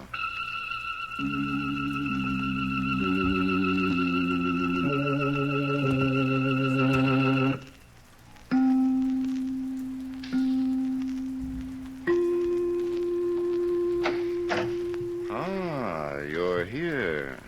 Good. Take the easy chair by the window. Comfortable? The manuscript is on this shelf. Here it is. Death is a knockout. A very exciting story of a golden opportunity that was melted down by murder. Let's look at it under the reading lamp. It was the night of the Joey Troy-Billy Sampson light heavyweight boxing match, and the crowd was already pushing into Madison Square Garden, filling it up. A few blocks away, another match was taking place in a small cafe between Hank Barnum, a sports writer, and lovely Ann Cooper, a reporter. For Pete's sake, Ann, you might try to be reasonable. Don't tell me, Hank. You're a personal friend of Pop Evans, Joey Troy's manager. You were the first one to give Joey Troy a break in print. There are no more tickets left. Oh. Why didn't you ask me a few days ago? I might have been able to swing a pass. I didn't see what I see now. Oh, what do you see now? A human interest story. The romance between Joey Troy and that girl of his. What's her name? Mabel Smith. Oh, yeah. Oh, but, Ann, that's been going on for years. I told you all about it. It was never important until tonight. And tonight? I've got a yen to do a feature. Joey Troy, the brainless wonder, fighting for a crack at the champ. Tonight, Billy Sampson. Next year, the champ. Who pushed him up the cliff to those dizzy heights? Pop Evans. No, dear, not according to my story.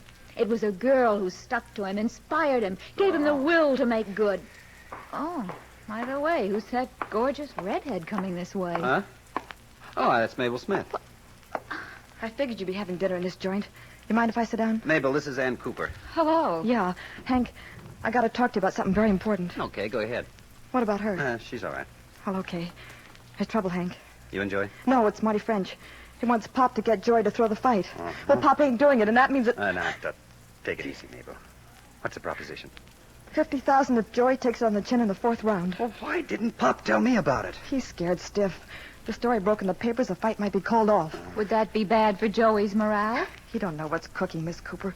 We didn't tell him. Why not? Because he's a dumb cluck who gets mad. He'd go after Marty and kill him. What do you want me to do, Mabel? You're going to be in Joy's corner tonight, like always? Yep. Well, keep an eye on the towels they wipe his face with between rounds. Make sure there's no drug on him. All right, honey. I'll do what I can. I'll be watching from the 8th row ringside. So long, Hank. I'll see you later. Oh, goodbye, Miss Cooper. Goodbye, Mabel. Well, there's going to be a hot time in the old town tonight. And I'm burning up because I won't be there.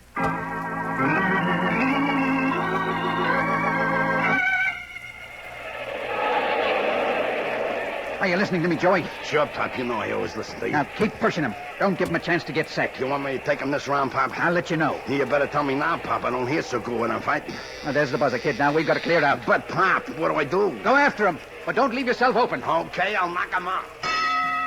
Now, Pop, that's the fourth round coming up. Now, what's so special about the fourth round, Hank? Nothing. Could be a lucky number. Is that all? What's the matter with you tonight? You've been barking at me like a mutt. What's the idea of checking the stuff we take in the ring? There's no harm in smelling the towels, is there? Well, it ain't necessary either.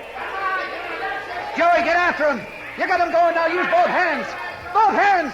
Don't give him a chance to get set. He's going to knock him out, Hank. He's going to knock him out. Both hands, Joey. Don't let him get off the ropes. Pop, what's the matter? I don't... Pop. Pop Evans. Hey, somebody get a doctor, quick.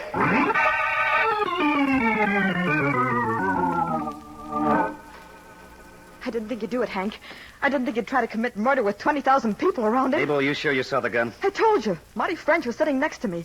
I know where the shot came from. I didn't hear a thing, and there isn't a mark on Pop. There was a shot, Hank. Marty was telling me how tough it would be if me and Joey never got married. And then Joey went to work on Billy Sampson, and then He's coming, too. Shot. You see? He heard it, too. That's when he fainted. Shot. Joey. Take it easy, Pop. You gotta relax. Let me up. I got to see Joey. He's been shot. He's all right, I tell you. Where is he? Upstairs winning a fight for you. Hiya, pals. Marty. Yeah. I saw them carry you away, Pop. I thought maybe you had an accident. You tried to kill him. Me? Hey, what's this? Something for the press? You got a gun on you, Marty. I'm going to tell you. All right, if you'd rather talk to a cop. Hank, let's not have any trouble. Listen, Pop, are you afraid of this mob? I don't want any trouble. The way I let people talk about me. Chalk it up to a good mood. I got news. Joey lost. No, sweetheart. Your dumb boyfriend is the leading contender now. He gets first crack at the champ. When did it happen? 2 minutes and 18 seconds, the 7th round. And I wasn't there to see him do it. I've been with him in every fight, and the biggest one so far... They're taking pictures now, and he's talking on the radio. You know how much I dropped tonight, Pop? That's got nothing to do with us. 100 grand, sister. But don't get me wrong. I'm not sore. I'm considering it an investment. What does that mean, Marty? You know, Hank, I look at you and I get ideas. Stick around. I'll give you a story you'll never be able to write. Such as? Just stick around. Now, I brought a bottle of champagne. The best. What for? We're going to have a few drinks to Joey. To the next champ. Not with me, you're not. Okay, then beat it. What? Say, who do you think you're talking to? Pop, tell her what I mean when I say beat it.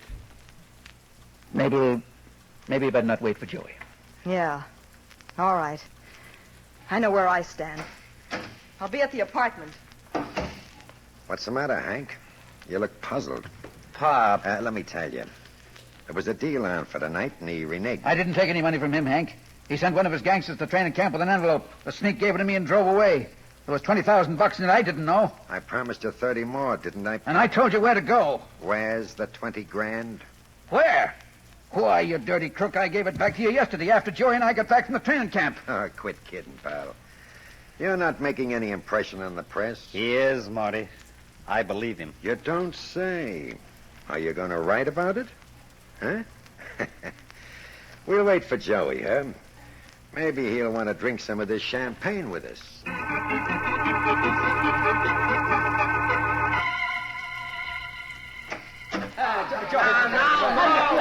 me alone, guys. I don't feel like talking. I'm depressed. You and Hank wasn't there to see me finish, Pop. What took you so long, Joey? Oh, they was taking a lot of pictures, moving pictures. Where's Mabel? She had to go home, kid. What for? She always waits for me to get through working. She had to go home, big shot. I ain't talking to you, Marty. That's what you think. I don't want you to bother me. I don't feel so good. What's the matter, son? Get these gloves off me, Pop. Sure. You don't have to act like you lost. I ain't putting them on, never again. What? What do you mean? I mean it. Fighting's too dangerous. Well, I'll be a monkey steps. Oh, wait a minute. Let's find out what he means. You know what almost happened in the ring tonight? What happens every time some guy hits me hard? What's that? I get mad, and I don't know what I'm doing, and I might kill some guy sometime, and then I'd be sorry. I know you're tired, kid. Come on, I'll give you a rub down. I don't want to be sorry. I don't want to kill nobody. You haven't killed anybody yet, and you're not going to now. Come on. I'm scared, Pop. I never said it before because I don't want you to feel bad, but tonight... What's so different about tonight? I think they took Billy Sampson to the hospital, Hank. Oh. You'll get over it, Joey. And next year, when you're beating the I don't champ- want you to talk to me, Marty. Then you tell him, Pop. He's in the big money now. You're not letting him quit, are you? Listen, Joey, we've worked a long time to get you to the top. And what do you think you're going to do to Mabel if you walk out on us now? Mabel? She wants to be the champ someday. Maybe she wants you to be famous and have a lot of money. She's been waiting for you, son. For me to be champ? Sure she has. Now, if you quit now, you'll break her heart. That's worse than getting mad, ain't it? Yeah. Yeah, I guess I'm just a dumb guy. I don't think. Open that bottle of champagne, Hank. We're celebrating. Open it yourself. I just seen a miracle go to waste. Okay, I don't mind. Is that the real stuff? Right out of my private cellar. You want to pour it? Yeah. I like champagne. I'll get the glasses. Yeah, do that, and then we'll drink to the partnership of Marty French and Pop Evans. Partnership? I'm taking a half interest in Joey, Pop. For how much, Marty? The 20 grand I left him on deposit, and the 100 grand I lost on the fight. I got none of your money. Now get out of here. Now, wait a minute. First, you sign this paper. A partnership agreement. 50-50 on Joey as long as he fights. You're taking a big chance, Marty. Am I? Are you going to put it on the front pages, Hank? Or tell the district attorney? Okay. Then I say Pop took the money from me. Let him prove that he didn't. Hey, what's this I hear about a partnership? This is nothing for you to worry about, Joey. I don't want you taking him for no partner. I don't like him. Yeah. You'll get over that, too. Well, I guess I picked the wrong time to be nice to you guys. Let's have the drinks. Yeah. Here's yours, Marty. And this one's for you, Pop. Yeah. I'll get yours and mine off this table, Hank. Here. One for you, one for me. Well, here goes to the next champ. Hey, this is good. Can I have another one? Sure, keep the bottle. Well, so long, pals. I'll see you tomorrow, Pop. Don't waste your time. You coming, Hank? With you? I said before, I look at you and I get ideas. Come on. Where? For a little walk. I got some plans I want to discuss with you. Not tonight, Marty. I'm spending it with nice people. I said, you're coming, Hank. Would, that bulge in your pocket be loaded? You want proof? Good night, folks. So long, Hank. Au revoir, pal. Let's have it, Marty. What's the idea of pushing a gun at me through your pockets? A gun? You fooled easy, Hank. Take a look. A package of chewing gum. I'm going back. The gun's in the other pocket. I'm going with you. Yeah. Oh, here. Keep yourself entertained. Have a stick. No, thanks. Well, you don't mind if I do a little chewing, do you? You got a mouthful already. Yeah, that's how I like it. Keeps me busy. What about those plans you wanted to discuss with me? Oh, yeah. You and I are going to be boozing pals for the night. Really? In the morning, I suppose you'll throw me over for a blonde. Ah. You don't get it. We're going to be inseparable. You're going to be my alibi. Your what? Yeah, that's right.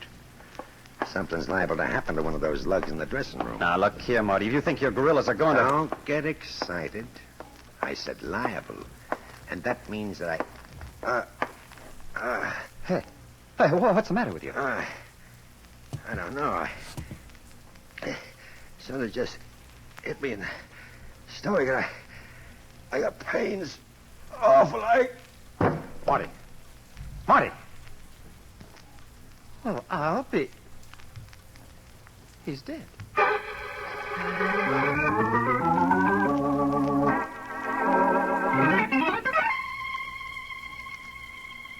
That's an exciting situation, isn't it?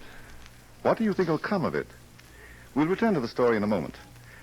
You see, I'd like to talk to you for just a minute. As librarian of the Crime Club, I'm extremely interested in what you think of crime stories. And all of us will be very grateful to you for a short letter about them. Do crime stories supply a kind of relaxation for you after your day's work?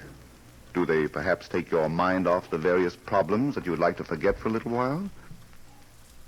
Do you find them interesting as sidelights on the minds of evildoers and as illustrations of the eventual failure of evil? Won't you take just a few minutes to write to us, to tell us why you listen to crime stories? Your thoughts are so important to us. A letter or a card will be most deeply appreciated. Won't you please write one to the Crime Club in care of the Mutual Broadcasting System, New York 18? You'll be doing a great service to us, and you'll be helping us in planning these programs for your enjoyment. The address is the Crime Club, care of the Mutual Broadcasting System, New York 18. May we hear from you? And you shall hear from us now as we continue the story of Death is a Knockout. Marty French is dead in the corridor outside Joey Troyer's dressing room. It is 15 minutes later, and in the dressing room... I tell you, Hank, Joey didn't put a thing in Marty's drink. Listen, Pop, the police are going to be here in a few minutes. They're going to ask a lot of questions. We was all standing around this rub-down table, wasn't we? Did you see him do anything out of line? Not here, but we didn't see him pour the champagne. Wait a minute. I don't like what you're saying, Hank. That ain't friendship. All I want's the truth. You take that back. Take it back. Stop it, Joey. Stop it. Stop. Okay, Pop, you're the boss. But he's got no right to put ideas in my head. All right, Joey. Now get dressed. We're going home. Mabel's waiting.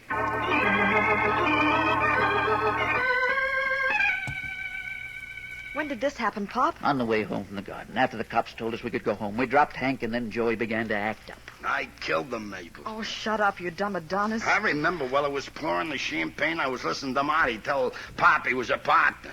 I was getting madder every time he opened his mouth. There was a bottle of rubbing down stuff on the table with a skull and bones on the label. You didn't use it. Do you understand? I understand, honey, but maybe I did. Hank kept saying I did. What am I going to do with him? How can I go after a match with the champ as long as this idiot thinks he's a murderer? Matches and money. That's all you ever think about. Squeeze the gold out of him.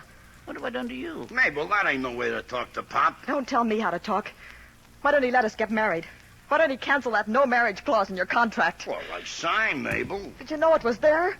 Did you even bother to read the paper? No, honey, I was a kid, and Pop said it was okay, so I... Listen, Pop. Joey, have I been a good manager to you? Oh, who says you wasn't? Didn't I take you into my house when you had nothing? I fed you, I clothed you, I built you up to be a leading contender. Well, I ain't complaining, Pop. All right, then, believe me, son, marriage is no good for you now. Not until you're the champ. You can't have too many things on your mind. You hear that, Mabel? I gotta do what Pop says. Oh, you make me sick. Even so, now that I'm thinking, you wouldn't want to get hitched to no murderer. That again, huh? Well, maybe you know why you killed Marty. Yeah, he was getting in Pop's hair. He made me mad. Pop's hair? Sure. Say, Pop, even if Joey had 50 managers, he'd still get his 60%. Of course. But a partner would cut your profit in half. What are you getting at, Mabel? You had a reason for killing Marty. And all the time you've been letting Joey think he did it. No, that ain't so, Mabel. Pop ain't no killer. No? Watch me prove it. Get away from that phone, you. Try and make me. I'm going to call the cops, and I'm going to give them the whole setup between you and Marty. Drop that phone. Oh. Hey, Pop, cut it, huh? You're twisting them on. Well, I'm sorry. I didn't mean to lose my temper. But I want no more talk of murder.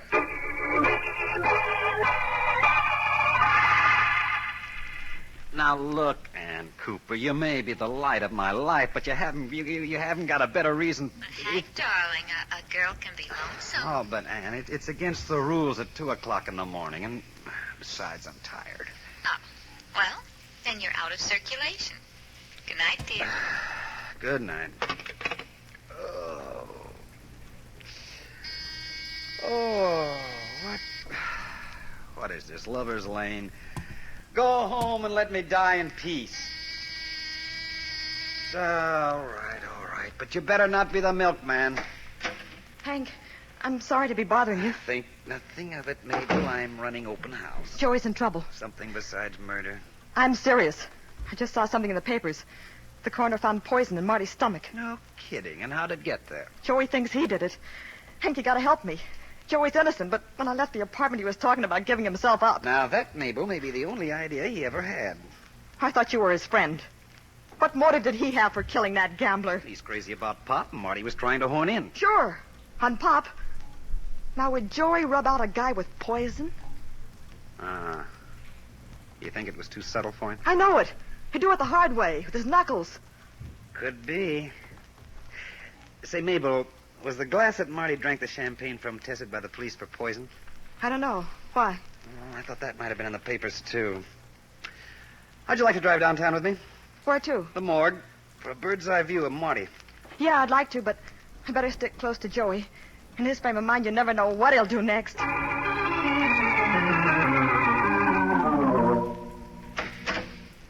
Hello, McCab. Oh, it's you, Mr. Barnum. Come in. I'm always glad when somebody walks in here. How's business? Oh, very quiet. What brings you to us at this hour? Marty French. Oh, yes. Would you like to see his body? Not this minute, but I would like to examine his clothes. Are they here? You too? Who else? Well, there's a lady looking at him now. A lady? In the wardrobe room. She's very beautiful, Mr. Barnum. I don't often get a chance... Is she about this tall? Yeah. And has she got blue eyes and a full mouth? A lovely mouth, Mr. Barnum. And when she walks, does she... Yes, Mr. Barnum, just like that. Is she a friend of yours? She was. You don't know how I envy you. A live woman. Oh, Hello, darling. Hank, what are you doing here? Are you still lonesome? You wouldn't take me to the fight. Did you know there was going to be a murder? No, Ann, dear, but that's no reason for you to be picking a dead man's pockets. The police said he was poisoned. He drank champagne a few minutes before he died, and there was no poison in his glass. Are you sure of that? That's what they told me. So I came here looking for a clue. I'm a reporter, remember? What did you find? Oh, nothing much. This package of cigarettes, some loose change, and this package of... Oh. And just imagine how I felt when I pulled that out of his pocket. Let that be a lesson to you. Where's the package of chewing gum? How'd you know about that? I'm psychic. Let me have it. Oh, Hank, it's my favorite brand. Well, you better switch, honey. That kind good is what for what ails you. If you want to stop ailing for good.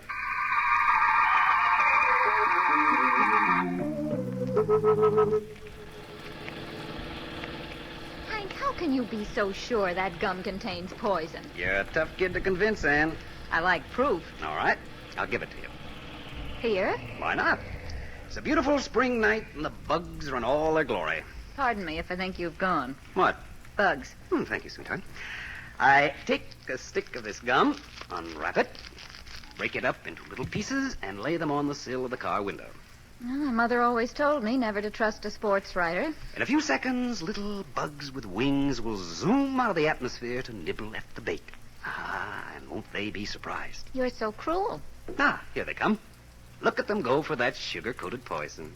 Have a good time, little brothers. You're helping me find a murderer. Oh, what? Hank, those bugs... Yes, isn't it amazing? They're dying like flies.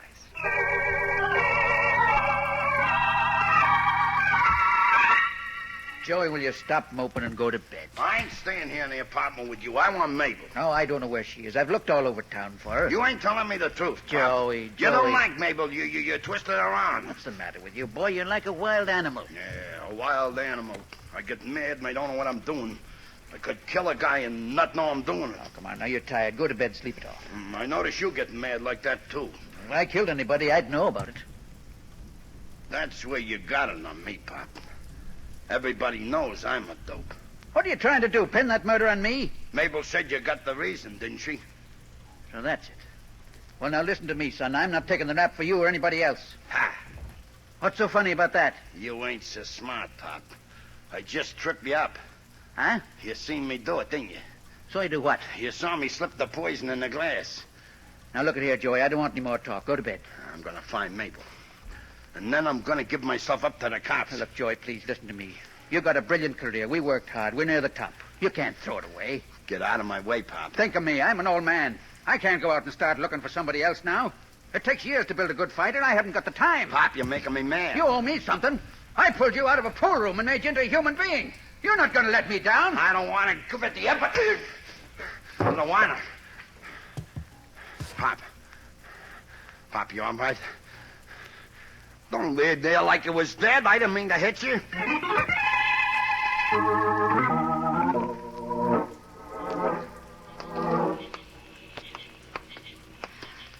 running around in Central Park at 4 o'clock in the morning.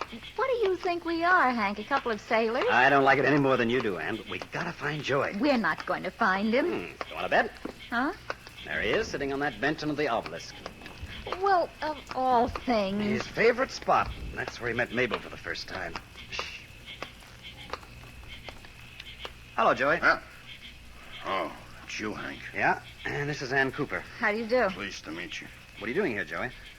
I couldn't find Mabel, so I wanted to be alone with my thoughts. Oh, you poor thing. She throw you over for a wrestler? She wouldn't do nothing like that. She's a good kid. Now, calm down, Joey.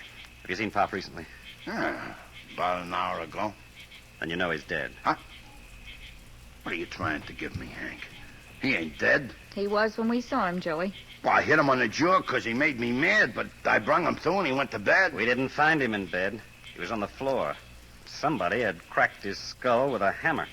Wait a minute. Are you saying it was me? Would I dare? Not if you know what's good for you. Oh, why, Mabel. Mabel, honey. I figured you might be sweating it out here, Joey. I couldn't find you anyplace else. They're telling me I killed Pop. Don't pay any attention to them. They're not your friends. So you know about Pop, too, huh? Why shouldn't I?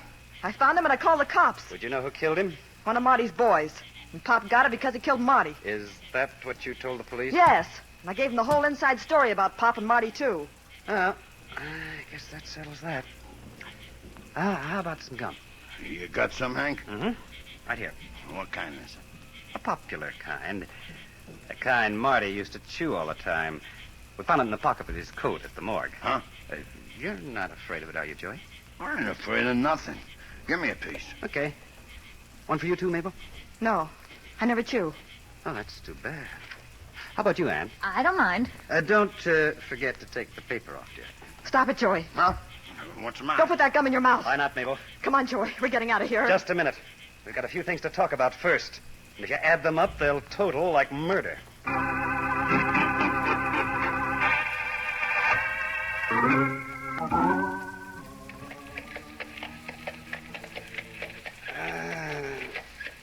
Tell me, Ann, do you think the automobile will ever replace the horses? This is much more romantic. Carriage ride in Central Park. By the dawn's early light. Yeah. And, darling. Hold your horses, Hank. When did you decide that Mabel killed Marty? When you found that package of chewing gum.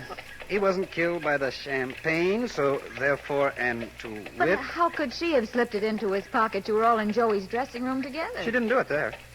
She performed that bit of hocus-pocus during the fight while Marty French was sitting next to her thinking about Pop's business. Oh, I see. And Marty was much too absorbed to know what was happening. But why did she kill Pop? Because of Joey. What do you mean? Well, her idea in getting rid of Marty was to frame Pop. The old guy had a hold on Joey she couldn't break. Then the unexpected happened.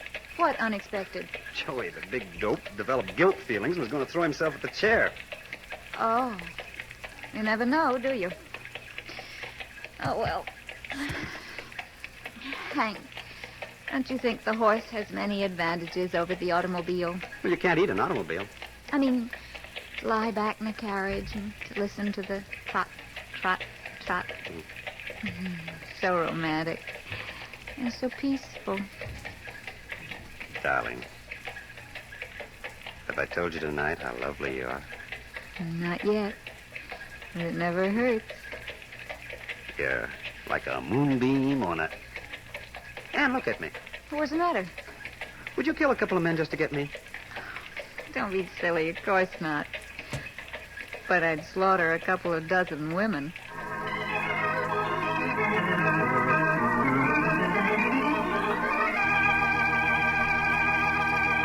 And so closes tonight's Crime Club story, Death is a Knockout. Stedman Coles wrote the radio script. Roger Bauer produced and directed. Tonight's cast included Sidney Smith as Hank Barnum, Ted DeCorsia as Joey Troy, Barbara Joyce played Mabel Smith, Bill Smith was Pop Evans, Arthur Vinton was heard as Marty French, and Joan Tompkins was Ann Cooper. Oh, I beg your pardon. Hello, I hope I haven't kept you waiting. Yes, this is the Crime Club. I'm the librarian. Yes, come over a week from tonight. We have the very exciting story of love and politics in which the deciding vote was cast by death. It's called Hearse's Don't Hurry by Stephen Ransom. In the meantime? Well, in the meantime, there is a new Crime Club book available this week and every week at bookstores everywhere. Yes, it's available now. Fine. And we'll look for you next week.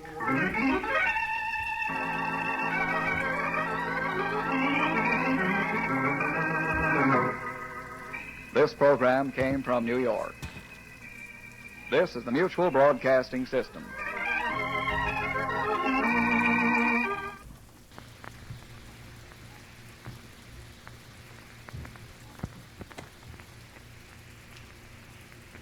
Here's your pass to the Globe Theater.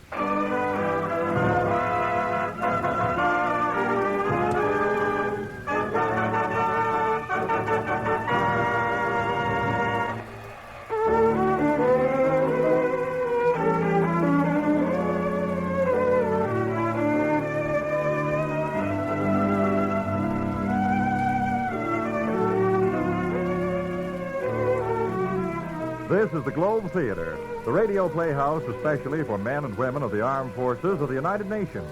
Just as the Globe Theater has meant the best in entertainment since the days of Shakespeare, today it means the best in radio drama for servicemen and women all over the globe.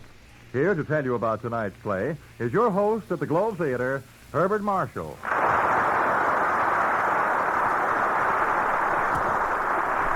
Thank you, and hello, everyone. Your favorite seat is ready and waiting for you here at the Globe Theater. No extra charge for loges. And tonight's bill is one that I trust will be well worth the hearing. There is one type of character that every actor longs to play, whether he be Sir Aubrey Smith or Roddy McDowell. That is the role of the quick-witted, romantic adventurer who moves through Monte Cristo-esque experiences, confronted with innumerable dangers, but usually confounding his adversaries by sharp thinking and subtle humor. Always, of course, there is a lovely girl who makes the confounding all the more worthwhile. As I say, such is the part that every actor longs to play. Now, there are decided advantages about being your host here at the Globe Theater, for that means that I'm also the casting director. And when a fat, juicy part of the title I've just described turns up, whom do you suppose was chosen to portray it? Well, not Sir Aubrey Smith or Roddy McDowell. I need only add that the title of this play is The Man Called X. What happens is of an exciting nature, I think you'll agree. So, let's up the curtain and let the play begin.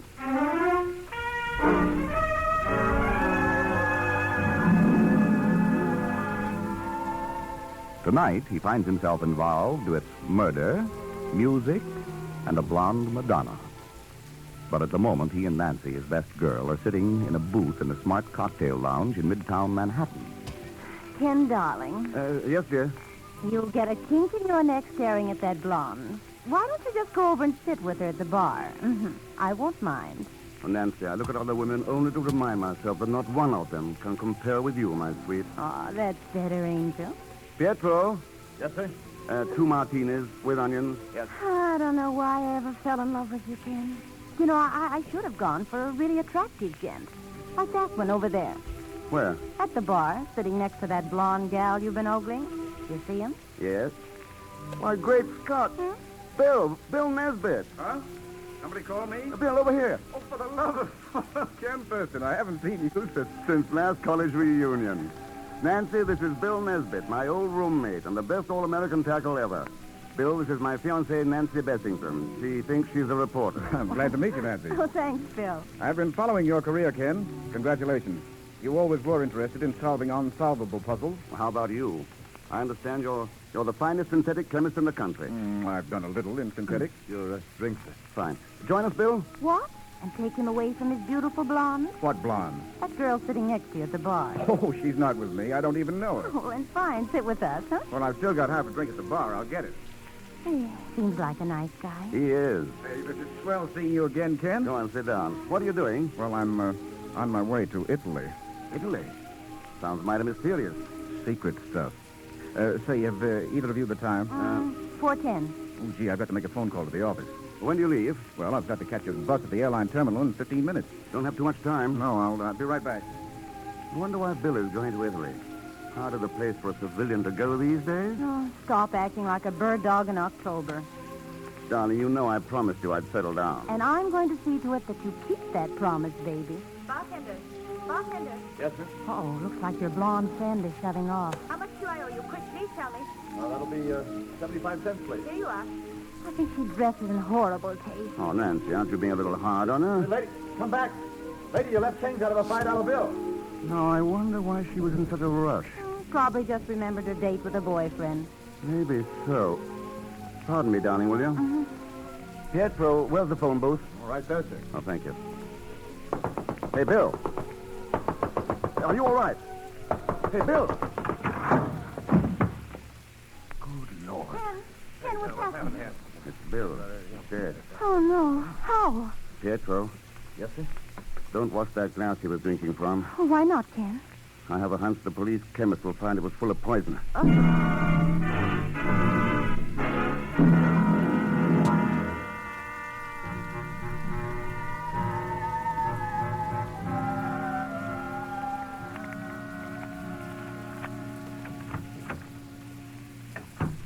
Oh, it's good to get back in my own apartment. You know, I'm not as used to looking at corpses as you are, and I feel a little sick. Yeah, I know. I don't feel particularly chipper myself. Poor Bill. He would have won the Nobel Prize for chemistry one of these days. Ken, who could have done such a thing? I don't know.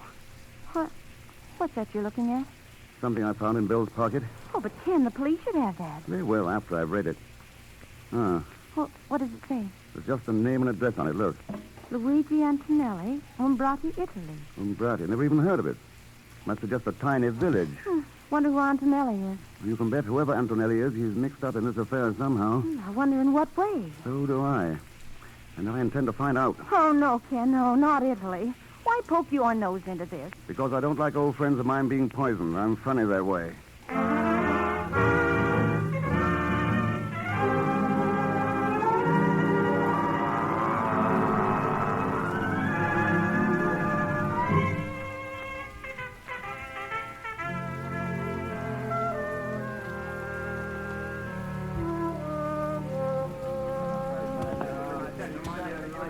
So this is the town of Umbrati. Si, Senore Thurston. Not much of it left, eh? The Nazis. They make ruin everything before the Americans succumb. Well, they didn't ruin your spaghetti. It's a masterpiece. Gracias, Senore Thurston. Give me back my $5. Yeah, before we stop. You've made a great mistake, gentlemen. That crossing will make you look like Mussolini's ghost. What's all the trouble over there? Those GIs look as though they're going to lose their tempers. The American soldiers. They know like the souvenirs, what they buy from Castro the peddler. See him over there. Castro the peddler, eh? That's good. You know him? That, my friend, is an understatement. I must meet Castro the peddler. This is the last time we ask for life. Come on, boys. 1, 2... Here, boys. What's the trouble? Mr. Philipson. Egon Zellsmith, what mess are you in now? Oh, you are a savior. A voice. What's he done, boys? This drifter tells us he's a genuine Italian curiosity. Look what mine says on the bottom. Made in Newark, USA. Egon, give the gentlemen back their money. But, Mr. If you don't, they'll tear you limb from limb, and I'll sit and applaud. Mr. Philipson, you are a sadist. Here you are, fellows, $20. That's better. I'm shocked, Egon. You, a common peddler. There's more to this than meets the eye, though, isn't there? No, I'm just a poor peddler that peddles. Yes. I can make you a better financial proposition. Mr. Thurston, those words are like the soft wings of a bird. How much? 50. 100. 50. All right. What do I steal? Not yet. Do you know a man called Antonelli? You are lucky. I am more than familiar with that name. Well, who is he? Luigi Antonelli was professor of music at the University of Florence. What the devil would Bill want with a professor? Did you say was? Yes. Alas, Signor Professore Antonelli died yesterday. Today is his funeral.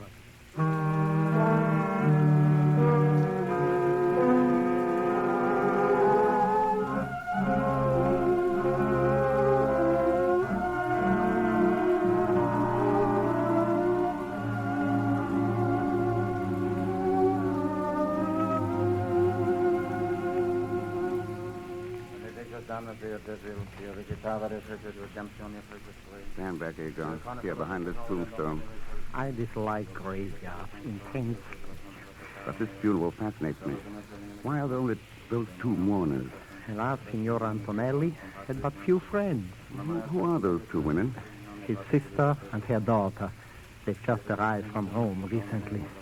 Oh, so they just came down from Rome, did they? Yes. Well, a few days ago, I saw that girl sitting at a bar in New York. Impossible. She just came Aegon, down... it grieves me to tell you this, but you are lying. Mr. Thurston, if you did not pay me so well, I would be hurt to the quick. How well do you really know these two women? Tell me the truth. I have never spoken to them. For $50 more, would you tell me the real truth? In that case... I thought so. But cash? In a cemetery? Well, the dead will not object to a small financial transaction. Cash, please. Oh, all right, here you are. Good. Now, the truth is this. I pretend to be a peddler. Those charming ladies pay me to stay in this town so I can notify them should anyone try to get near their house. Why are they so eager to keep people away from that house? Who knows? Perhaps, I merely say, perhaps, Signor Antonelli is not in that coffin at all.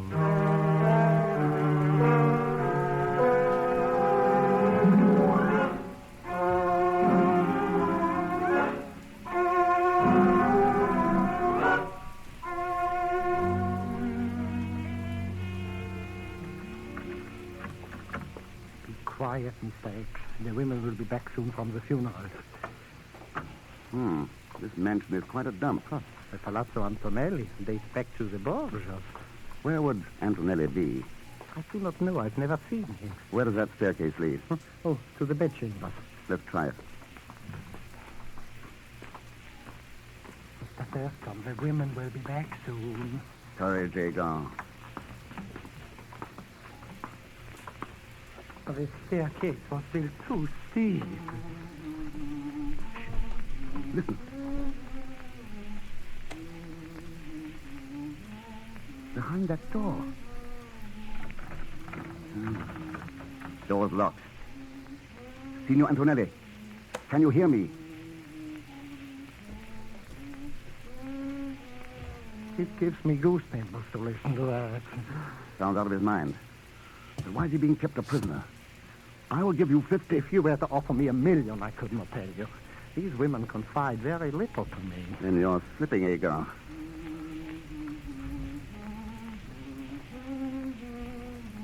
Signor Antonelli, I am an American. I know you are being held a prisoner. Can you hear me?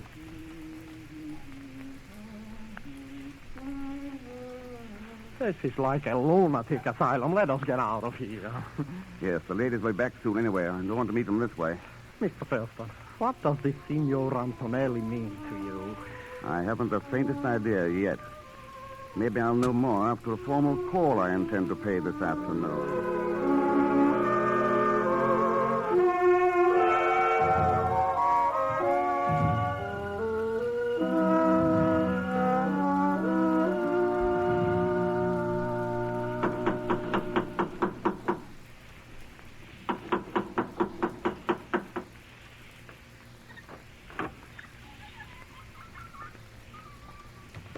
Signore?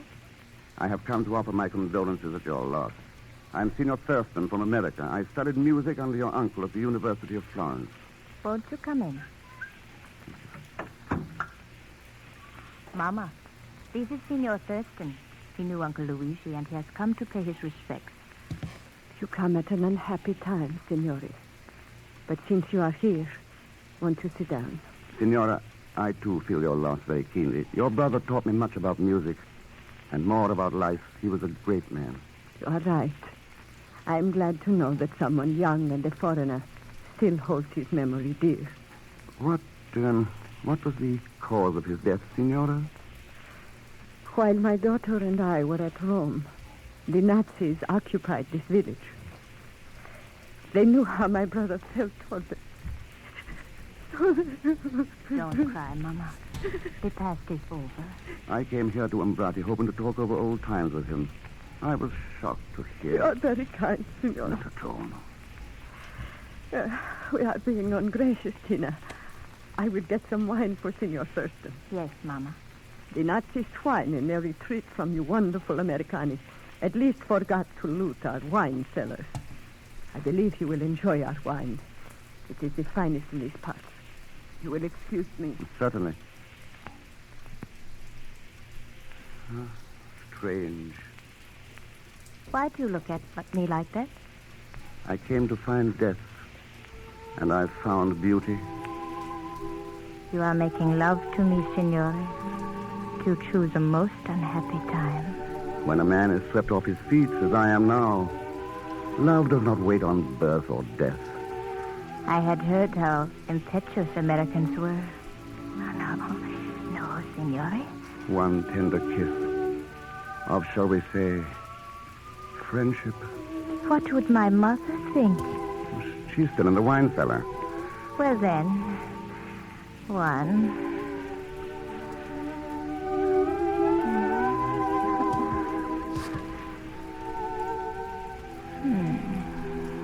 Your name? Tina. Tina? I could compose a tone poem to that name. Please, Mother is coming back. Mother has no sense of timing. Those steps are hard on an old woman. Here, Tina. Pour Signor Thurston's glass. What an exquisite goblet. Yes. Botticelli made it for our ancestors. Probably the Borgias? Signore does not know his history. The Borgias were poisoners. So they were. Here, Signore. Taste it and tell me if you ever had a finer Barolo. Yes. Drink, Signore. But, neither of you joining me? No, Signore. Then I insist your daughter at least take part in an old American custom. It is called the loving cup. When a man meets a girl as exquisite as you are, Tina, he asks her to drink first from his glass. Tina is too young to drink. Oh, surely an exception can be made. My daughter accepts your flattery, Signore. However... It isn't flattery. To look at your daughter is to have some of the chill taken from the memory of her dead uncle. You have not touched your wine, Signore. I wouldn't think of it until your daughter first sipped from my glass. I have told you I cannot allow my daughter But I insist. It is difficult to know where flattery ends and rudeness begins with you. Come now, Tina. Surely you can't object to drinking your own wine? Or can you? Of course not. No, certainly not. Well, then. Very well. Tina, no. You did not really think I was going to drink it, did you, Signore? Considering that it would probably kill you, I doubted it very much. And now the comedy is over, Signore. Oh, I see you know how to use a revolver also. Yes, and I must insist that you stand quite still, or I will shoot a hole between your very attractive eyes. Egon. Yes, Signora. Aha, Egon, of course, hiding behind the screen. I'm coming, Signora. Poor Mr. Thurston. You should not have come here. Egon, take care of this gentleman. As always, it is a pleasure to take care of Mr. Thurston. Show him to the cellar. And tie him up securely. Just my luck. Here I am having a quiet little party with two of the loveliest ladies in Italy. And I have to go to a nasty cellar with Egon.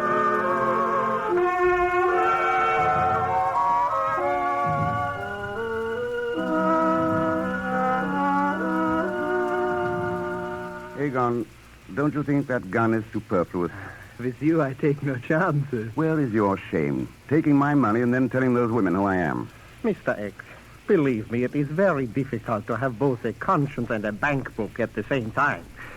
Oh, dear, what wouldn't you do for money? Offhand, I can't really imagine. How much did they pay you to double-cross me? 1,000 lira. I thought so. 1,000 lira. Not worth the paper it's printed on. It is? Of course not. You're beginning to make me very nervous. Italy is an occupied country, but that money wasn't worth one good American nickel. If I thought you were telling me the truth... Have I ever lied to you? Yes. Yes, but always with such charm, Mr. X. Are they asleep by now? Oh, yes. I heard Tina say that they would take Antonelli across the German lines just before dawn. You have no sentiment, Egon. Think of that poor old man locked up. For $500, I could reap, bucket, and at the same time cut those ropes. 200. 5. Either my price or I sit here and starve. Which will it be? Naturally, I cannot let you die. It's a deal. No, it is no use unless I can get to Antonelli's room. By the merest chance, I have a key to the room for 50 more. No, 200 net. What can I do? My heart will not allow me to permit you to be eaten by those rats. Wait, I cut you free. Ah, you have a noble soul, Egon. Sometimes. It's amazing how money will make me as soft as putty, huh? There you are, free now, and here is the key. Thank you. Now, come with me upstairs to Antonelli. I'm sorry, Mr. Thurston. I must refuse. I'm really quite tired. I've had enough and made enough for one day. And so, Mr. X, we come now to the parting of the ways. I go back to town, and you go to the... Yes, that's probably right, Egon.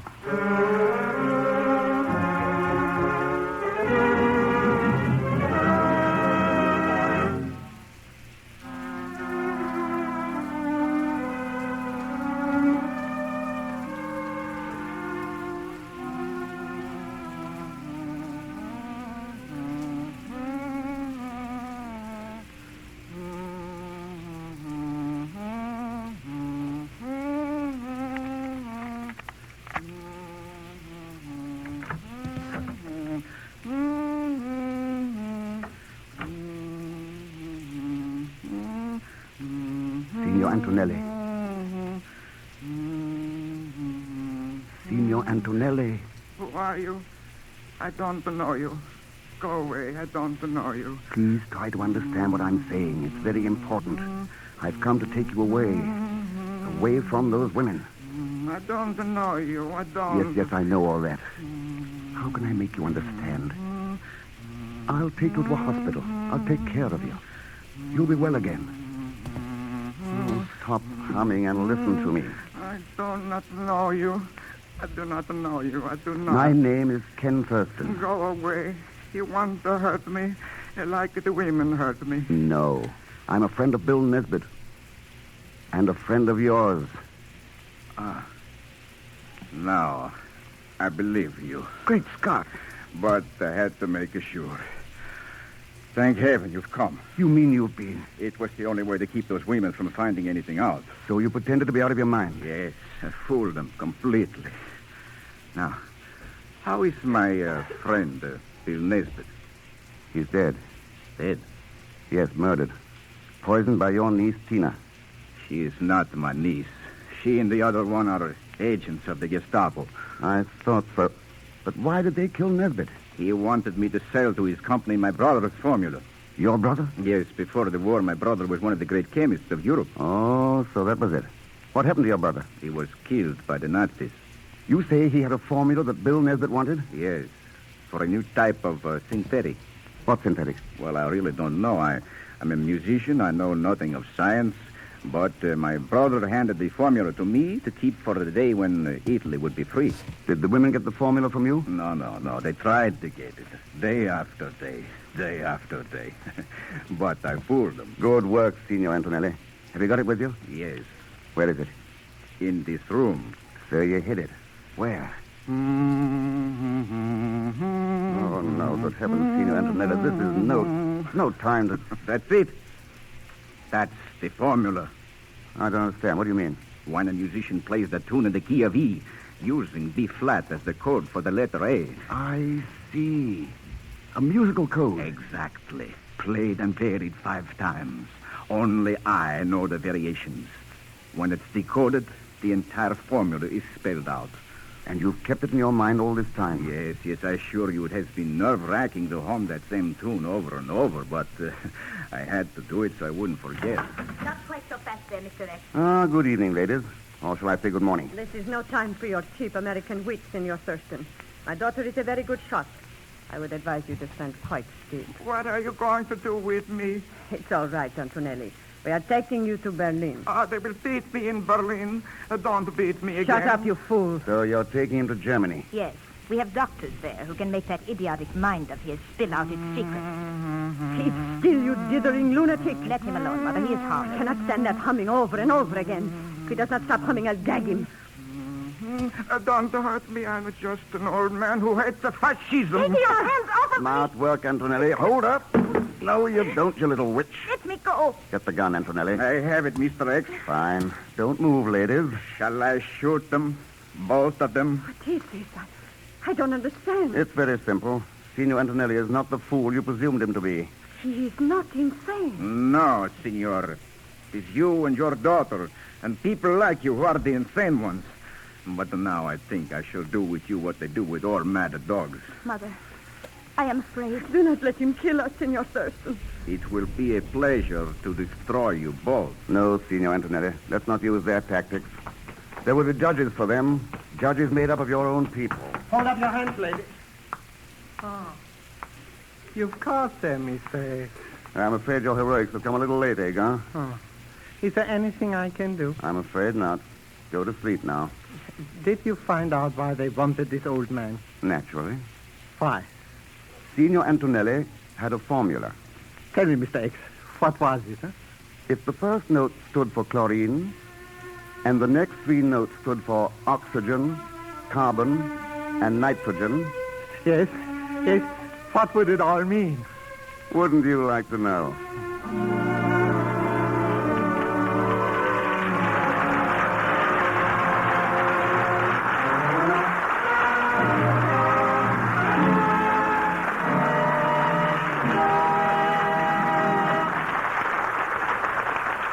So ends tonight's Globe Theater production of The Man Called X. I know you'll join me in thanking Bernie Schoenfeld for his excellent script, Felix Mills for composing and conducting the score, and Bill Robeson, who presided in the control room. By the way, the role of Agar was played by Hans Conried as a farewell gesture to an active life in radio theaters and as a prelude to an even more active life in theaters of a different nature. Mr. Conried, I might add, relinquished the finest head of hair in the Western Hemisphere to become Private Conried, his Army serial number escaping me for the moment. Watch out for him. If his performance as Agon is any indication, he'll be a slippery man to deal with on the evening of payday. By the way, it really was fun to play the role of Ken Thurston for you, and I trust you enjoyed the adventures of A Man Called X. As for the next performance from the Globe, you'll hear Walter Abel, Louise Alberton, Ralph Bellamy, and David Bruce in a neat little thriller called Phantom Lady. Here's a short preview.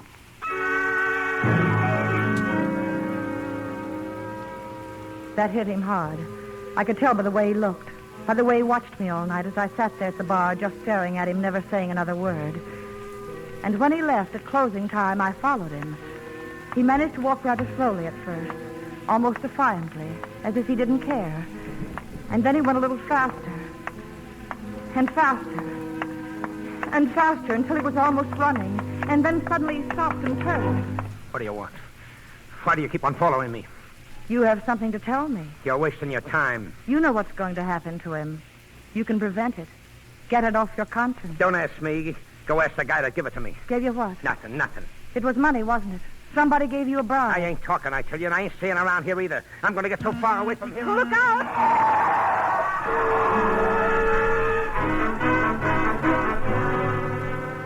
It's going to be a good show, and I know you'll want to hear it. So, jot down on the inside of your helmet liner that you have an appointment at the Globe Theater with Phantom Lady, starring Walter Abel, Louise Alberton, Ralph Bellamy, and David Bruce. I'll be on hand to show you your seat and take care of the introductions. Till next performance, then, this is Herbert Marshall wishing you all the best, and I'll be seeing you.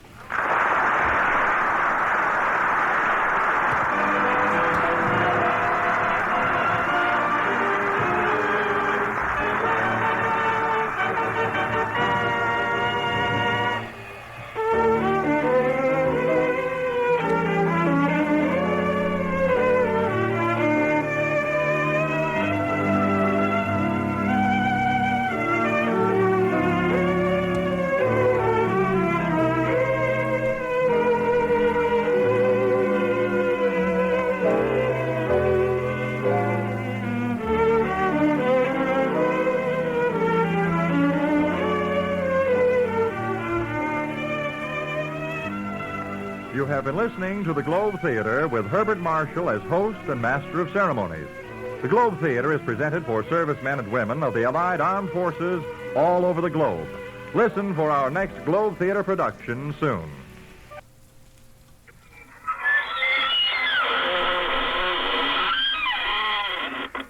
Good evening, friends of the inner sanctum. This is your host to welcome you through the squeaking door. Say, do you ever find that you can't get a certain face out of your mind? Until you do, go out of your mind? Like me and a guy named Joe, for instance. I ran into Joe accidentally the other day over at the city morgue. And Joe's been haunting me ever since. I can't get over the smug way he deadpanned me and then gave me the old cold shoulder routine. I don't want to cry, baby, but I dug down plenty time and again to keep Joe from going under. But no gratitude at all from Joe. Mister, I'm finished with Joe for keeps.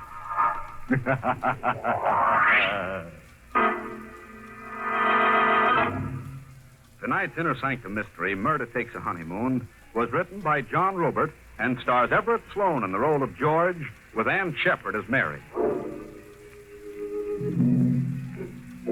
And now for tonight's free lesson in how to improve your screen.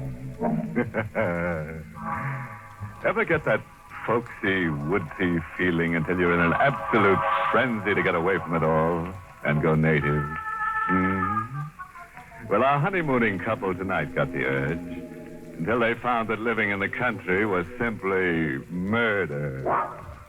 To rhyme it, our twosome found it positively gruesome. Stand by and we'll demonstrate. We're on a milk train somewhere in the east, puffing through the rock and rubble of desolated whistle-stop country. The yellow train lights blink eerily. The hour is sometime between night and morning. One car holds just a young couple.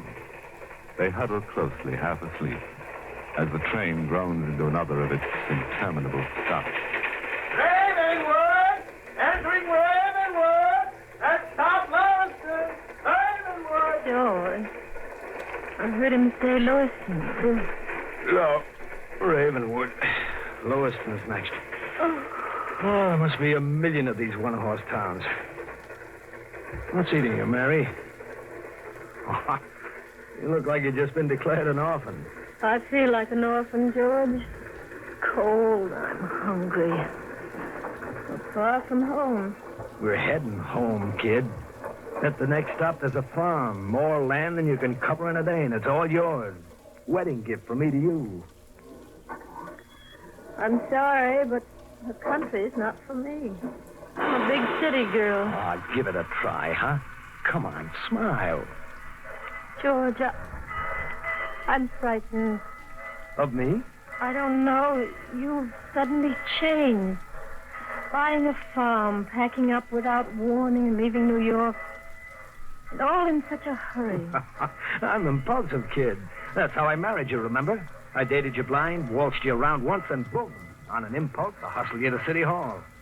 I bought the farm the same way. The way it's happened, it's as if you were running away from something. Running to something, kid.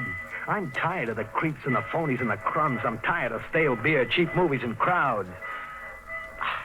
Ah, okay, skip it. I'm thirsty. You want me to fetch you a drink? No, thanks. All right, I'll be back in a minute. George! George! Hey, watch it! George! Hey, you got the jitters. There was a hand out there in the darkness, reaching toward me through the window. Oh, kid, your imagination's gone crazy. You're overtired. George, look. What's that? An envelope. Someone dropped it on my lap. Fell to the floor. Give it to me. What does it say? A crank note. Some country idiot's playing black hand. Let me read it. We don't like strangers in Lewiston, especially New Yorkers. Better be smart and read the train schedule back. There's a return train schedule attached to it. Oh, you look as if you were already on that train back. You scare easy, huh? How did anyone know we were coming? Well, that's easy. The real estate man who sold me Raintree Farms no doubt stuck the item in the local papers. come on. Shrug it off as a crackpot practical joke. But, Joe, you really want me to believe that someone drove 10 miles in the middle of the night to warn us off? Just to be funny? I'm laughing.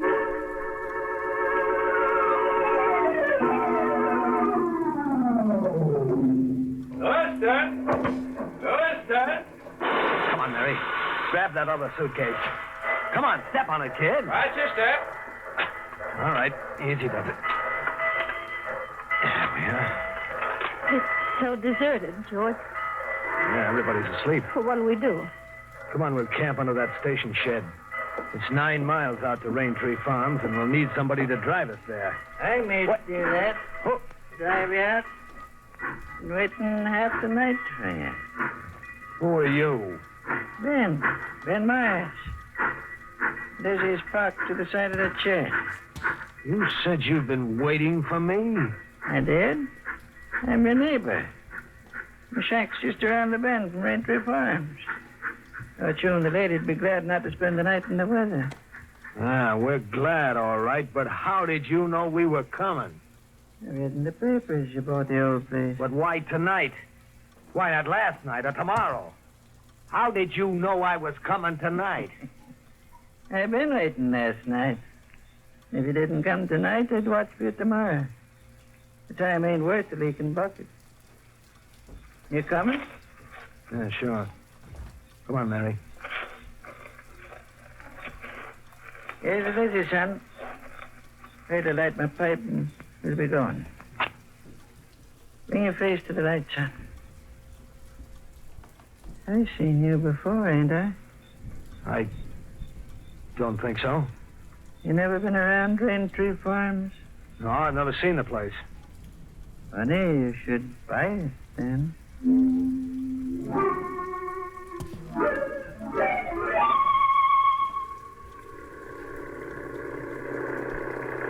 Nobody's tried living in Raintree Farm now in 2 years. Why? Some say that it's haunted. Some say there's a black curse on the house. You keep asking questions, kid. He'll have you seeing ghosts coming out of the chimney. Not ghosts, son, but corpses. Corpses? The last couple that tried living in Raintree Corners lay dead in the parlor floor. I seen them with my own eyes. Dead. Nobody ever found out what killed them. Another mile to Raintree Farms, folks. Go on, kid. Grab yourself 40 winks. I can't. I daren't close my eyes. George, what was that? Stop the car. It was a bullet. Someone took a pot shot at me. Missed you by inches. Check. Almost a bullseye. Nobody's no slouch with a rifle. What's the angle on this, Myers? Can't say. Except that shooting comes naturally to these parts. This is hunting country. In the middle of the night, in the dark? Oh, night's light enough for shooting. Folks around here'd rather shoot than sleep. I'm not swallowing that. Somebody tried to kill me. That's a pretty big idea, son. Yeah, well, the idea's even bigger. I figured maybe someone waited along that road in ambush and you fingered me. Maybe that's why you waited around all hours at the depot. You were to drive me to my murder.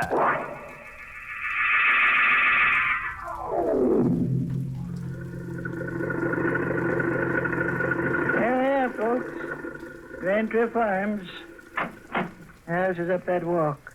All right, hand me the luggage, Mary. Yes. Thanks for the lift. Your young man ain't thanking me. His head's busy turning with big ideas. Goodbye, son. I'll be coming around, maybe. With some more of your big ideas. Look, if I ever see you around here, I'll shoot you full of holes on sight for trespassing.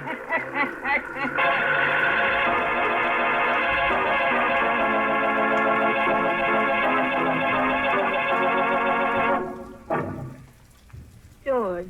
Yeah? About that shot on the road coming here, why would anyone want to murder you? You're a stranger. To keep me away from Raintree Farms, I guess. Why, if you own it? Why is a big letter, kid? George, you're concealing something. Who are you? George Stretch, your husband. A stranger to me until 10 days ago. Who are you, really? Oh, look, kid, you're letting some local crackpot give you the willies. Mary, a guy said something about for better or for worse just before I slipped a ring on your finger. Was it all a lot of idle talk? No, George. I meant it deep down. I'm sorry. That's more like it. What do you say we forget the spook stuff and hit the sack, huh? Coming? Mm-hmm. Boy, this joint sure needs a loving touch. And a coat of paint. Now to find the key. Wrong key. The real estate office mailed me 5 different keys. George. Now what? Somebody's inside. I see a moving light. Yeah. Some footsteps coming to the door. What are you after, mister? Well, I was trying to get in. What's the shotgun for? Protection? You need it, yeah. I've seen you somewhere before, haven't I? No, you haven't. I've never been somewhere. Who are you? I'm George Stretch. This is my wife. We're the new owners. Who are you? Parker. Willis Parker. I mean, what are you doing here? Squatting? You broke in? No. I moved in. Just like that? Uh-huh. Abandoned place. Loaded down with county tax warrants. I bought a tax warrant and I'm in. I don't get it. Squatter's right. Go see a lawyer. You mean you won't get out? That's right. On what ground? Look, fella. Right now I've got possession of the premises. That's a big chunk of the law around here. I'm not going to stand out here in the dark arguing it out with you. Now beat it, fella. And take your valises and the dame. You're trespassing. Now, this is a trick to turn me back. Through arguing with you. Start moving. The next one goes right in your breadbasket, fella. And keep going. Mary. Yes, George. Head for the deep shadows and then drop to your knees and flatten out quick. I'm sick and tired of being shot at. George, put that gun away. Down, I said. I'm not heading back with my tail between my legs. Bullseye for me. Who was it that said this was a shooting country?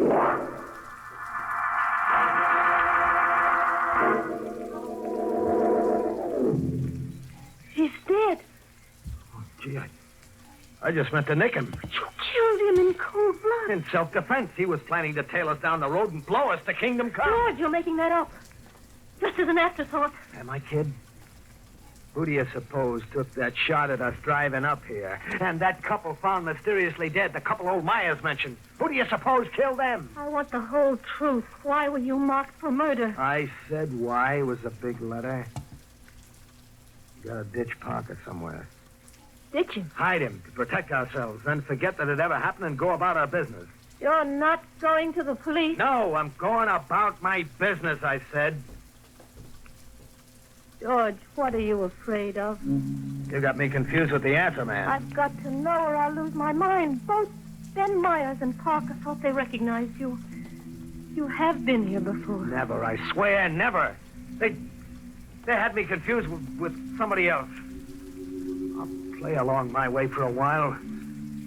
My way is the only way, Mary. Any other way is no good. I'll get that kerosene lamp and follow along.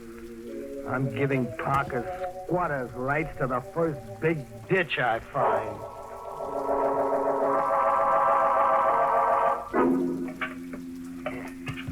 He'll stay put now. Oh, come on, kid. Dry your eyes. You gotta take the breaks as they come and play along, for better or for worse. For better or worse. Murder and burial. How far can we get together now? As far as the house, anyhow. That's as far as I want to get. And I don't care how stiff the price is. You get it, Mary? I don't care.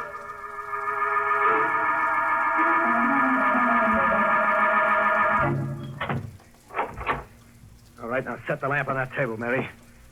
And stop staring at me as if I were some kind of a man-eating monster. You're getting on my nerves. I'm sorry, George. All right, that's better. Look around you. What do you see? The room is a wreck. Check and double check. The paneling's ripped out. The floorboards are up. Someone started taking the fireplace apart brick by brick. My property buy doesn't look so good, huh? George. What? What does it mean? Vandals always have a field day with an abandoned property. No, it means something else. Check, kid. Parker holed up here looking for something. And you're looking for something, too. You're catching on, kid. That's why we're in this forsaken country. That's why you were marked for murder. What are you looking for, George? A couple of things. One of them's a stiff. A fresh-faced kid who called himself Johnny Morrow came out here about 2 years ago. He was never seen again. Alive. And you know why, Mary? Why? Because he's still here. My kid brother never left this house. Alive or dead.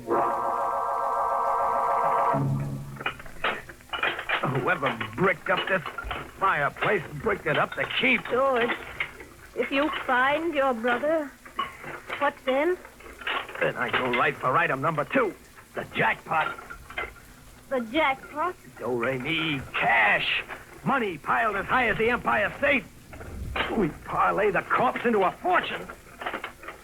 Yeah, that does it. The hole's big enough to drive a truck through. Bring that lamp over. Closer. Closer, you dummy. Yes, George. See what I see? Walled in as if he was part of the building layout. Meet your brother-in-law, Mary. All right. Help me drag him out. Yes, George. Set him down over here.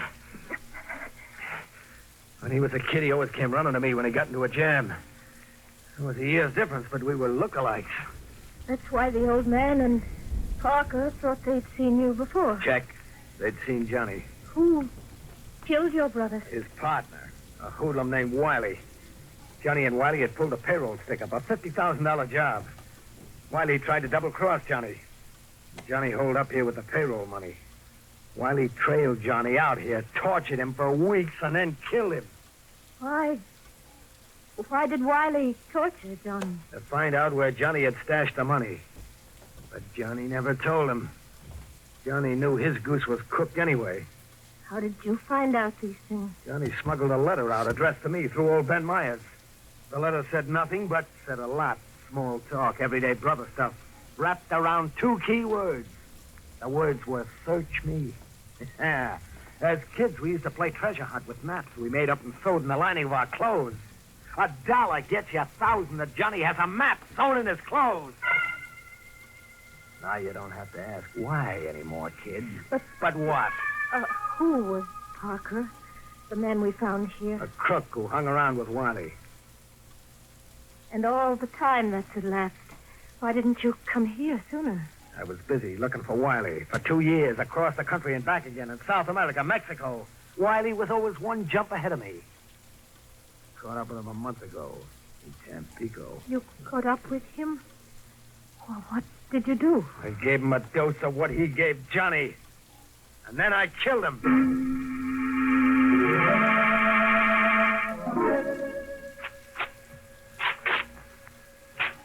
You'd have lost that dollar bet, kid. Same trick we had as kids. Yeah, a map inside his coat lining. You can read it? Sure, like the ABC. The dough is buried in a can 5 steps from the back door to the barn. The dough is practically in my hands. George, you'll have to give the money back. Back? Huh? And give myself up with it, huh? Yes, if you can find the courage. And tell Johnny he died like a chump for nothing. And tell myself I was just a sentimental sap, dogging it after Wiley right into Tampico. And maybe get down on my knees in front of that ditch out there and apologize to Parker if I haven't put a slug in him. George, out of your mind. Out of my mind if I listen to you. I'll lend a hand. Grab Parker's shotgun and watch for intruders while I dig that can up. And then I'll bury Johnny right on the same spot. Yeah, I'll bury Johnny right where he stashed those 50 G's for his big brother to come and get.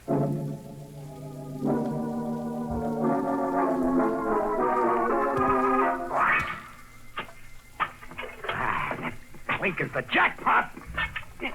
Like music, eh, Mary? Listen to it. Now, look. You see the money, Mary? Green as grass, just as I dreamed of it for 2 years. Just as Johnny and I dreamed of it as kids. Green money, green as grass. And nothing under 100. You ever see a bankroll with nothing under 100 before, Mary? Did you? No. Just as I can recollect, I neither, son. What? I seen small change. $5 bill once. I never seen 100 before. What are you doing here, Ben? Rejoicing with you, son. I've been waiting and watching a long time for one of you to find that money. But I knew it was hid somewhere around here. And I'm an old man. Very much time for me to enjoy my share. How much is your share? I was calculating on a quarter, maybe. And I saw you put Parker away. Right now I'm calculating on, say, half. What are you calculating on doing with half? I don't know, for sure. Treat myself to something good. Maybe buy myself some more land. What do you say, son? You made yourself a deal, Pop. I'm going to give you all the land you need. You're aiming to kill me. George, no! I got to, Mary. I'm not killing you, old man. When you came visiting just now, you committed suicide. Get up against that tree and turn around. Maybe if I go back to calculating the quarter? I said you committed suicide. I'll bury you with a $100 bill in your hand so you can treat yourself to something good where you're going. Ready? I said you was a winner, son. Guess I'm a loser. So long, sucker. Oh. Mary, you fool. You shot me. I had to do it, George. I had to save you from yourself. Silly fool. I was gonna make you a queen. No, George. It wouldn't have been that way. After then, you would have had to kill me. You see, no power on earth would make me go your way. And no power on earth would make you go mine. You saved my life, Mom. How can an old idiot ever thank you? By going to the police. My husband has a confession to make.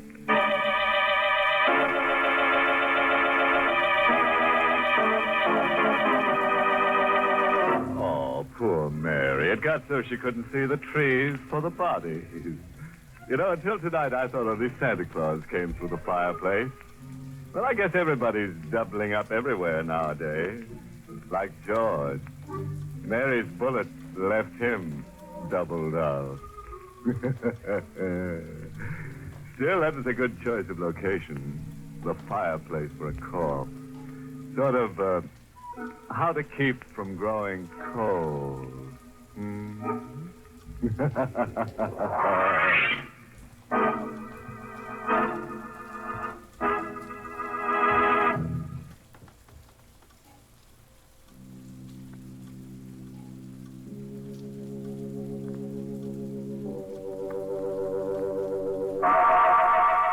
Inner Sanctum Mysteries, brought to you by Bromo Seltzer.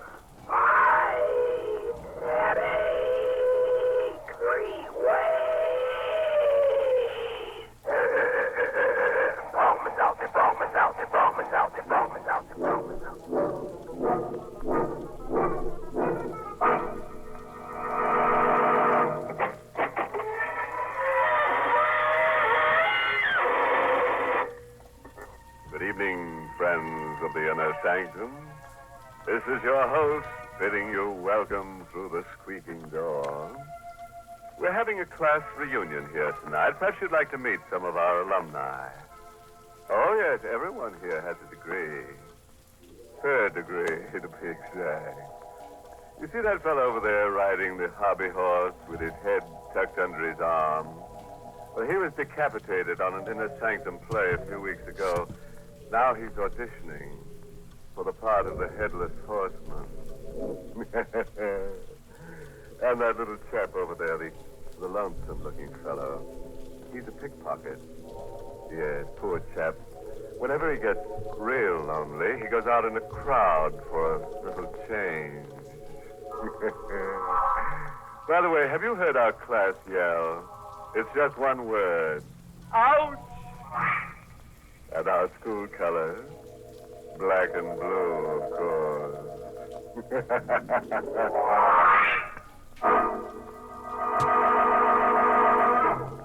Tonight's Inner Sanctum Mystery, Till Death Do Us Part, was written by Emil Tepperman and stars Everett Sloan in the role of Joe, with Mercedes McCambridge as Nancy, and is presented by the Emerson Drug Company of Baltimore, Maryland, whose registered pharmacists compound Bromo Seltzer, the headache product that's both fast-acting and pleasant tasting.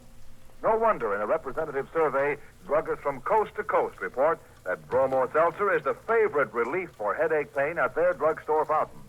In fact, 5 times as many of these druggists said that the leader is Bromo Seltzer. And now we can turn to a little matter of murder. Our story tonight begins on a pleasant note with a honeymoon couple. But don't start to squirm. The unpleasantness will commence soon enough. Oh, darling, no. Just look at them. Joe and Nancy Page, married hardly 5 hours, and parked at the side of the road by the bank of the old mill stream, and whispering sweet nothings to each other. Oh, gee, Nancy, it's wonderful to be married to you. Oh, Joe. If the other clerks at Scott's department store could see us now. Well, I don't want anybody to see it. I just want to be alone with you, Joe, for the rest of my life. I hope you don't mind spending our honeymoon in a tourist cabin instead of a swanky hotel. Oh, I love it this way, Joe. The stream rushing past, the moonlight shining on the bridge, the woods all around us. Oh, look. There's another car. They're parking on the bridge. He's turning his headlights out, too. They think they've got privacy. Guess they can't see us parked here. Look, Joe. The couple's getting out of the car. Yeah, for a walk on the bridge. I wonder if this is their wedding night, too. That's a beautiful car they got. Joe, What? that couple, they're acting very strange. They're having an argument. Joe, look what he just took out of his pocket. Holy mackerel, a gun. He's pointing the gun at her. Joe! He shot her in the face. Holy mackerel, it can't be. Must be a gag of some kind. No, you saw the flashes when he fired the gun, and see how still she lies. Her body's crumpled at his feet. Yeah, he's picking her up. I bet he's going to throw Joe, her. don't let him. No. See, you push my hand down on the horn.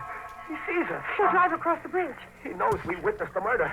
He's got to kill us, too. Oh, Joe, quick, start our car. He'll be here before I can turn the car around. What do we do? We'll duck into the woods. Come on. Quick.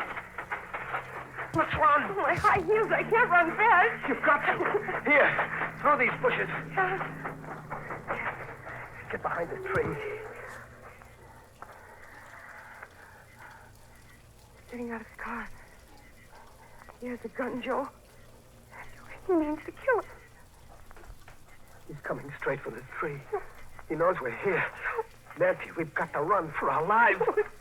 Take my hand. Come on. Oh! Joe, he's shooting at us. Run, Nancy. Faster.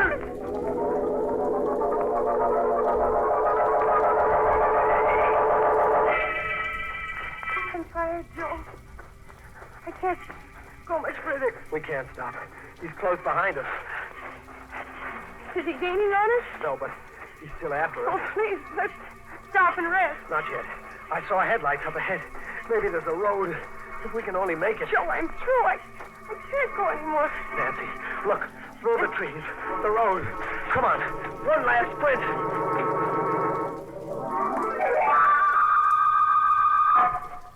Here it is, Nancy. The road. Oh, thank heaven. I never thought we'd make it. Is he still after us? He's still coming through the woods? I don't know. We'll stop the first car that comes along. No. Oh, now take it easy, baby. I was thinking of that poor girl lying dead on the bridge. And on our wedding night, too. Oh, here comes the car. I'll stop it. It isn't stopping. He went right by. Joe. What? I think I hear something behind us in the woods. Only the wind in the trees. Suppose he should suddenly step out of those woods with his gun. Maybe he gave up. Maybe he went back to take care of that body. Our car is there, Joe. With our marriage license in the glove compartment and the receipt Mrs. Swenson gave us for the cabin. Yeah, he'll know all about us. Who we are, where to find us. We don't know a thing about him, except his face. The face of a murderer. Come on, Nancy. I think we better start walking. We've got to get to the cabin and phone the police.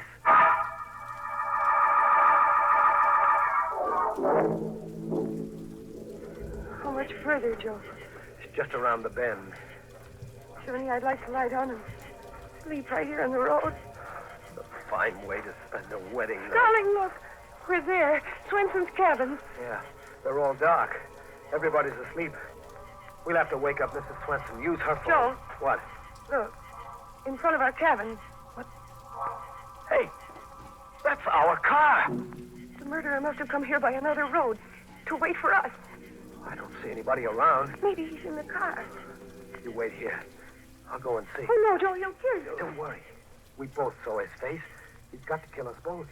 If I go over there alone, he won't shoot until he knows where you are. But I... Now, take it easy. Stay back here in the shadows. It'll be all right.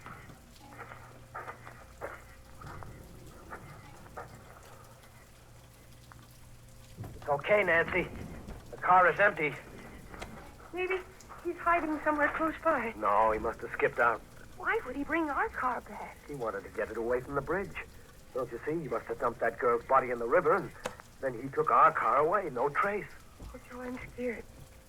Maybe he's hiding inside the cabin, waiting for us. He'd be a sap. One shot would wake up all the people in the other cabins, and Mrs. Swenson, too. He'd never get away with it. Come on. We're going into our cabin and get cleaned up. Then we'll use the phone. The switch is right here.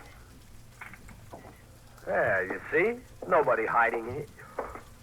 Holy mackerel. Wait, what is it? Over there. On the bed. What? No! It's the girl's body with her face shot away. Just like we saw her on the bridge.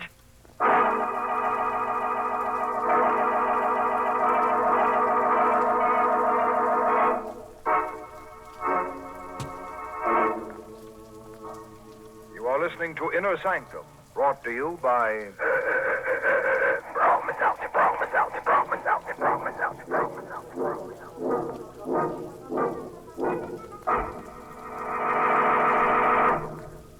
From time to time on this program, you've heard from folks who told how they got speedy relief from headache pain by taking a refreshing glass of bromo seltzer. These people write in on their own initiative to say that they appreciate the quick and pleasant headache help that bromo seltzer brings. Recently, we received such a letter from Mrs. Katharina Eckerline of Schenectady, New York. Mrs. Eckerline said, One Sunday afternoon, as a young bride of 24, I went for a walk with my husband. On our return home, I developed a headache. My husband went into a nearby drugstore for bromo-seltzer, which a friend had suggested. And bromo-seltzer brought me quick relief from my pain.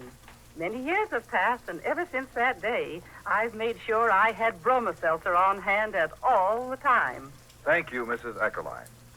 It's no wonder that you and thousands of others always turn to bromo seltzer for headache help.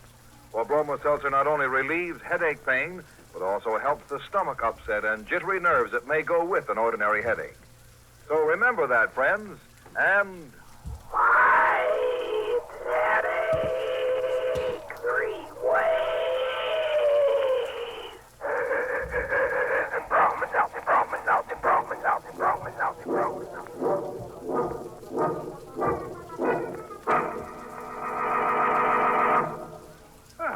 Now we can return to that cozy little honeymoon cabin where Joe and Nancy found the beautiful corpse on their bed.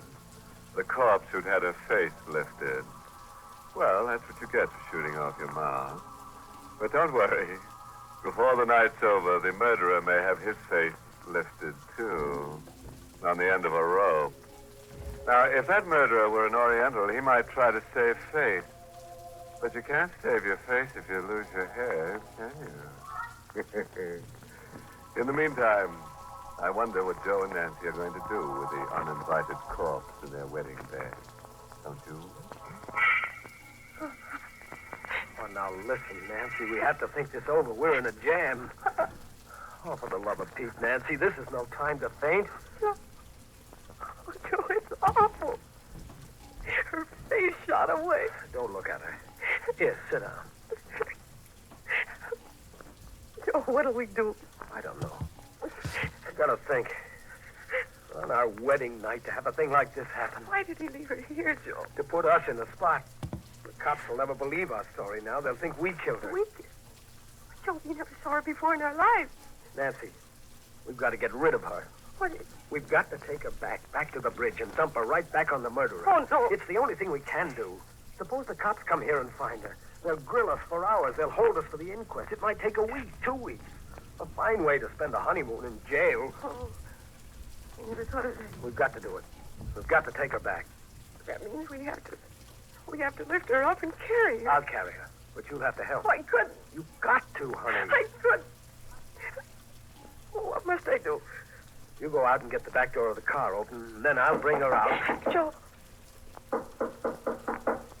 Oh, they'll find us here with the body. Quick. Throw the blanket over. I'll see who it is. Oh, no, I can't go near her. Do as I say, quick. Try. Give me a minute.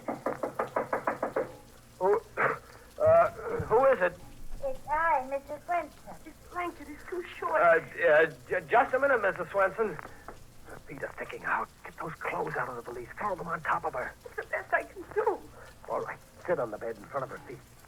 Please hurry, Mr. Stone. Coming, Mrs. Swenson. Everything okay, Nancy? Yes. I feel pretty. Bite your lip. Do anything, but don't faint now. Good evening, Mrs. Swenson. Good evening, Mr. Stone. I hope I'm not intruding. I saw your light, so I knew you weren't asleep yet. Yeah, we were just going to sleep, weren't we, Nancy? Oh, yes. I should have thought you'd been asleep long ago. See, I brought you a jug of my own homemade apple cider. I'll put it right here in some glasses, too. Oh, thank you, Mrs. Swenson. It's awfully nice of you. Oh, not at all. It's so nice to have a honeymoon couple. I wanted to do it earlier, but my heart was bothering me. I've a bad heart, you know. Oh, I'm terribly sorry to hear that, Mrs. Swenson. Thank you for everything. Aren't you going to try my cider? I thought you'd like to drink a toast. Well, we're not very thirsty right now, Mrs. Swenson. Are we, Nancy? Oh, no, no. Of course not. Well, now I'll run right along and leave you both strictly alone. Good night, Mrs. Swenson, and thank you again. Good night, Mrs. Swenson. Oh, you poor dear. You look all tuckered out sitting there on the bed. I bet you don't even know how to make up a bed. Here, I'll make it up for you. Oh, no. Well, it's the least I can do. Now, you just sit over there on the chair, my dear. Please don't. Why? Well, she means, please don't bother. Oh, it's no bother. What's this? We can explain everything. Shot! She's been shot in the face. Murdered. Oh, please, Mrs. Swenson, it isn't what you think. Murdered! You're no honeymooners. You're murderers. Oh, man! Stop that! Let me go! Let me go! Shut up! Stop that! Joe, look out, you're smothering her. Your hand. I'm just trying to stop her yelling. Please, Mrs. Swenson.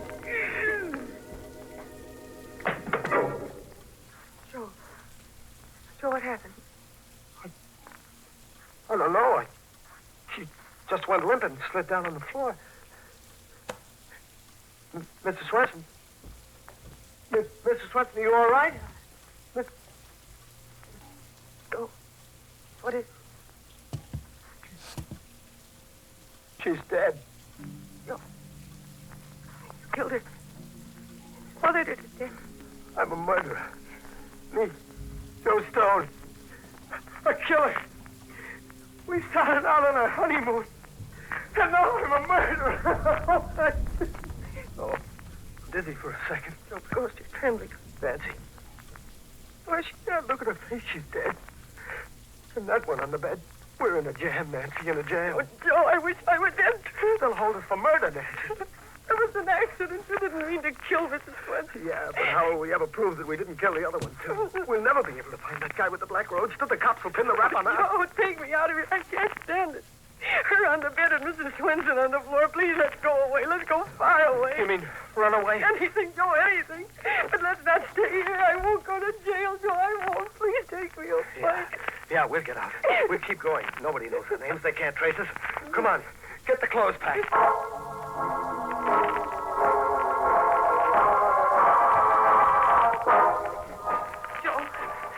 Close this valise. I'll close it. You get the other one packed. Don't forget anything. Look under the bed. Be sure we don't leave a single thing behind. No, mustn't leave anything behind. Everything's packed, Joe. Hurry. All right. I'll take the bags. You put the lights out. Joe. Hey. What, Joe? What's wrong? I just thought. Our fingerprints all over the place. Oh, what'll we do, Joe? Gotta wipe them off everything. Grab a towel. We'll wipe everything in sight.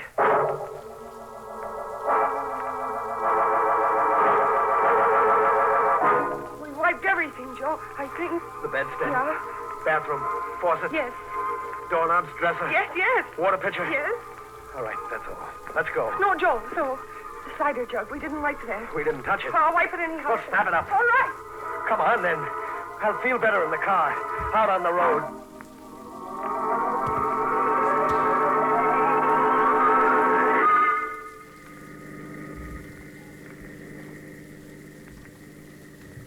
Joe, do you think we forgot anything?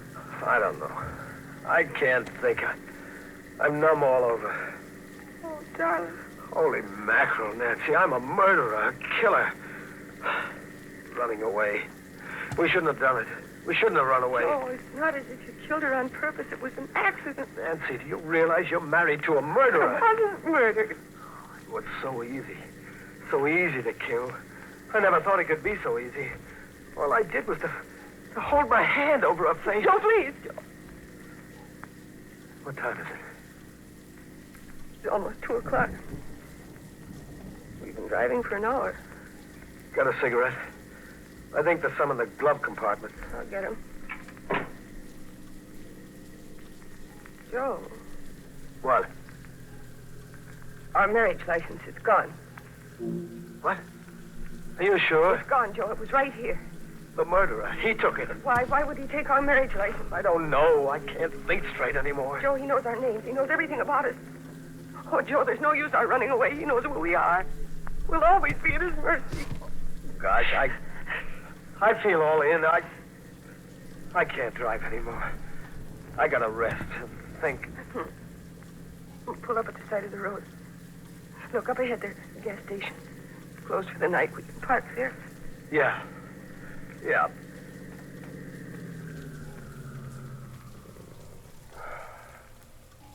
Gee, I wish I could sleep for 100 years. Poor Joe. Here. Put your head on my shoulder. The first night of our honeymoon. And maybe the last.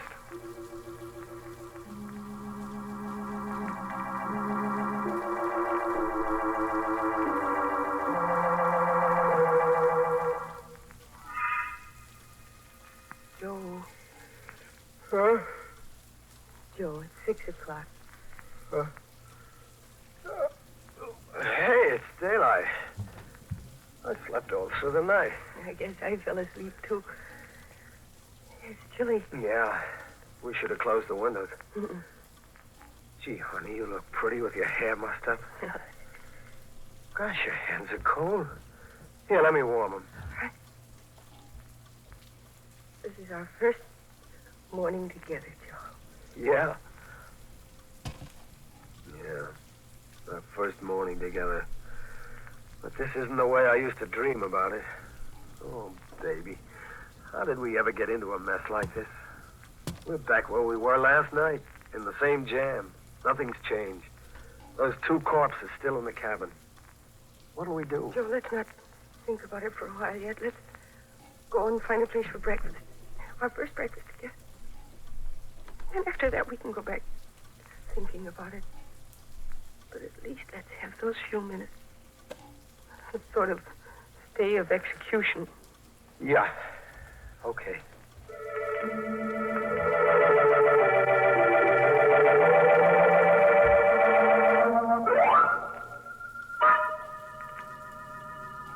There's a place, Joe, a diner. Yep. But I haven't got much appetite. No, what we both need is something hot. Think there's an alarm out for us yet? Joe, please, let's not think about it. No other customers inside. That's good. Good morning. Been traveling all night? Yeah, all night. Some scrambled eggs, please. Right. That'll take a few minutes. That's all right. We'll wait. And I'll turn the radio up on you. Your friendly neighborhood station with the early morning local news. During the night, death came to Mrs. Hannah Swenson, whose tourist cabins are located on the Bay Park Highway. Yeah. Right off Route 27. Mrs. Swenson's body was discovered by Oscar Jansen, the handyman, who was awakened by the sound of a car driving away from one of the cabins. Investigating, he found Mrs. Swenson lying on the floor of cabin 3. Dr. Macklin, who was summoned immediately, announced that Mrs. Swenson had died of a heart attack. He had been treating her for a severe heart ailment. A heart attack? Didn't seem to I respond. didn't kill her. Joe, he didn't say anything about the other body. Police are anxious to contact a couple who occupied the cabin and who apparently left during the night. They are traveling in a blue 4-door sedan. License number 8N1637. Their names are not known as yet.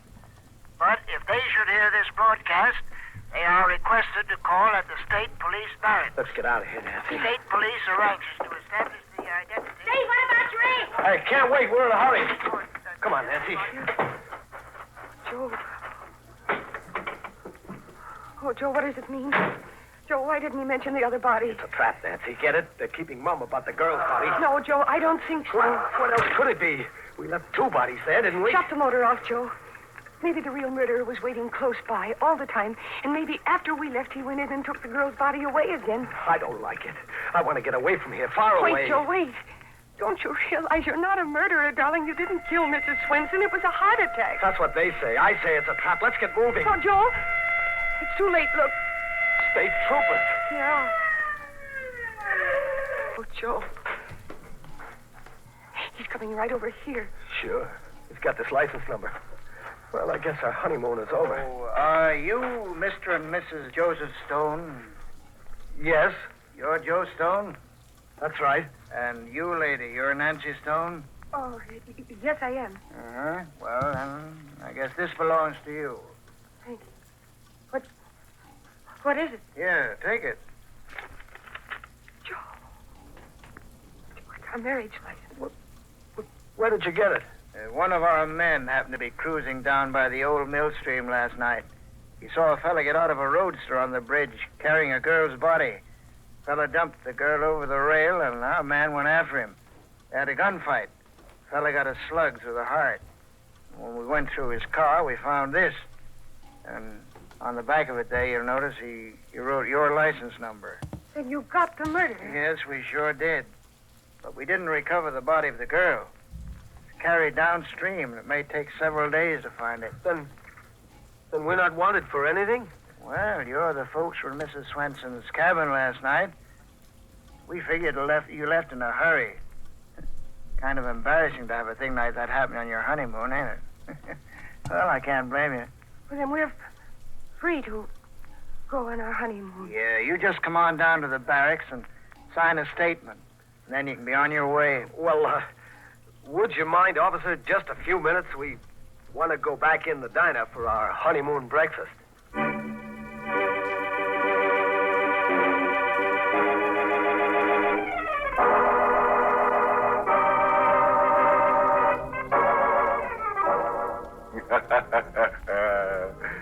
Fooled you again, didn't we?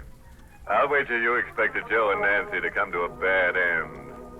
You know, it's too bad Nancy had to be framed for murder, but we just couldn't resist framing her.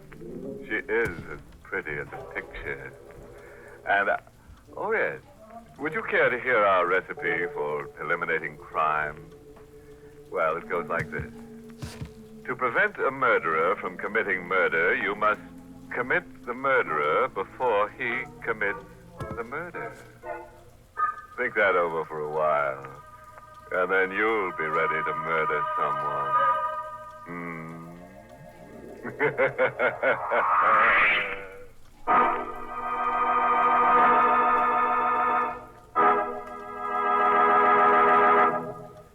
If you're at work or out shopping during the day and suddenly a headache hits you, it's no trouble at all to step up to a drugstore fountain and ask for bromo seltzer. But if you get a headache while you're at home, for example, late at night or first thing in the morning, now that's another thing altogether. You need and want headache help in a hurry. And that's when it pays to have bromo seltzer in the medicine cabinet, ready to bring you the fast headache help you need when you need it. Thousands of people keep bromo seltzer in their medicine cabinets because they find it relieves headache pain quickly and pleasantly and helps the jangled nerves and stomach upset that may team up with an ordinary headache. You see, bromo seltzer is compounded by a special process under the supervision of registered pharmacists. Caution, use only as directed. If headaches persist or recur, see your doctor. But for ordinary headaches, just be sure your medicine cabinet always contains... bromo seltzer, bromo seltzer, bromo seltzer, bromo seltzer, bromo seltzer, bromo seltzer, bromo seltzer.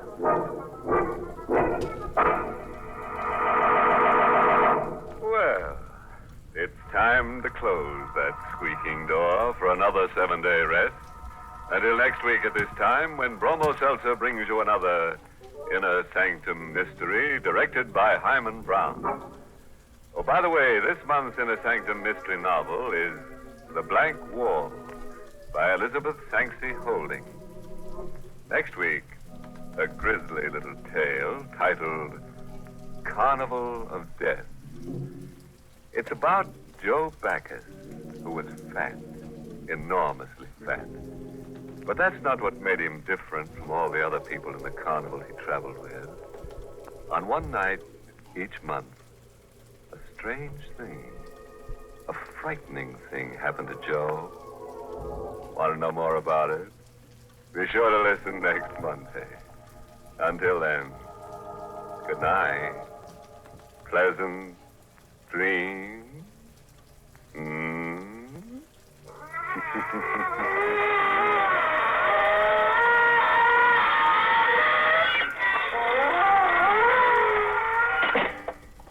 This is Dwight Weist inviting you to tune in again next Monday at this same time to Inner Sanctum, which is brought to you for your entertainment every Monday by... Bromo Seltzer, Bromo Seltzer, Bromo Seltzer, Bromo Seltzer, Bromo Seltzer, Bromo Seltzer, Bromo Seltzer. Friends, today is Navy Day. We salute the United States Navy and pause to remind America's young men that the Navy offers great opportunities for career advancement. Find out about the special benefits of a Navy career at your nearest recruiting office. This is CBS, the Columbia Broadcasting System. Inner Sanctum Mysteries, brought to you by Bromo Seltzer and starring Ben Hecht.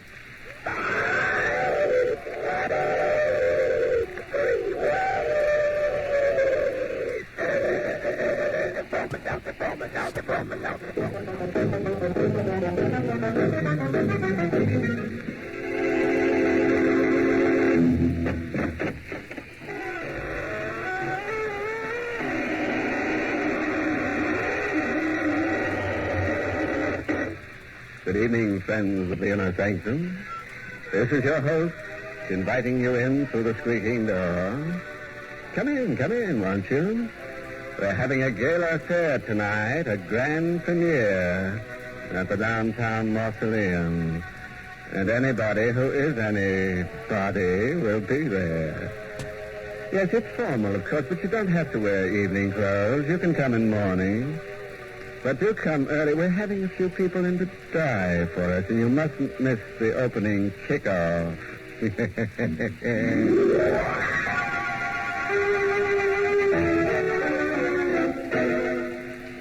Tonight's Inner Sanctum Mystery, The Spectre of the Rose, is an adaptation of Ben Hecht's newest motion picture, which will have its Broadway premiere on August 31st. It was adapted by Robert Sloan and is presented by the Emerson Drug Company of Baltimore, Maryland, whose registered pharmacists compound that speedy, refreshing headache help in the familiar blue bottle, Bromo Seltzer.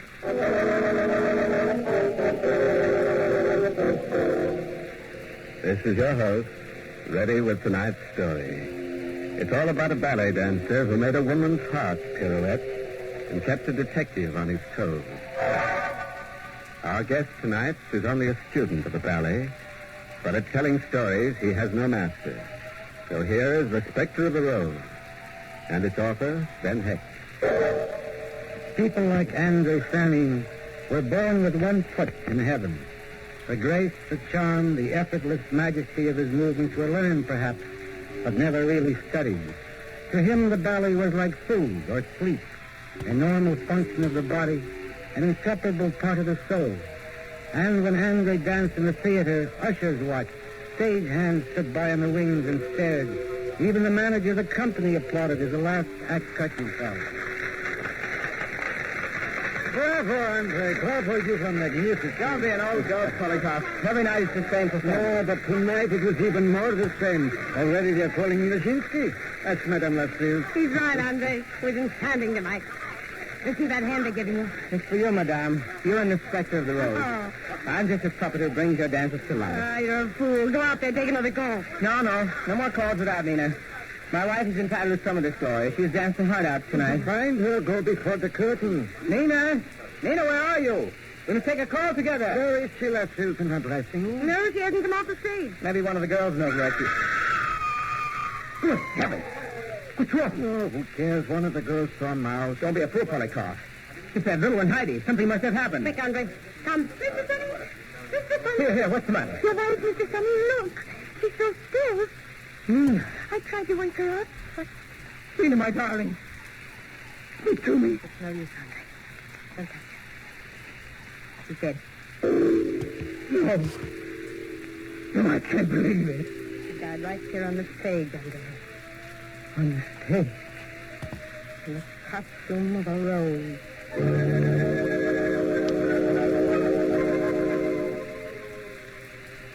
Nothing like it had ever happened before. A ballerina dies in costume at the end of a performance, and her husband's grief closes the show. But men like Polikoff, men who are full of ego and insolvency, never let a good show stay closed. It took a month to find a new backer for another ballet starring André Sanin. But as soon as he found one, he went to La Silk with his plans, his bigger and better plans. It's a gold mine, darling, a gold mine. Polikoff, why do you come to me with your gold mine? I'm getting my girls a lesson. André Sanin is sick. No, sick. I don't believe in that sickness. Nerve, that's all. Please. Listen. All right, children. All right. Just a moment, we'll start again. Polikoff, forget André. He's mental. But how long can a man suffer over a dead wife? A week, 2 weeks, but 7 months? That's ridiculous. When the music plays, he'll die. I told you, he doesn't dance. He lies in a bed, staring. He hasn't moved for months. He doesn't even know if it's day or night. That's not fair, Madame. He's moody, but he's as charming as ever. This poor child here brings in soup. Like Little Red Riding Hood. He never even looks at her. You're sweet of you, Heidi. As long as one woman still adores a man, he isn't sick, he isn't mad. Yes? What is it? Excuse me. You, madam, look filthy. That's right. My name's McFarlane. I'm from the Homicide Bureau. Do you mind if I ask you a few questions? What about? About a dancer you know called André Sanin. You know where I can find him? Well, I imagine you can find him right where he's been for the last 7 months, at home, in his flat. Where is that? Why do you want to see him? Oh, just a report I'm investigating. You know how the police are. We never really close our books on a case. What books? What are you talking about? Well, to be perfectly frank, mister, Sanin seems to have been making some peculiar statements about his wife. And I'm not altogether sure they aren't true. What has he said? That his wife was murdered. Murdered? Yeah. That's why I'd like to talk to him. Get some of these statements firsthand. This is foolish, officer. He's sick. It's his sickness makes him say things like Just that. the same, I want to talk to him. But you can't, not while he's in this condition. I wouldn't think of letting you speak to him now. I'm afraid you'll have to, young lady. Why? Who did he say murdered his wife? That's just it. He said he did it himself.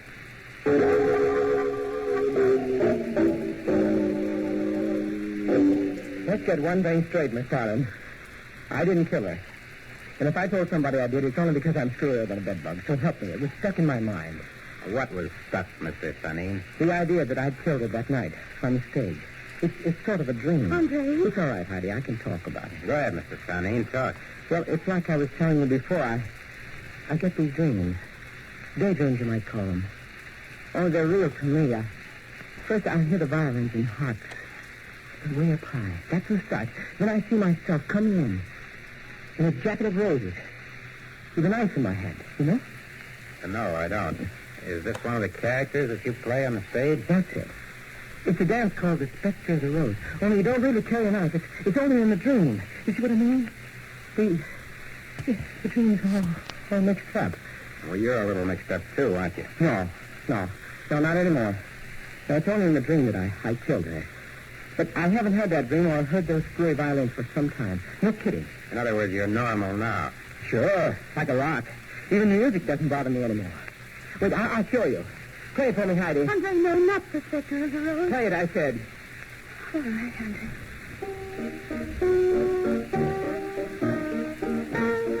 You see, I've graduated. There's nothing but a waltz to me now. I take it back about being screwed, Miss Farland. Do you mind? I've been working in this room with that tune chasing me up and down the walls. It's just a waltz to me now. Just a waltz. Ladies, gentlemen, this is an historic moment. We are witnessing the comeback of a genius. It is a comeback for me, Polikoff. I'll dance again. Of course you'll dance. We'll build the entire ballet season around your scenery by Kropotkin, a full orchestra. You can do your own choreography like you always wanted. Bravo. Salvation. Andre, be careful. Oh, Angel. Little angel that heaven has sent to nurse me back to health. I'm well again. And you have made me so. But you're beautiful, darling. And I want you to dance with me. Don't you understand? You shall be my ballerina. Andre? Do you mean that, Andre? You want me to be your ballerina? Of course, my darling. Together we shall dance the Spectre of the Rose.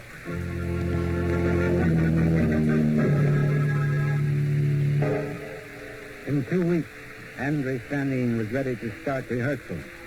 In another 2, the Spectre of the Rose had already begun to take shape, with Heidi in the ballerina role. Then, one night before the opening performance, Madame Lassilk took Heidi aside after rehearsal and told her something she never expected to hear. You must leave the show, Heidi. You cannot play this role. Why? What's the matter? I've done you a terrible wrong letting it go this far. But there's still time if you do as I say. You must not see Andre anymore, my child. He mustn't see you. What are you saying? Listen to me, Heidi. Go away from him. Run away. Tonight, tomorrow. But don't come back here anymore. For heaven's sake, why? Why should I leave Andre? I adore him. I know you do, my darling, but he's begun to adore you. Then why don't you want... Heidi, please, listen. There's something more important in your life than love. But he worships me. Don't you understand? We were made for each other. Andre wasn't made for anybody. He's a madman. Oh, don't say that. Andre killed Nina. And he'll kill you if I let him. No, he didn't kill Nina. You said so yourself. Lie to everyone, including the police. I guess he's been around here a dozen times. He smells the thing that happened. He smells the truth. What is the truth? Andre is a killer. No. No, I'm not going to listen to you. Well, listen. You caught Nina viciously in the dressing room a half hour before she died on the stage.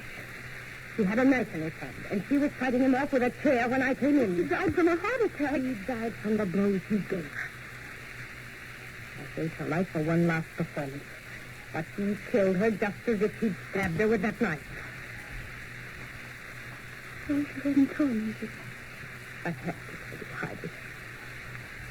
His head is hurting him again. And that's the way it started with Nina. He has the same look in his eyes. That's why I want you to go away. No, I won't go away. I can't. Why can't you? Because we were married this afternoon.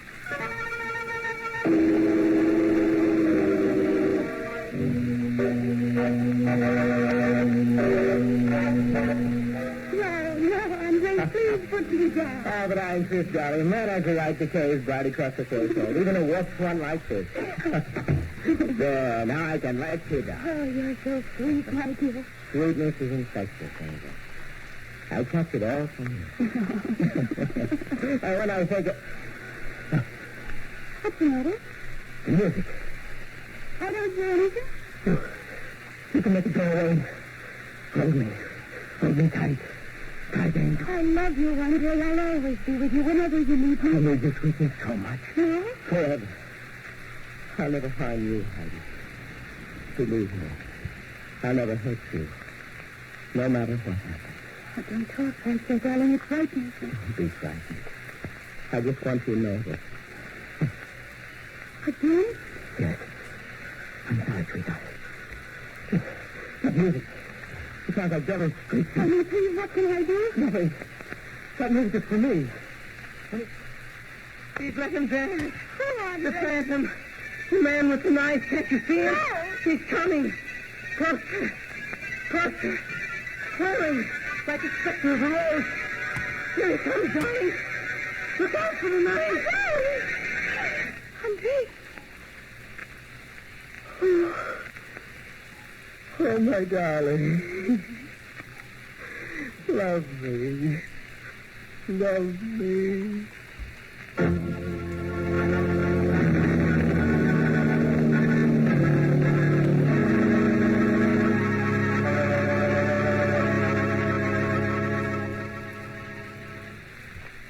Do you know that the experts in radio have a way of telling how many people listen to a program? When they figure this out, the program gets what's called a rating. If last week's audience is any indication, many millions are listening tonight to Inner Sanctum. Yes, Inner Sanctum is a top-rating show. And among those millions of people, it's a sure bet that some of them are going to have a headache tomorrow or Wednesday or the next day. And when that happens, many of them have a product on hand that gets the top rating for headache help. It comes in a blue bottle. It fights headaches 3 ways. Yes, it's Bromo Seltzer, the headache help that millions know because of the fast relief it brings. Fast relief not only from a headache itself, but also from a stomach upset and jittery nerves that may go along with a headache. And Bromo Seltzer also rates high, Mr. Wee, because it's such a pleasant way of combating a headache. Why, Bromo Seltzer is so nice and refreshing, there's nothing I'd rather take for a headache. That's what modern folks everywhere say. So remember, friends, Bromo Seltzer is at your druggist, fountain, and counter. And next time you have a headache, get fast relief from that headache grief. Take refreshing... Bromo Seltzer, Bromo Seltzer, Bromo Seltzer.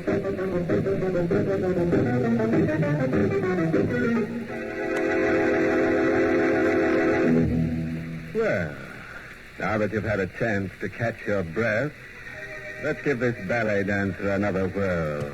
And find out what makes him tick. No. Not Andre. The other one, the gay blade that dances up and down the walls with a knife. He's the one I like. Only it's a pity he never uses a fork. But then what can you expect of a Spectre? Yes, he's an artist, and artists who paint with a sword have a nasty habit of drawing blood. But let's get on with the story. Here's Mr. Hex to continue. The mind of a ballet dancer is hard enough to fathom even under normal conditions. Fed on symbolic thoughts and childlike enthusiasm, its simplicity is deceiving. Like a fine watch or an expensive radio, the delicately adjusted mechanism which gives it balance can become distorted. One crossed wire, one loose connection, and instead of hearing a beautiful symphony, out comes static. That's why Detective McFarlane was on hand at the theater the night the Spectre of the Rose was scheduled to open. Now, don't get excited, Lutzelf. I'm not here to arrest anybody. I just got a hunch that something might happen. What? Don't you know? That guy went crazy last time he danced. Loonies like him have a way of repeating themselves. Will you kindly not add to our burden? I've explained about Nina's death 1,000 times. That's the trouble. A normal death needs only one explanation. But 1,000 aren't enough when it's a case of murder. Charles, please! Stop your fighting up there! Don't give me that, Lutzelf. That scream wasn't upstairs. It was right down here in Andre's stunning grill. Open up. Open this door. Open up, Ralph. What is there? Andre! Heidi, what's wrong in there? Huh? What? Who's making all the noise? Never mind about that. What's going on here? Nothing. I've been asleep. Somebody screamed in here. Where is she? Pearl. What are you talking about? Your wife. Where is she? She's lying down, resting. We always rest before a performance. You wanted to see me, officer? Oh. Yeah. Thought something might have happened. I heard a scream here. And... No. No, nothing's happened. My husband and I were quarreling. I screamed. I couldn't help it. Please leave us alone. Not so fast. You look a little pale to me. Are you all right? Of course I am. Wouldn't I tell you if I weren't? I don't know. Now, listen, will you? I know this isn't very pretty, but everything is all right. After the show, you can hit me on the head if you want to, but right now, you've got to leave us alone. We're dancing tonight. He's right, McFarland. Leave them alone. Okay. I won't bother you anymore, Sonny. But I'll be standing right outside the door. Fair enough. Oh, darling. What did I do to you, darling? No. I struck you, didn't I, Angel? I struck you with my fist. Please, Andre. Who struck you? Him, that whirling devil. I thought I was watching him, but it was me. I'm the one who... No, darling, no, I love you, Andre. Did you hear me? I love you, Andre. I'm no good, Heidi. Just a lot of muscles that can dance. The rest of me is rubbish, broken glasses. No, don't talk now, please. Don't even think. How can I not think after what I've done? Heidi, your shoulder. It's bleeding. No, don't look, Andre. It's only a scratch. It's not. It's deep. It's a cut. I can fix it. I did that too, didn't I? I cut you with the knife. No, there wasn't a knife. Don't lie to me, Heidi. There was. I tried to kill you. It was an accident. I fell against the glass. Can't you see the edge of it is sharp? And I thought... I'm sorry. I tried to hide it from you in my rope. The knife. The knife I held in my hand. It wasn't you. Take it, Heidi. Take it and plunge it into my heart where it belongs. No, never. Angel, you must kill me before I kill you. Officer. All right, Dennis. Hurry, darling. Tonight you must dance.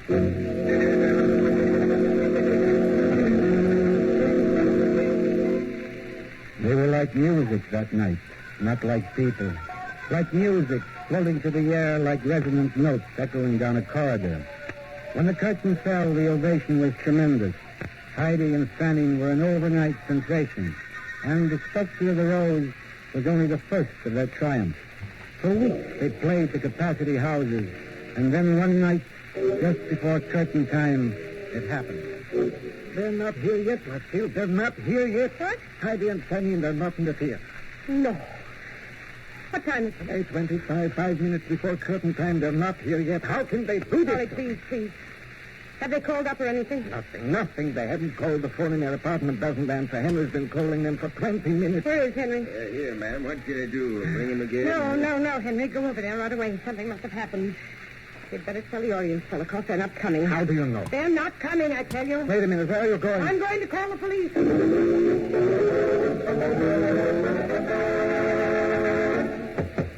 Heidi! Andre, open the door. Never mind the knocking, Leslie. I got a key from the super. Nobody's home, McFarland. Henry would have called us if they were here. Just the same, we're going inside. They certainly made a mess of this place before they left. How do you know they left? I don't. I'm almost afraid to look. What's that? Wait. There's somebody on the floor. It's Henry. Henry, what happened? They're gone. Where? I don't know. He took him away. Where did they go? What happened to you? He hit me with that car. He's like a wild man. What did you say to him? Nothing. I just wanted to get his doctor. Never mind about that. Where did they go? I told you I don't know. She was afraid the doctor would come and take him away. That's why they left. She didn't want any doctor seeing him. That foolish little child. You must find her, McFarland, before it's too late. I'll find her if this guy will give me any sort of a lead. And all I know is what I told you. She said she was going to hide Andre from everybody till he got well again. Was he bad? Yes, ma'am. He was talking about violins and harps way up high. The way they begin in the Spectre of the Rose.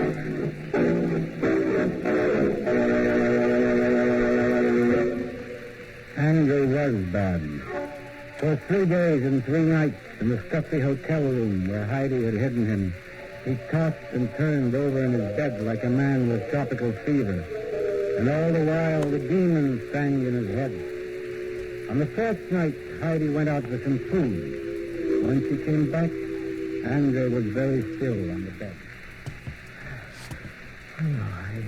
Oh, I was hoping you'd be asleep. Let me sleep. He dances all the time now in my mind. I can't stop him. Don't sleep, Andre. Here, I brought you some rolls and milk. I'm not hungry. Oh, you must be hungry, darling. You haven't eaten for 3 days. You were gone just now. Why did you get some milk? Why didn't you stay? And leave you here alone? I'm not alone. He's here. He's always here. Poor Andre. I'm feeling so much better this afternoon. I thought you were well again. Please, there's still time. Darling, if you could only sleep. If I could only get you some pills, but they won't give them to me without a doctor's prescription. You'll call the doctor? No, I wouldn't call anybody. I love you. I'll make you well again. The way I did before. You mustn't take your eyes off me. I won't, Andre. Oh, you have to sleep. Don't be afraid. I can stay awake. I did it for 3 nights. I can do it some more. I hate you, Heidi. Andre. I'm a dancer, not a crazy man lying on the bed. I'm a dancer. I dance. Please, I haven't the strength to make you rest. I really want to rest. The music is in my ears. Oh, darling, don't. I can't hold you anymore. Hold him. Tell him to stop. There's no one here. Please, I tell you, he won't let me alone. Please put that roof out of there. It's no use. I can't stop him. He climbs the wall, drifts through the air, always smiling. Because he wants to see my face. You hear, Heidi? He wants to change places with me. Heidi. No. No, I'm not asleep. I just couldn't keep my eyes open. I've got to lie down. No. No, please, I'm tired. I can't keep awake anymore. I've got to sleep. Yes, Nina. Sleep. Sleep, my dear. And I will dance for you. Darling. I warned you to stay away, Nina. Oh, Nina. We're changing places. No. Where are you? I can't see you. Look, I'm here. I'm you, Andre. Here. Take up the knife and dance. You must dance, Andre. Yes. The Spectre of the Rose. For you, Nina. For you, Nina. The dance where you die. While the rose spins around with a knife. My kill, Nina. I come to the stage. I leap. I turn. I spin. A pirouette. A pirouette. A pirouette. I'm going out the window.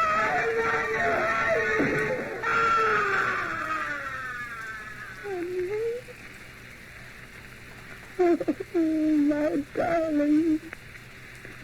My poor darling.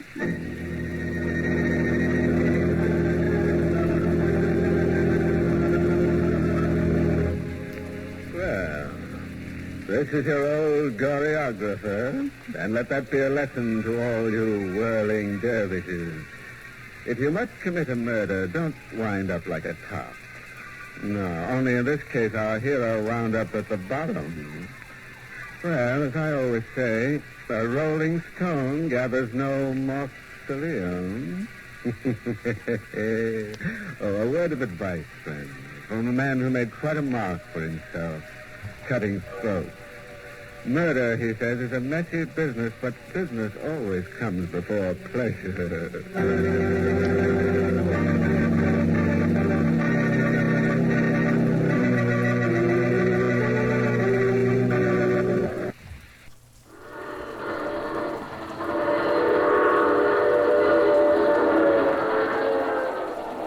Mutual, presents The Mysterious Traveler.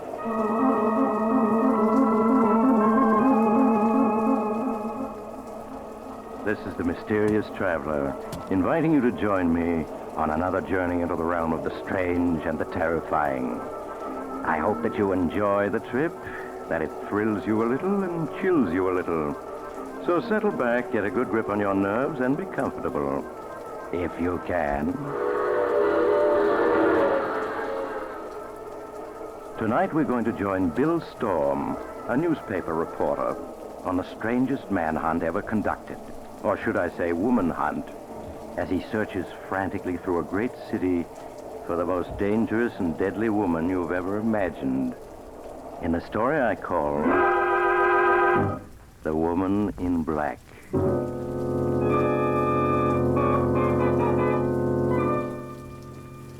And now here's the story as Bill Storm himself wrote it down when he began to be afraid that maybe he was going to succeed in his hunt for the woman in black. My name is Bill Storm. I'm a newspaper reporter. And I'm writing this because I have a date tonight. A date with a gorgeous brunette with big dark eyes and the smoothest, softest voice in the world. Sounds nice, doesn't it? Well, I'd like to believe she's nice, but I can't. In my heart, I know she's the most dangerous woman in the world.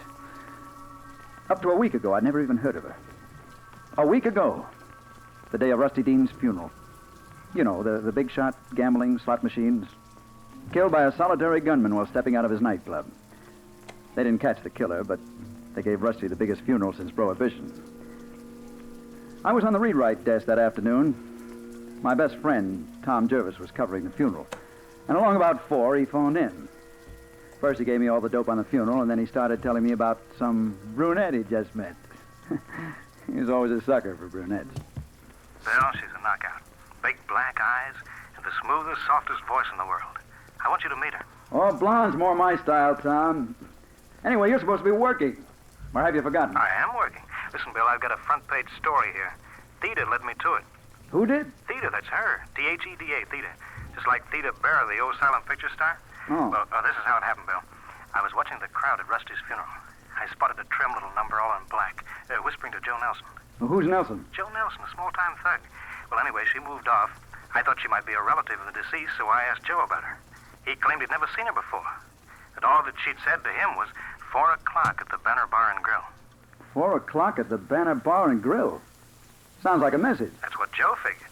Only he decided that she'd delivered it to the wrong guy. Well, I sort of wanted to see her again, so I persuaded Nelson he needed a drink. We slipped around the corner here to the Banner Bar and Grill. Sure enough, she was here waiting for us. Now, Tom, watch yourself. Bill, you've got the wrong idea. She's a perfect lady. Yeah? What about that big story you claimed you had? I'm coming to it. But honest, Bill, I want you to meet Theda. You'll go for her. Hey, look, I'm going to put her on the phone to say hello. Here she is. Theda? Hello, Bill Storm. Hello, Theda. Is that your real name? Yes. Don't you like it, Bill? Well, sure I like it. What's the rest of it? Any girl my sidekick goes overboard for, I'd like to know her name. There isn't any rest of it, Bill. Just Theda. Oh, nobody is just one name. Not these days. Sorry, Bill. It's all I've ever had. Here's Tom again. Listen, Bill, I'm going to fix up a date with her for you. But here's the story that I promised you. Joe Nelson has been getting quietly plastered. And from what he's let slip, I'm positive he's the gunman who killed Rusty Dean. He is? Well, then hang on to him. I am. You get a car, come down here. We'll smuggle him up to the office and work on him. Maybe we can get the whole story out of him. I'll be there in 15 minutes. Keep buying him drinks till I get there. What's the address? It's on the corner of 5th and Spruce. Bill, 2 men just came in the door. They got Tommy guns. They're after Joe Nelson. Tom, what happened? They just mowed him down. Theda's gone. She slipped away when they came in. I think she fingered him for them. Yeah, that explains everything. Bill, they're coming over toward this phone booth. They're going to shoot. Bill! Tom! Bill, they've got me. But find that girl. She knows who they are. She's working with them. So long, Bill.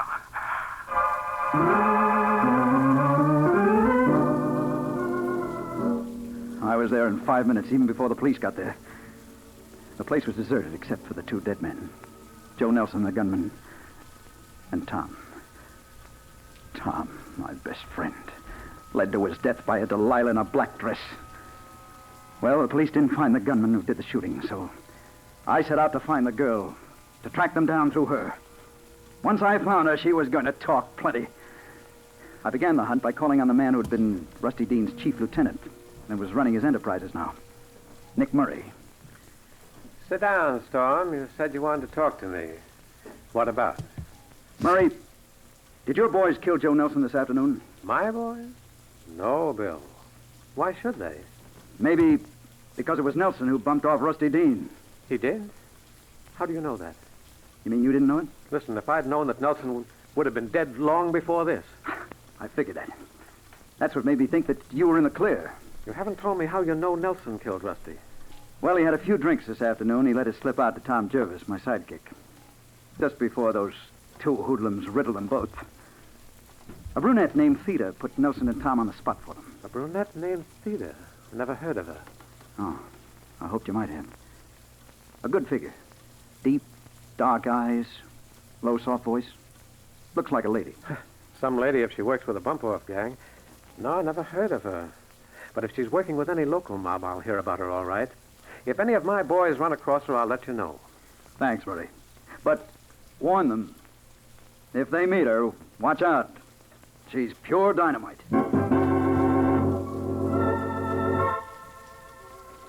Well, that was one lead that got me no place. So next I dropped in on Captain Hughes, the head of homicide, to ask if the police had gotten any fingerprints off the glass the girl had been drinking from before the shooting started. Sorry, Bill. No dice. You mean you didn't get anything from the girl's glass? Not a thing. You see, she hadn't touched it. None of the liquor was gone. Well, now that proves that she wasn't on the level. Not necessarily, but well, I've issued orders to have her picked up if she's found. Not much to go on, though. We tried to get a description from Gomez, the waiter who served them, but... But what? Well, he says he didn't get a good look at her. When she slipped away, he didn't even see her go. Some eyes he must have had. I suppose he didn't even see the shooting. Not much of it. He dived down the cellar steps when it started. He's in Civic Hospital now. Well, I'm going out there to talk to him. He must have noticed something. Oh, and so long, Captain, and thanks.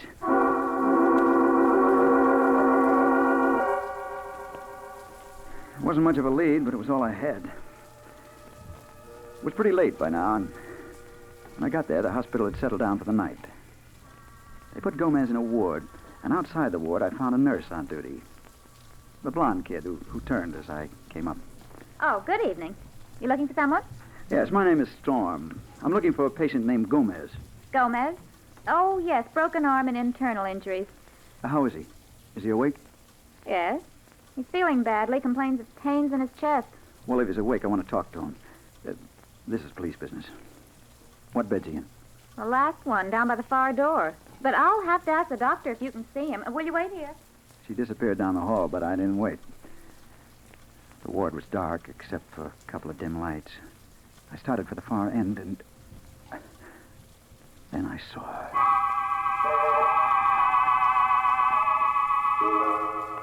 She was just a figure in a black dress bending over the last bed. But it was Theda, all right. It had to be. I tiptoed down the room. She was talking to Gomez, and he was moaning a little. It hurts, doesn't it, Gomez? Yes, of course it does. But it'll go away soon. He mumbled something, and then he reached for the glass on the table beside his bed. A drink of water? Of course. Let me help you. She helped him lift the glass to his lips, and then I knew what she was up to, and I yelled, "Gomez, grab that glass! Don't drink out of it!" He dropped it all right, but it was too late. He'd already drunk from it. He turned to stare at me, his mouth open, and she moved toward the door right beside her. I ran after her, but it was too late. When I reached it, she was gone, swallowed up in a dark hall. I knew it wasn't any use hunting for her, and I turned back to Gomez. In my impatience, I grabbed his shoulder. "Gomez! Who was she? What did she want?" Mr. Storm, you're not supposed to be in here. What are you doing to my patient? I'm going to make him answer me. Take your hands off him. He's not going to answer any questions for you tonight. And I say yes. I'm afraid not, Mr. Storm. He's dead. Yes. He was dead, all right. The only possible witness who could have led me to her, and she eliminated him. And then I knew that whoever she was and whatever her game was, trying to find her was going to be about as safe as moving into a den of rattlesnakes. I put in a bad night trying to figure it all out. Next morning, when I got down to the paper, my eyes looking like two holes burning a blotter, I hunted up my editor, Harry Holloway, in the city room. Well, look at Frankenstein. What happened to you, Bill? Oh, I'm all right, Harry.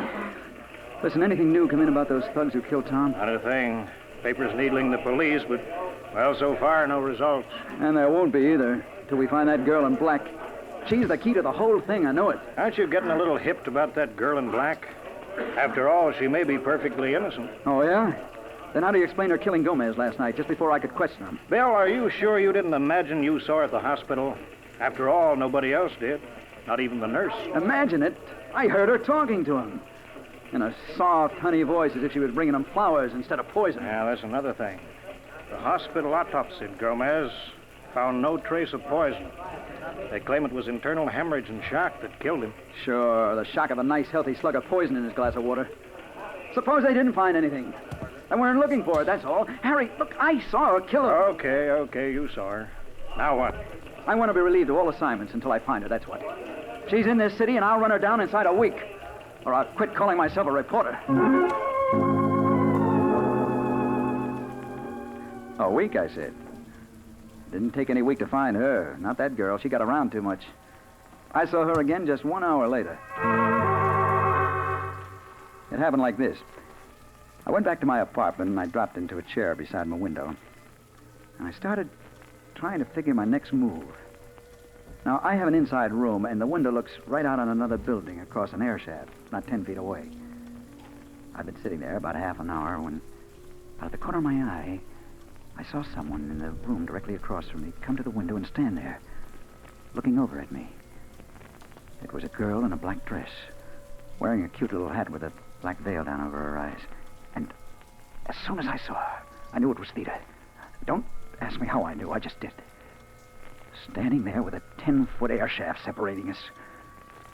Well, I did what I could. I turned so that she couldn't see what I was doing, and I got Captain Hughes on the phone. He said that he'd have the building surrounded if I could keep her talking for 5 minutes. Well, I hung up the phone, and I turned back toward the window, trying to act casual. Hello, Theda. Looking for me? Hello, Bill. No, it's just accidental that I'm here. But you're looking for me, aren't you? Her voice did something to me. I can't explain it. It sounds crazy for a hard-boiled crime reporter to say, but it seemed to get down inside me and twist things all around. Why, a minute ago, I had hated her. And now... Well, now I knew why Tom had gone overboard about her. I said something, anything to keep her talking. Why, yeah, Theda, I've been looking for you. You're a hard girl to find. I have to be, Bill. But why, Theda? Look, you're just a kid. What kind of a racket are you mixed up in, anyway? I'm sorry, Bill. I can't answer that. But listen, you could be anything you wanted. You don't have to be mixed up with murder. Then you think I'm a murderer? Oh, what else can I think? Last night you killed that poor devil at the hospital. I saw you. Yes, I know. You wouldn't believe me if I told you you're wrong, would you? Oh, I'd like to, Theda, but I can't. I can't. I'm sorry, Bill. Someday you'll know the truth. Now I have to go. Oh, no, wait. Let me look at you. I think we met someplace before. Yeah, it was Chicago.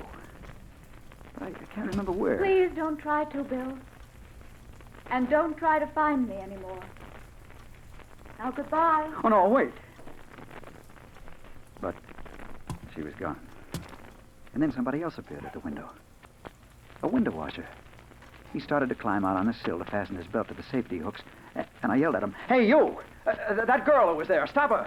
You made a little number in the black dress? Yeah, where did she go? She went out just as I come in, but... Well, go after her, grab her. She's wanted by the police. Hey, listen, mister, I'm here to wash windows, not to chase dames. If the police want to, let them catch her. Now, quit bothering me. I got a job to do. Hey, look out. Huh? Your safety hook. No! Ah! Right in front of my eyes, he fell 15 floors. I saw the safety hooks break, as he leaned his weight against them. And then I knew why she'd been there. She'd been there to weaken those hooks, to make sure that poor devil fell and killed himself.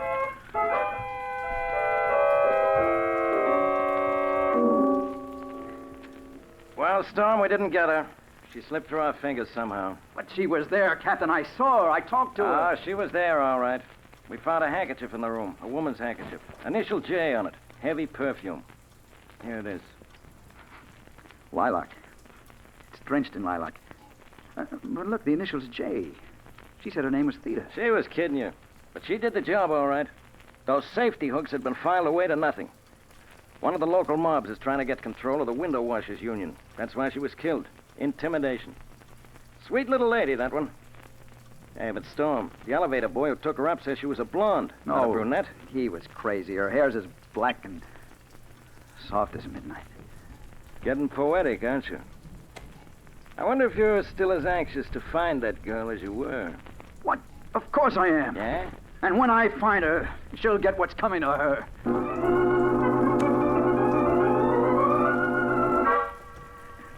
That's what I said. I didn't know for sure whether I meant it or not. I just knew that I had to find her again. For 4 days, I combed the town for that girl. And then, 2 nights ago, as I was walking home, just about midnight, I ran into Dutton, a cop I knew, looking down the dark street and scratching his head. Hello, Dutton. What's the matter? You see a ghost? Oh, hello, Mr. Storm. No, but I got a funny feeling I just saw that girl Captain Hughes once picked up. You did? Where? When? Just a minute ago. I was walking my beat when this dame comes past me, all dressed in black, and she smiles at me. Yeah, go on. What happened then? Where'd she go? Down the street. She turned into that door down there. Well, come on, then. If she's still there, we gotta get her. In 30 seconds, we were standing before the dark door that Dutton said the girl had turned into. It was partly open. That's the door, Mr. Storm. But that's the entrance to a first storage loft. Why would you go in there? I don't know, but we'll find out. Well, better let me go first. I got a gun here. I'll see what's going on inside. He pushed the door open, stepped into the dark hall. And then I heard him call out. Hey, lady, I want to talk to you. Hey, you up there. Put down that fur. Put it down. Dutton! Dutton! Who shot you? Was it the girl? No. She was just standing there. It was 2 guys upstairs. Hijacking the furs. They... Dutton! Dutton!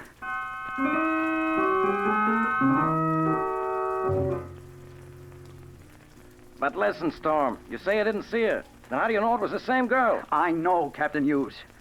She was acting as a lookout for those fur thieves. She deliberately lured him in there to his death. Maybe, or maybe not. I'm seriously beginning to doubt if it's the same girl mixed up in all these cases. I think it's just a theory. Your theory. I'll prove it to you. She's definitely mixed up in these rackets. And by now, Nick Murray and his boys must have learned something about her. I'm going over there now and find out.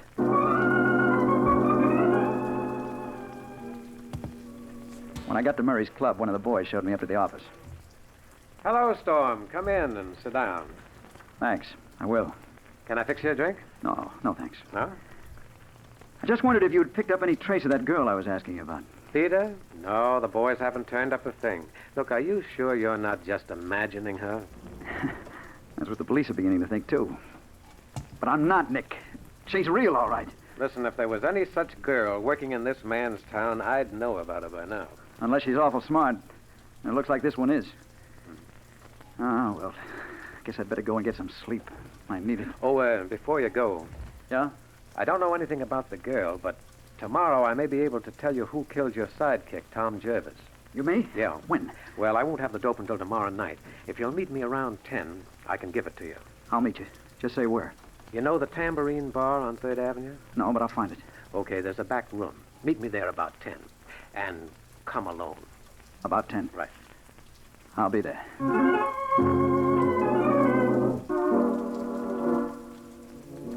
I went home, but I didn't get much sleep. I was too keyed up. About 3, I got up and I put on a dressing gown. I sat down by the window to smoke. And then, behind me... Hello, Bill Storm. I turned, and she was there, standing in the doorway. I started to get up. No, stay where you are, Bill. Unless you do, I'll leave. Theta, Why have you come here? You've been looking for me so hard, Bill, I thought I ought to. Look, I won't touch you or try to make you stay, but let me get up and fix you a drink. I'm sorry, Bill. I can't stay. But I did want to tell you the time has come when you can know the truth about me. You mean you're going to tell me who you are and why you've done what you did? Everything, Bill. But not tonight. I'll see you again tomorrow, though. When? Where? You have an appointment, don't you, with Nick Murray at 10 o'clock? Oh, yeah. At the Tambourine Bar. How do you know? Are you working for him? No, Bill, I'm not.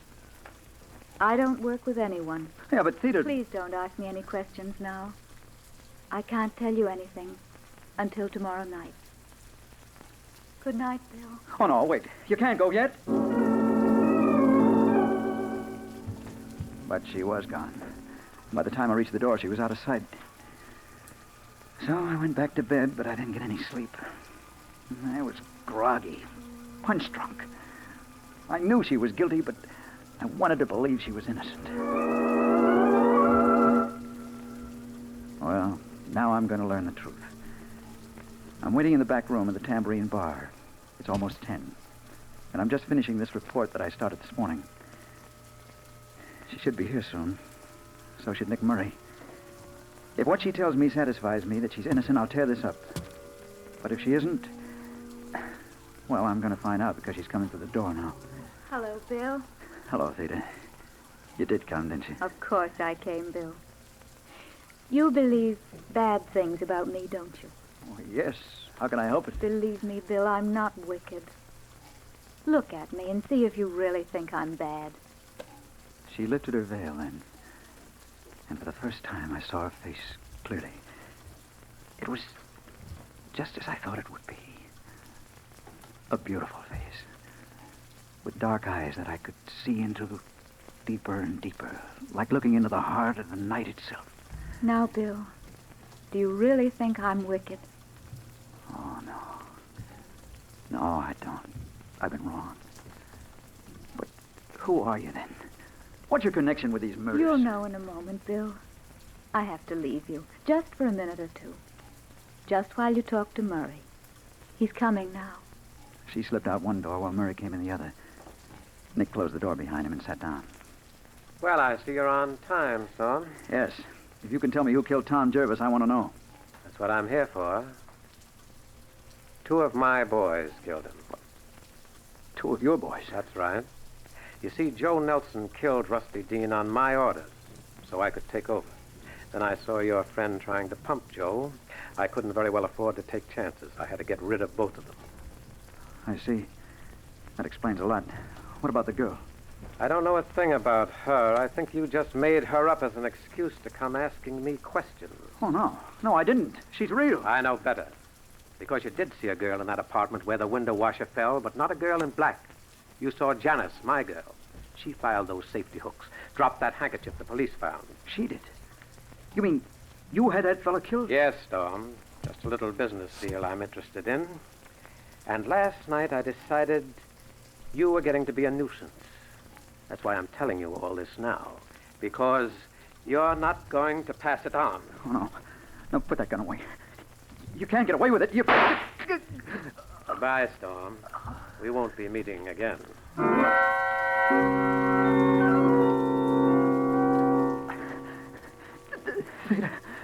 Theda. Here I am, Bill. Theda, help me. Call a doctor. I'm sorry, Bill, I can't. But it won't hurt long. Theda. Yes, Bill. But I recognize you now. I know where I saw you that time in Chicago. Yes, Bill, I knew you'd remember. Oh, no. No, stay away from me. Bill, don't be afraid of me. Oh, no, stay away from me. Stay away. Bill, come back. You mustn't run away from me. Come back. Come back. No. No, I won't. I won't. You're not going to get me like you did the others. Mr. Storm. Mr. Storm, can you hear me? But where am I? You're a nurse. Yes. You're in Civic Hospital. You were brought here an hour ago, shot in the chest. You were found crawling down 3rd Avenue by policemen. Oh, yeah. I remember. Nurse, take this down. Nick Murray shot me. What? Get word to the morning ledger. Certainly, Mr. Storm. Now, please lie quietly while I get the doctor. I'll only be a minute.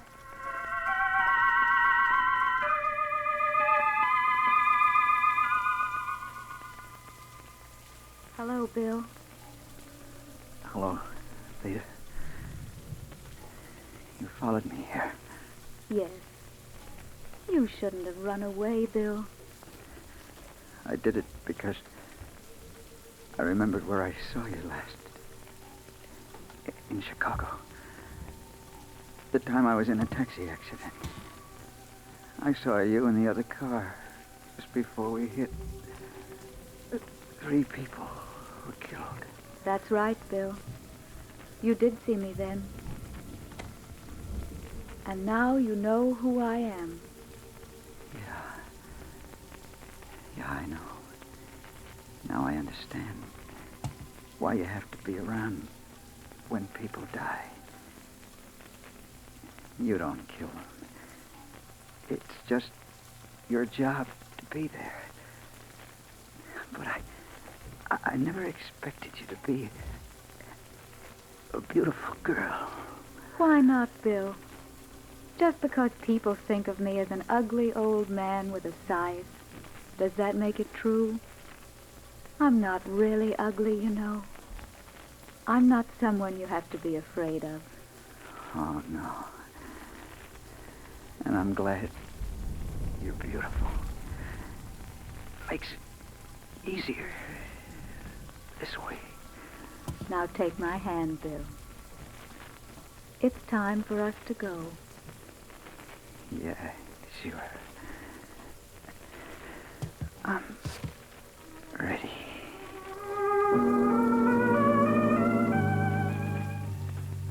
He recovered consciousness a minute ago, Dr. Clark. I came for you at once. He seemed to be quite strong, and I...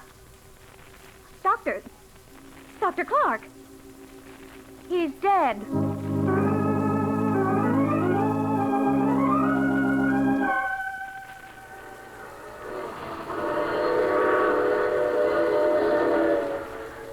This is the mysterious traveler again. So that was the secret of the girl in black. Theda, a strange name. Theda. I wonder if Bill ever did realize that those are the same letters that spell death. But he did what he set out to do. He learned the truth, and he avenged his friend, and he... Oh, you have to get off here. I'm sorry. But I'm sure we'll meet again. I take this same train every week at this time.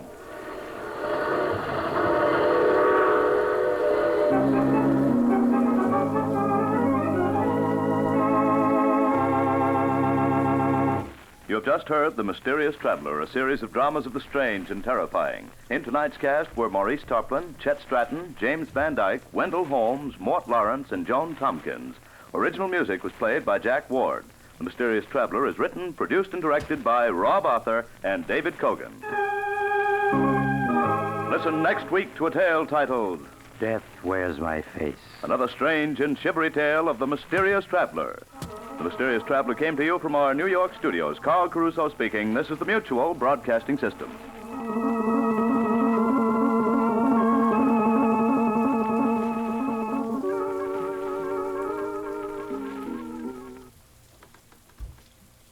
There's a full serving of laughs on the menu at Duffy's Tavern tonight with Archie the Manager, played by Ed Gardner. Archie's colleagues in comedy are Miss Duffy, Clifton Finnegan, and Eddie the Waiter.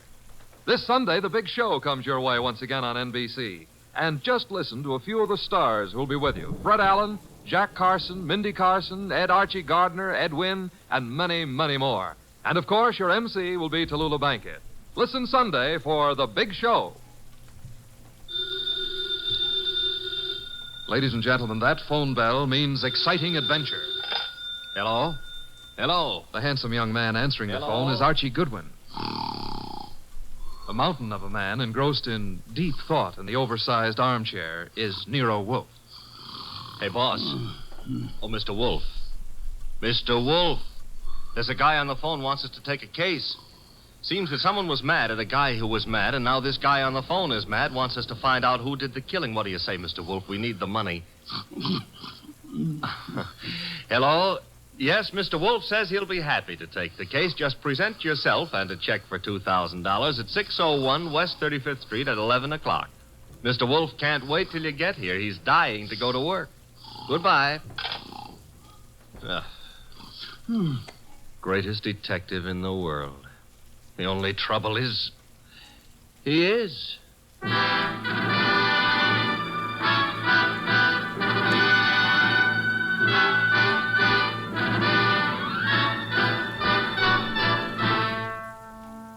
Yes, listeners, Archie is so right. He is the greatest detective in the world, and the fattest, and the least energetic.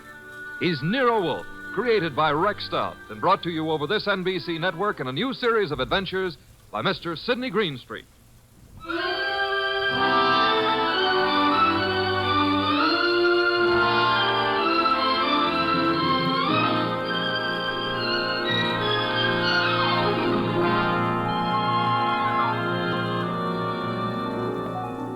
Tonight, it's The Case of the Beautiful Archer. That's a good title. And it was a good case, too. It began in the consulting room of Dr. Raynard Townley of the Townley Sanitarium, skipping a jump north of Nyack, New York, when a very lovely young lovely glared across the desk at the good doctor. Shall we pretend you don't know who I am, Dr. Townley? How could we possibly do that, my dear Diana Lawrence? 23 years old, daughter of one of our better-known sculptors, Michael Lawrence. You were born in Johannesburg, educated in London and Paris, and live at present 100 yards from here in your father's cottage on Berry Hill Lane. How's that? It's intended to be staggering, isn't it? You take no cream or sugar in your coffee, were winner of the Women's National Archery Tournament for 1947, and have an exceedingly high temper. Let's stop the nonsense. You have an inpatient here named Willard Garth. Well, Willard Garth happens to be my fiancé. Yes, he has mentioned the fact during his analysis. And, well, has he by any chance mentioned his reasons for suddenly refusing to see me during the past 5 weeks? He didn't have to, Miss Lawrence. Well, what do you mean? I mean that I recommended he give you up as a bad job. What? Well, I suppose you had some purpose in saying what you did. Of course. I'm the boy's doctor. You think you're in love with Willard Garth, I know, but actually, you're infatuated with the Garth millions. You take a lot on yourself, don't you, Doctor? I consider it important to relieve Willard of all painful external pressure. You've done well for Willard, Dr. Townley, relieving him of me. I think so. Well, let's see you relieve yourself of me. You, purchased the gun for this occasion, Miss Lawrence? Yes. And what exactly do you hope to accomplish with it? A quick and complete reversal of your decision about me. I'm not as easy to handle as Willard is, you see. And if you intend to ruin my life, then I intend to end yours, here and now. The phone is ringing. Let it ring. Just as you say. It's the house phone, Miss Lawrence. It may be Willard, you know. Oh, Willard? Yes, he usually phones me from his room at about this time every day. Well, all right. Answer it, but be careful what you say. You're in command, it seems. Hello? Oh, why, hello. I thought it would be you, Willard. Look, my boy, Diana Lawrence is here. I've had a talk with her, and I've reconsidered my opinion. Yes, I'm quite serious. If you're at all sensible, you'll see her regularly and plan on a marriage as soon as you're discharged. Yes. Oh, you do? Very well. I'll see if she'll talk to you. Miss Lawrence. Yes? Do you want to speak with him? Give me the phone. Of course. Here you are, and I'll take this gun. There we are. Now, stand away, Miss Lawrence. But Willard's on the phone. Willard is not on the phone. No one was on the phone.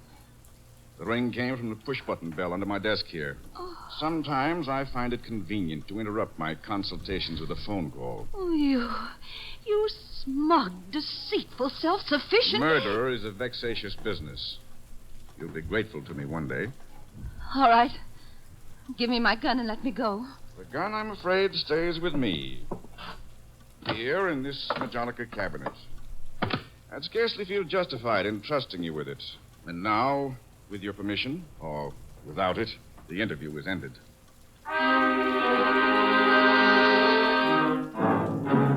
Later that day, the phone in the Lawrence house on Berry Hill Lane began to jingle. And this time it was no phony.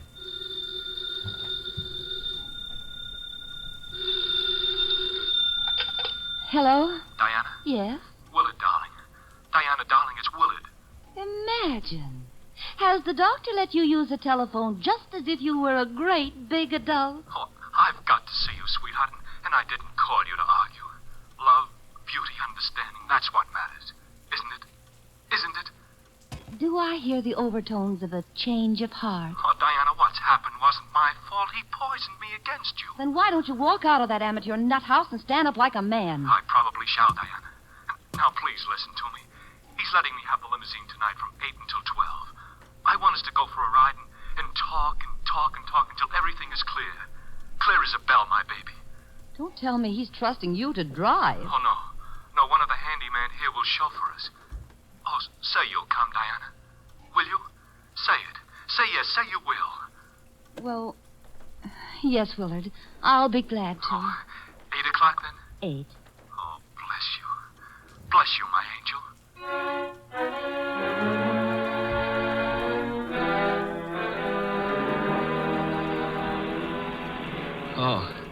Oh, so that's it. You want my father's money. That's what you love, not me. Willard, the chauffeur will hear you. It's the way Townley says it is. He's right. He's right. Oh, why did I let you talk me into this? What a fool I was to have come at all. You're sick inside, Willard, so utterly, hopelessly sick. Oh, so now I'm hopelessly sick. Yes, you are. You're trying to confuse me. Take advantage of me. Wind me around your finger. Just because I love you too much. That's it. That's my illness. Of course, I see it now. You're the thing I must get rid of. You with your beautiful, beautiful face and your twisted values. You're at the bottom of all my agony. Willard! Willard! I'm saving myself. I'm saving myself. Once you're dead, the sickness is ended. I'll be safe. I'll be safe. I'll be safe. Willard.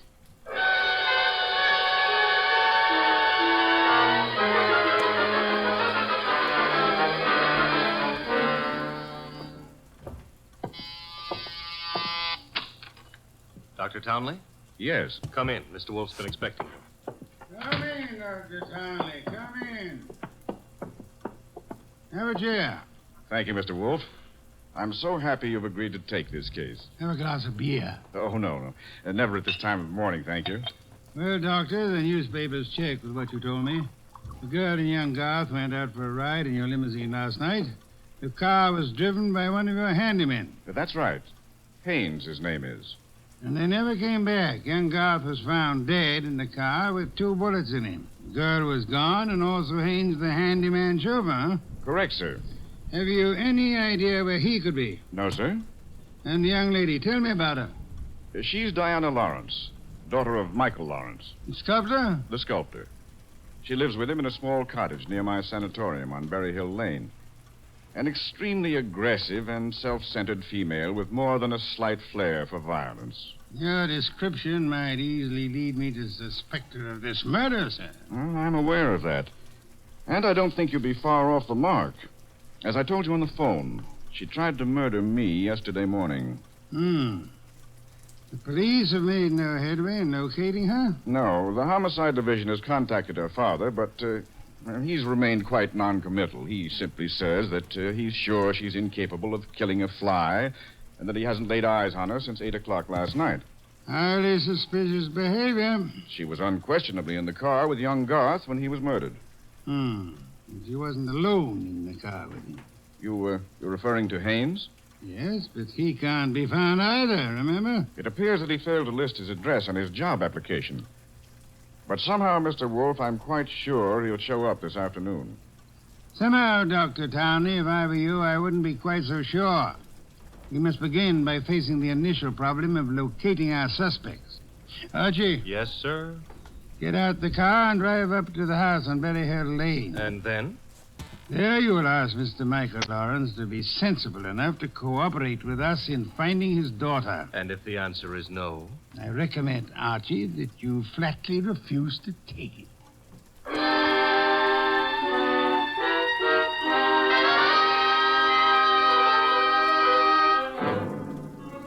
Mr. Lawrence was no simple baby to handle.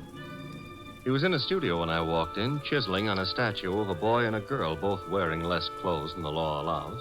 And before I got a chance to state my name, he commenced giving me a free lecture on the marble work of art. She's good. Really good. She's practically superb. The Ariadne. The what, Ariadne? The girl in the statue. Oh. That's Ariadne, tragic nymph of Greek mythology. Don't tell me you're not familiar with Apollo and Ariadne. All right, I won't. The Apollo, on the other hand, is unfinished. The face, you see, it lacks something. The passion of yearning, Olympian desire. And yet, you know, the two figures have motion. Like your daughter? Eh? Your daughter, Diana, she's got motion also. As I hear it, she's been in motion ever since she murdered Willard Garth last night in the back end of a limousine. So you're another flatfoot? Not exactly. I'm paid in private by Nero Wolfe. Nero Wolfe? Yeah. You don't mean that a creditable man like Wolfe thinks Diana killed young Garth? Well, he'd like to talk over the possibility with her. How laughable. Look at that face. Is there anything of the murderous in a face like that? In a face like what? Oh, I'm sorry. Diana posed for the Ariadne, you see, and the likeness is exact. You think a girl of this type, classic, sensitive, civilized, could descend to the clumsy, brute level of murder? Well, it's a little hard to imagine. There. Even you agree with me. On the other hand... Shall we discuss the other hand over a cup of coffee? I'm quite exhausted. If you insist. I do. Sit down and inhale the atmosphere of culture at its source. There's a pot warming on the stove. Pot of what? Coffee or culture? Wait and see what he means. You'd never ignore a phone call. Who knows? Might be something important. Yes? This is Diana, Father. Oh, yes, Diana. It's all over the papers.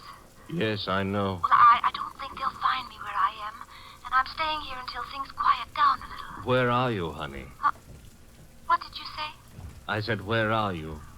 You said honey. Daddy, you never call me honey. I know it's because I'm excited. Where are you, sweetheart? Well, you mustn't let anybody find out. Not a soul in the world. Where are you? Well, you know where Tyne Pike turns off to the left beyond Bardsville? Yes? Well, I'm... Call me later, Angel. But, Father, Oh, get that motorman's number. You will live, my friend, but not long if you don't control your curiosity. You hit me.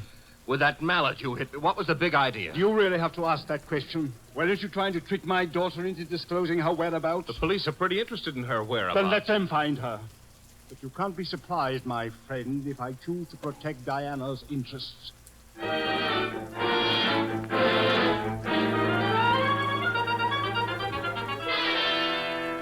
So he's working on an Apollo and Ariadne, is he, Archie? Who cares about Apollo and Ariadne? The point is how he worked on my gourd. That, of course, was unfortunate, my boy, but... You get that piece? Mm-hmm. Hello? Inspector Kramer. Hold it. For you. Here. Thanks. Yes? Wolfe?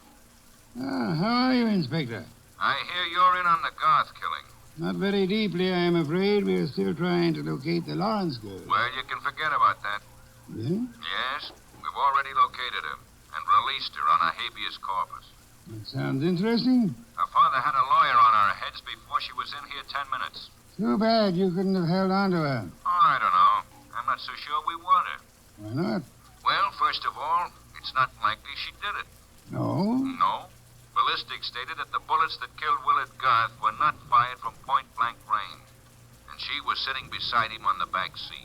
I see. Also, we found the murder weapon in the grass near where the limousine was parked, and she admitted it was hers. That sounds like a poor reason to release her. Well, the point is she wasn't in possession of the gun when the killing happened. At least so she says. No, who what? That doctor. What doctor? Townley. The guy who runs that sanitarium. According to her, he took the gun away from her for safekeeping at noon yesterday.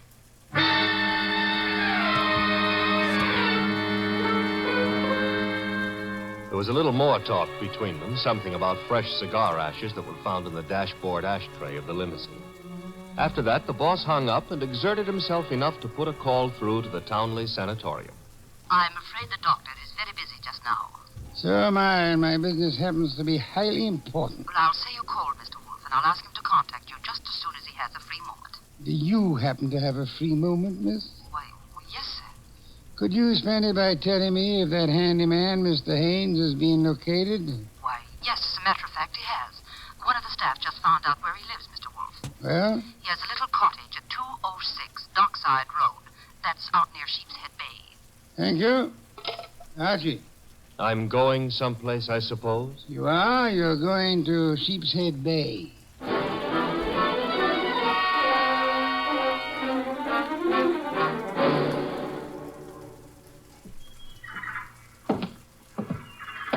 Hello there. Looking for a guy I can't find. Oh? Yeah, his name is Haynes. Stopped at the cottage up there, but there's no one there. I saw you here on the wharf fishing, so What did you say his name is? Haynes. Haines. Oh, Haynes. Yeah, do you know him? Well, there's a fella named Hines used to fish out here. No, not Hines. Haynes. Couldn't be Huntingburg?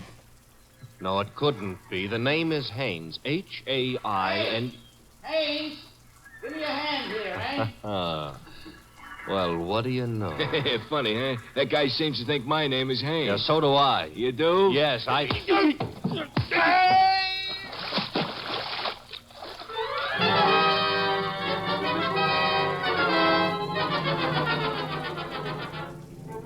I got back to our house soaked to the skin and minus Haynes, and just in time to see the boss in the exhausting process of walking across the room to answer the phone. Hello? This is Dr. Townley. You called me. So I did. About the murder? More specifically, about the statement from Diana Lawrence that you removed a firearm from her possession yesterday morning. That's quite correct. It's here in my Majonica cabinet. Is it? Of course it is. I suggest you check. Just a moment.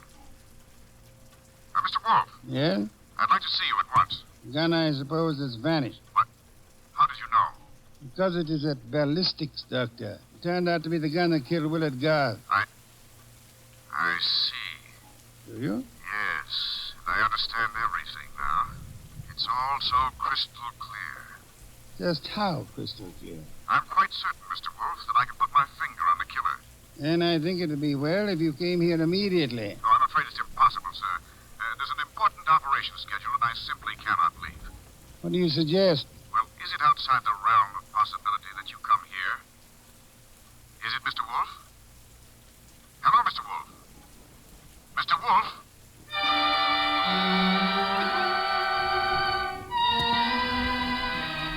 When my boss has to leave the house, it's a major tragedy. Sometimes he rages, sometimes he curses the whole detective business, lock, stock, and barrel. And sometimes he keeps very quiet and grips the side of the car desperately and tries not to inhale any fresh air. This was one of the quiet times. Just go slowly, Archie, but get there as quickly as you can. Oh, you don't want a chauffeur, Mr. Wolfe. What you need is a magician. Keep your eye on the road and don't strain yourself to make superfluous witticisms. Why don't you try relaxing a little? I hear there hasn't been a man-eating tiger sighted on the Sawmill River Parkway in the last 500 years. Your liberty is out of order. Don't try to make light of a deplorable situation.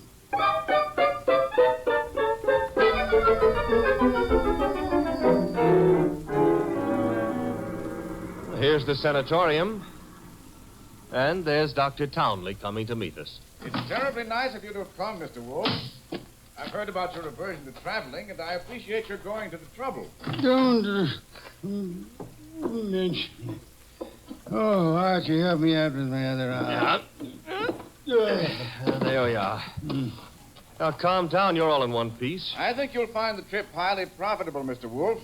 You'll consider it time very well. Hey, what's the matter? What is it? What happened? He's been shot. It's hardly likely. There wasn't a sound. This kind of shot doesn't make a sound, boss. What do you mean? Better take a look for yourself. There's an arrow in his back, and he's dead.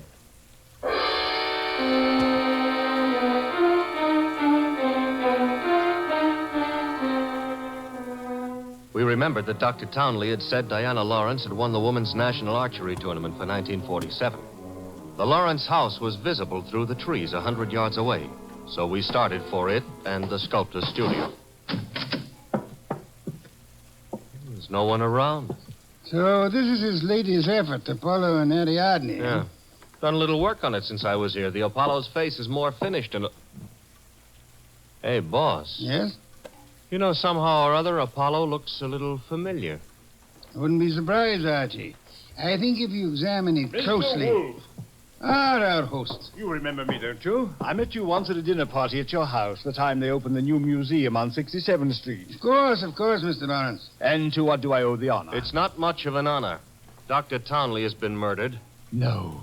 I am afraid Mr. Goodwin is being accurate. He's been murdered with a bow and arrow. And what does that mean to you, Mr. Lawrence? I'm sorry. I've been a fool. An awful fool. You can't blame yourself too much. If you'd cooperated with the police instead of looking out for your daughter's interest, the man would still be alive. But I assure you that... Where's the girl? She should be here now. She phoned me a while ago and said she was coming by for passage money to Rio. You were looking for me? Boss, Diana. Put the gun down, Angel. And tie a rope around my neck? Might I inquire if your plan is to kill us all, Miss Lawrence? Oh, what would yours be if the world was after you for something you didn't do? Wouldn't you be willing to risk persuading a jury of that? Thanks, no. I'll skip that chance. Father, get me the money. Diana, sweetheart, don't make me a part of your murders. That's asking too much of love. Don't you know I'm not guilty? No, Diana, I don't. Leave that gun late, Diana. Haynes. Looks like I walked in on the nose. That's him, boss, the guy who soused me. Take a little of your own advice. Relax, Archie. What do you want here, Mr. Haynes? I want to give up and try to straighten out this little deal. Mr. Lawrence. Yes? Here's your money back. You got a right to call me a welcher. I promised I wouldn't give evidence against the girl, and you paid my price. But enough is enough, and right here and now I'm unloading. Just what does this mean? It means I saw her do it. Oh, you stupid, lying, rotten... Oh, yeah? Grab her, Archie. Grab her. Get the pair of them out of here.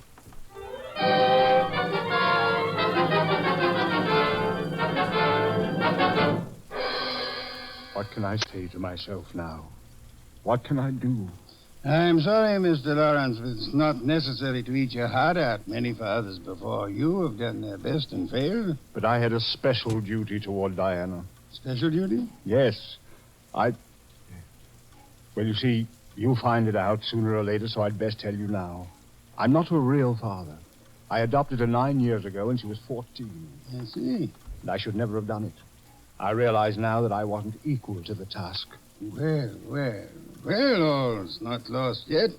They may not convict her, you know. Yeah? I said they may not convict her.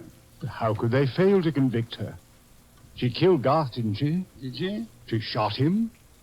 But the gun was in Townley's possession. She could easily have stolen that. She could have broken into his office later. It wasn't locked. What wasn't locked? The Majolica cabinet. I believe you mean what you said, Lawrence, the Majolica cabinet. Though for the life of me, I can't see how you could know whether it was locked or not, unless you had the experience of opening it. Could it be that you went looking for the gun yourself after Townley said he had confiscated it? That you killed Townley with a bow and arrow, which you handle as well as your daughter, because he was just on the point of telling me that you knew where the gun was, and that you were the likeliest murder suspect? You must be mad. Oh, sir, not I. But you are mad and more than a little. You hated Willard Garth. It was you who were making the marriage impossible. You loathed him, and in the end, you killed him. How could I have killed him? I'll tell you a little secret, Mr. Lawrence. The police found cigar ash in the dashboard tray of the death car. Chemical analysis showed that the ash was from an El Adoro cigar. What have you got in your left hand, sir? In my... an El Adoro cigar. And in my right hand, a Derringer. Powerful and admirable little weapon, Lawrence. I suggest you show proper respect for it by dropping all this here and now. You don't wish to hear me say the rest, that you were horribly in love with Diana, your own adopted daughter? In love and hopelessly, eternally frustrated? You begrudge me the triumph of accusing you of having bribed Haynes to let you take his place at the driver's seat of the limousine? And further bribed and threatened him into putting on his show of merry pranks and false confessions to confuse us all beyond measure? You said I loved Diana. Would I do all this to her if I did? Oh, but of course, such love as yours is really hate. You were content to see her dead rather than relinquish her. Like all miserly, small-hearted men, you would rather kill the thing you love than muster the generosity necessary to seeing it attain happiness. That's enough out of you. I should think it was much too much. It is.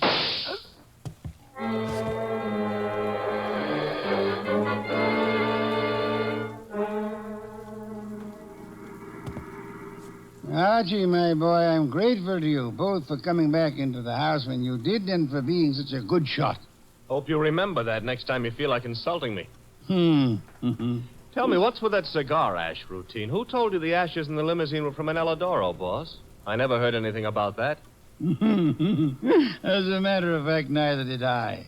No one could possibly have determined the brand by any chemical means in existence. I knew that, you see, and I took the long chance that Lawrence didn't. Oh. But I still don't get the mainspring of the deal. How did you know he was in love with Diana? That was genius. I have to admit it. You see, it all hinged on the statue of Apollo and Ariadne.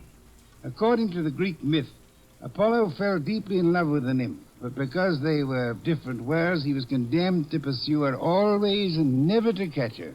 Well, what's that got to do with the price of eggs? Isn't it perfectly obvious? Didn't he tell you that Diana had posed for the Ariadne? Yeah, but I still don't... And you yourself remarked on the fact that the finished Apollo looked somehow familiar, didn't you, Archie? Yeah, I did, boss. Don't you know why that was? You mean that... I mean that Michael Lawrence unconsciously revealed the true state of his heart. He didn't intend to, I suppose. But precisely and accurately, he chiseled the features of the tortured god in his very own image. Oh. And speaking of torture... Yeah? Will we be home in time for dinner?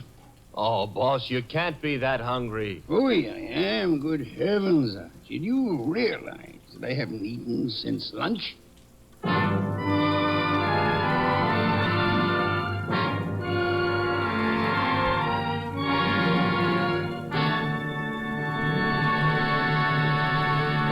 You have been listening to The New Adventures of Nero Wolfe, starring Sidney Greenstreet.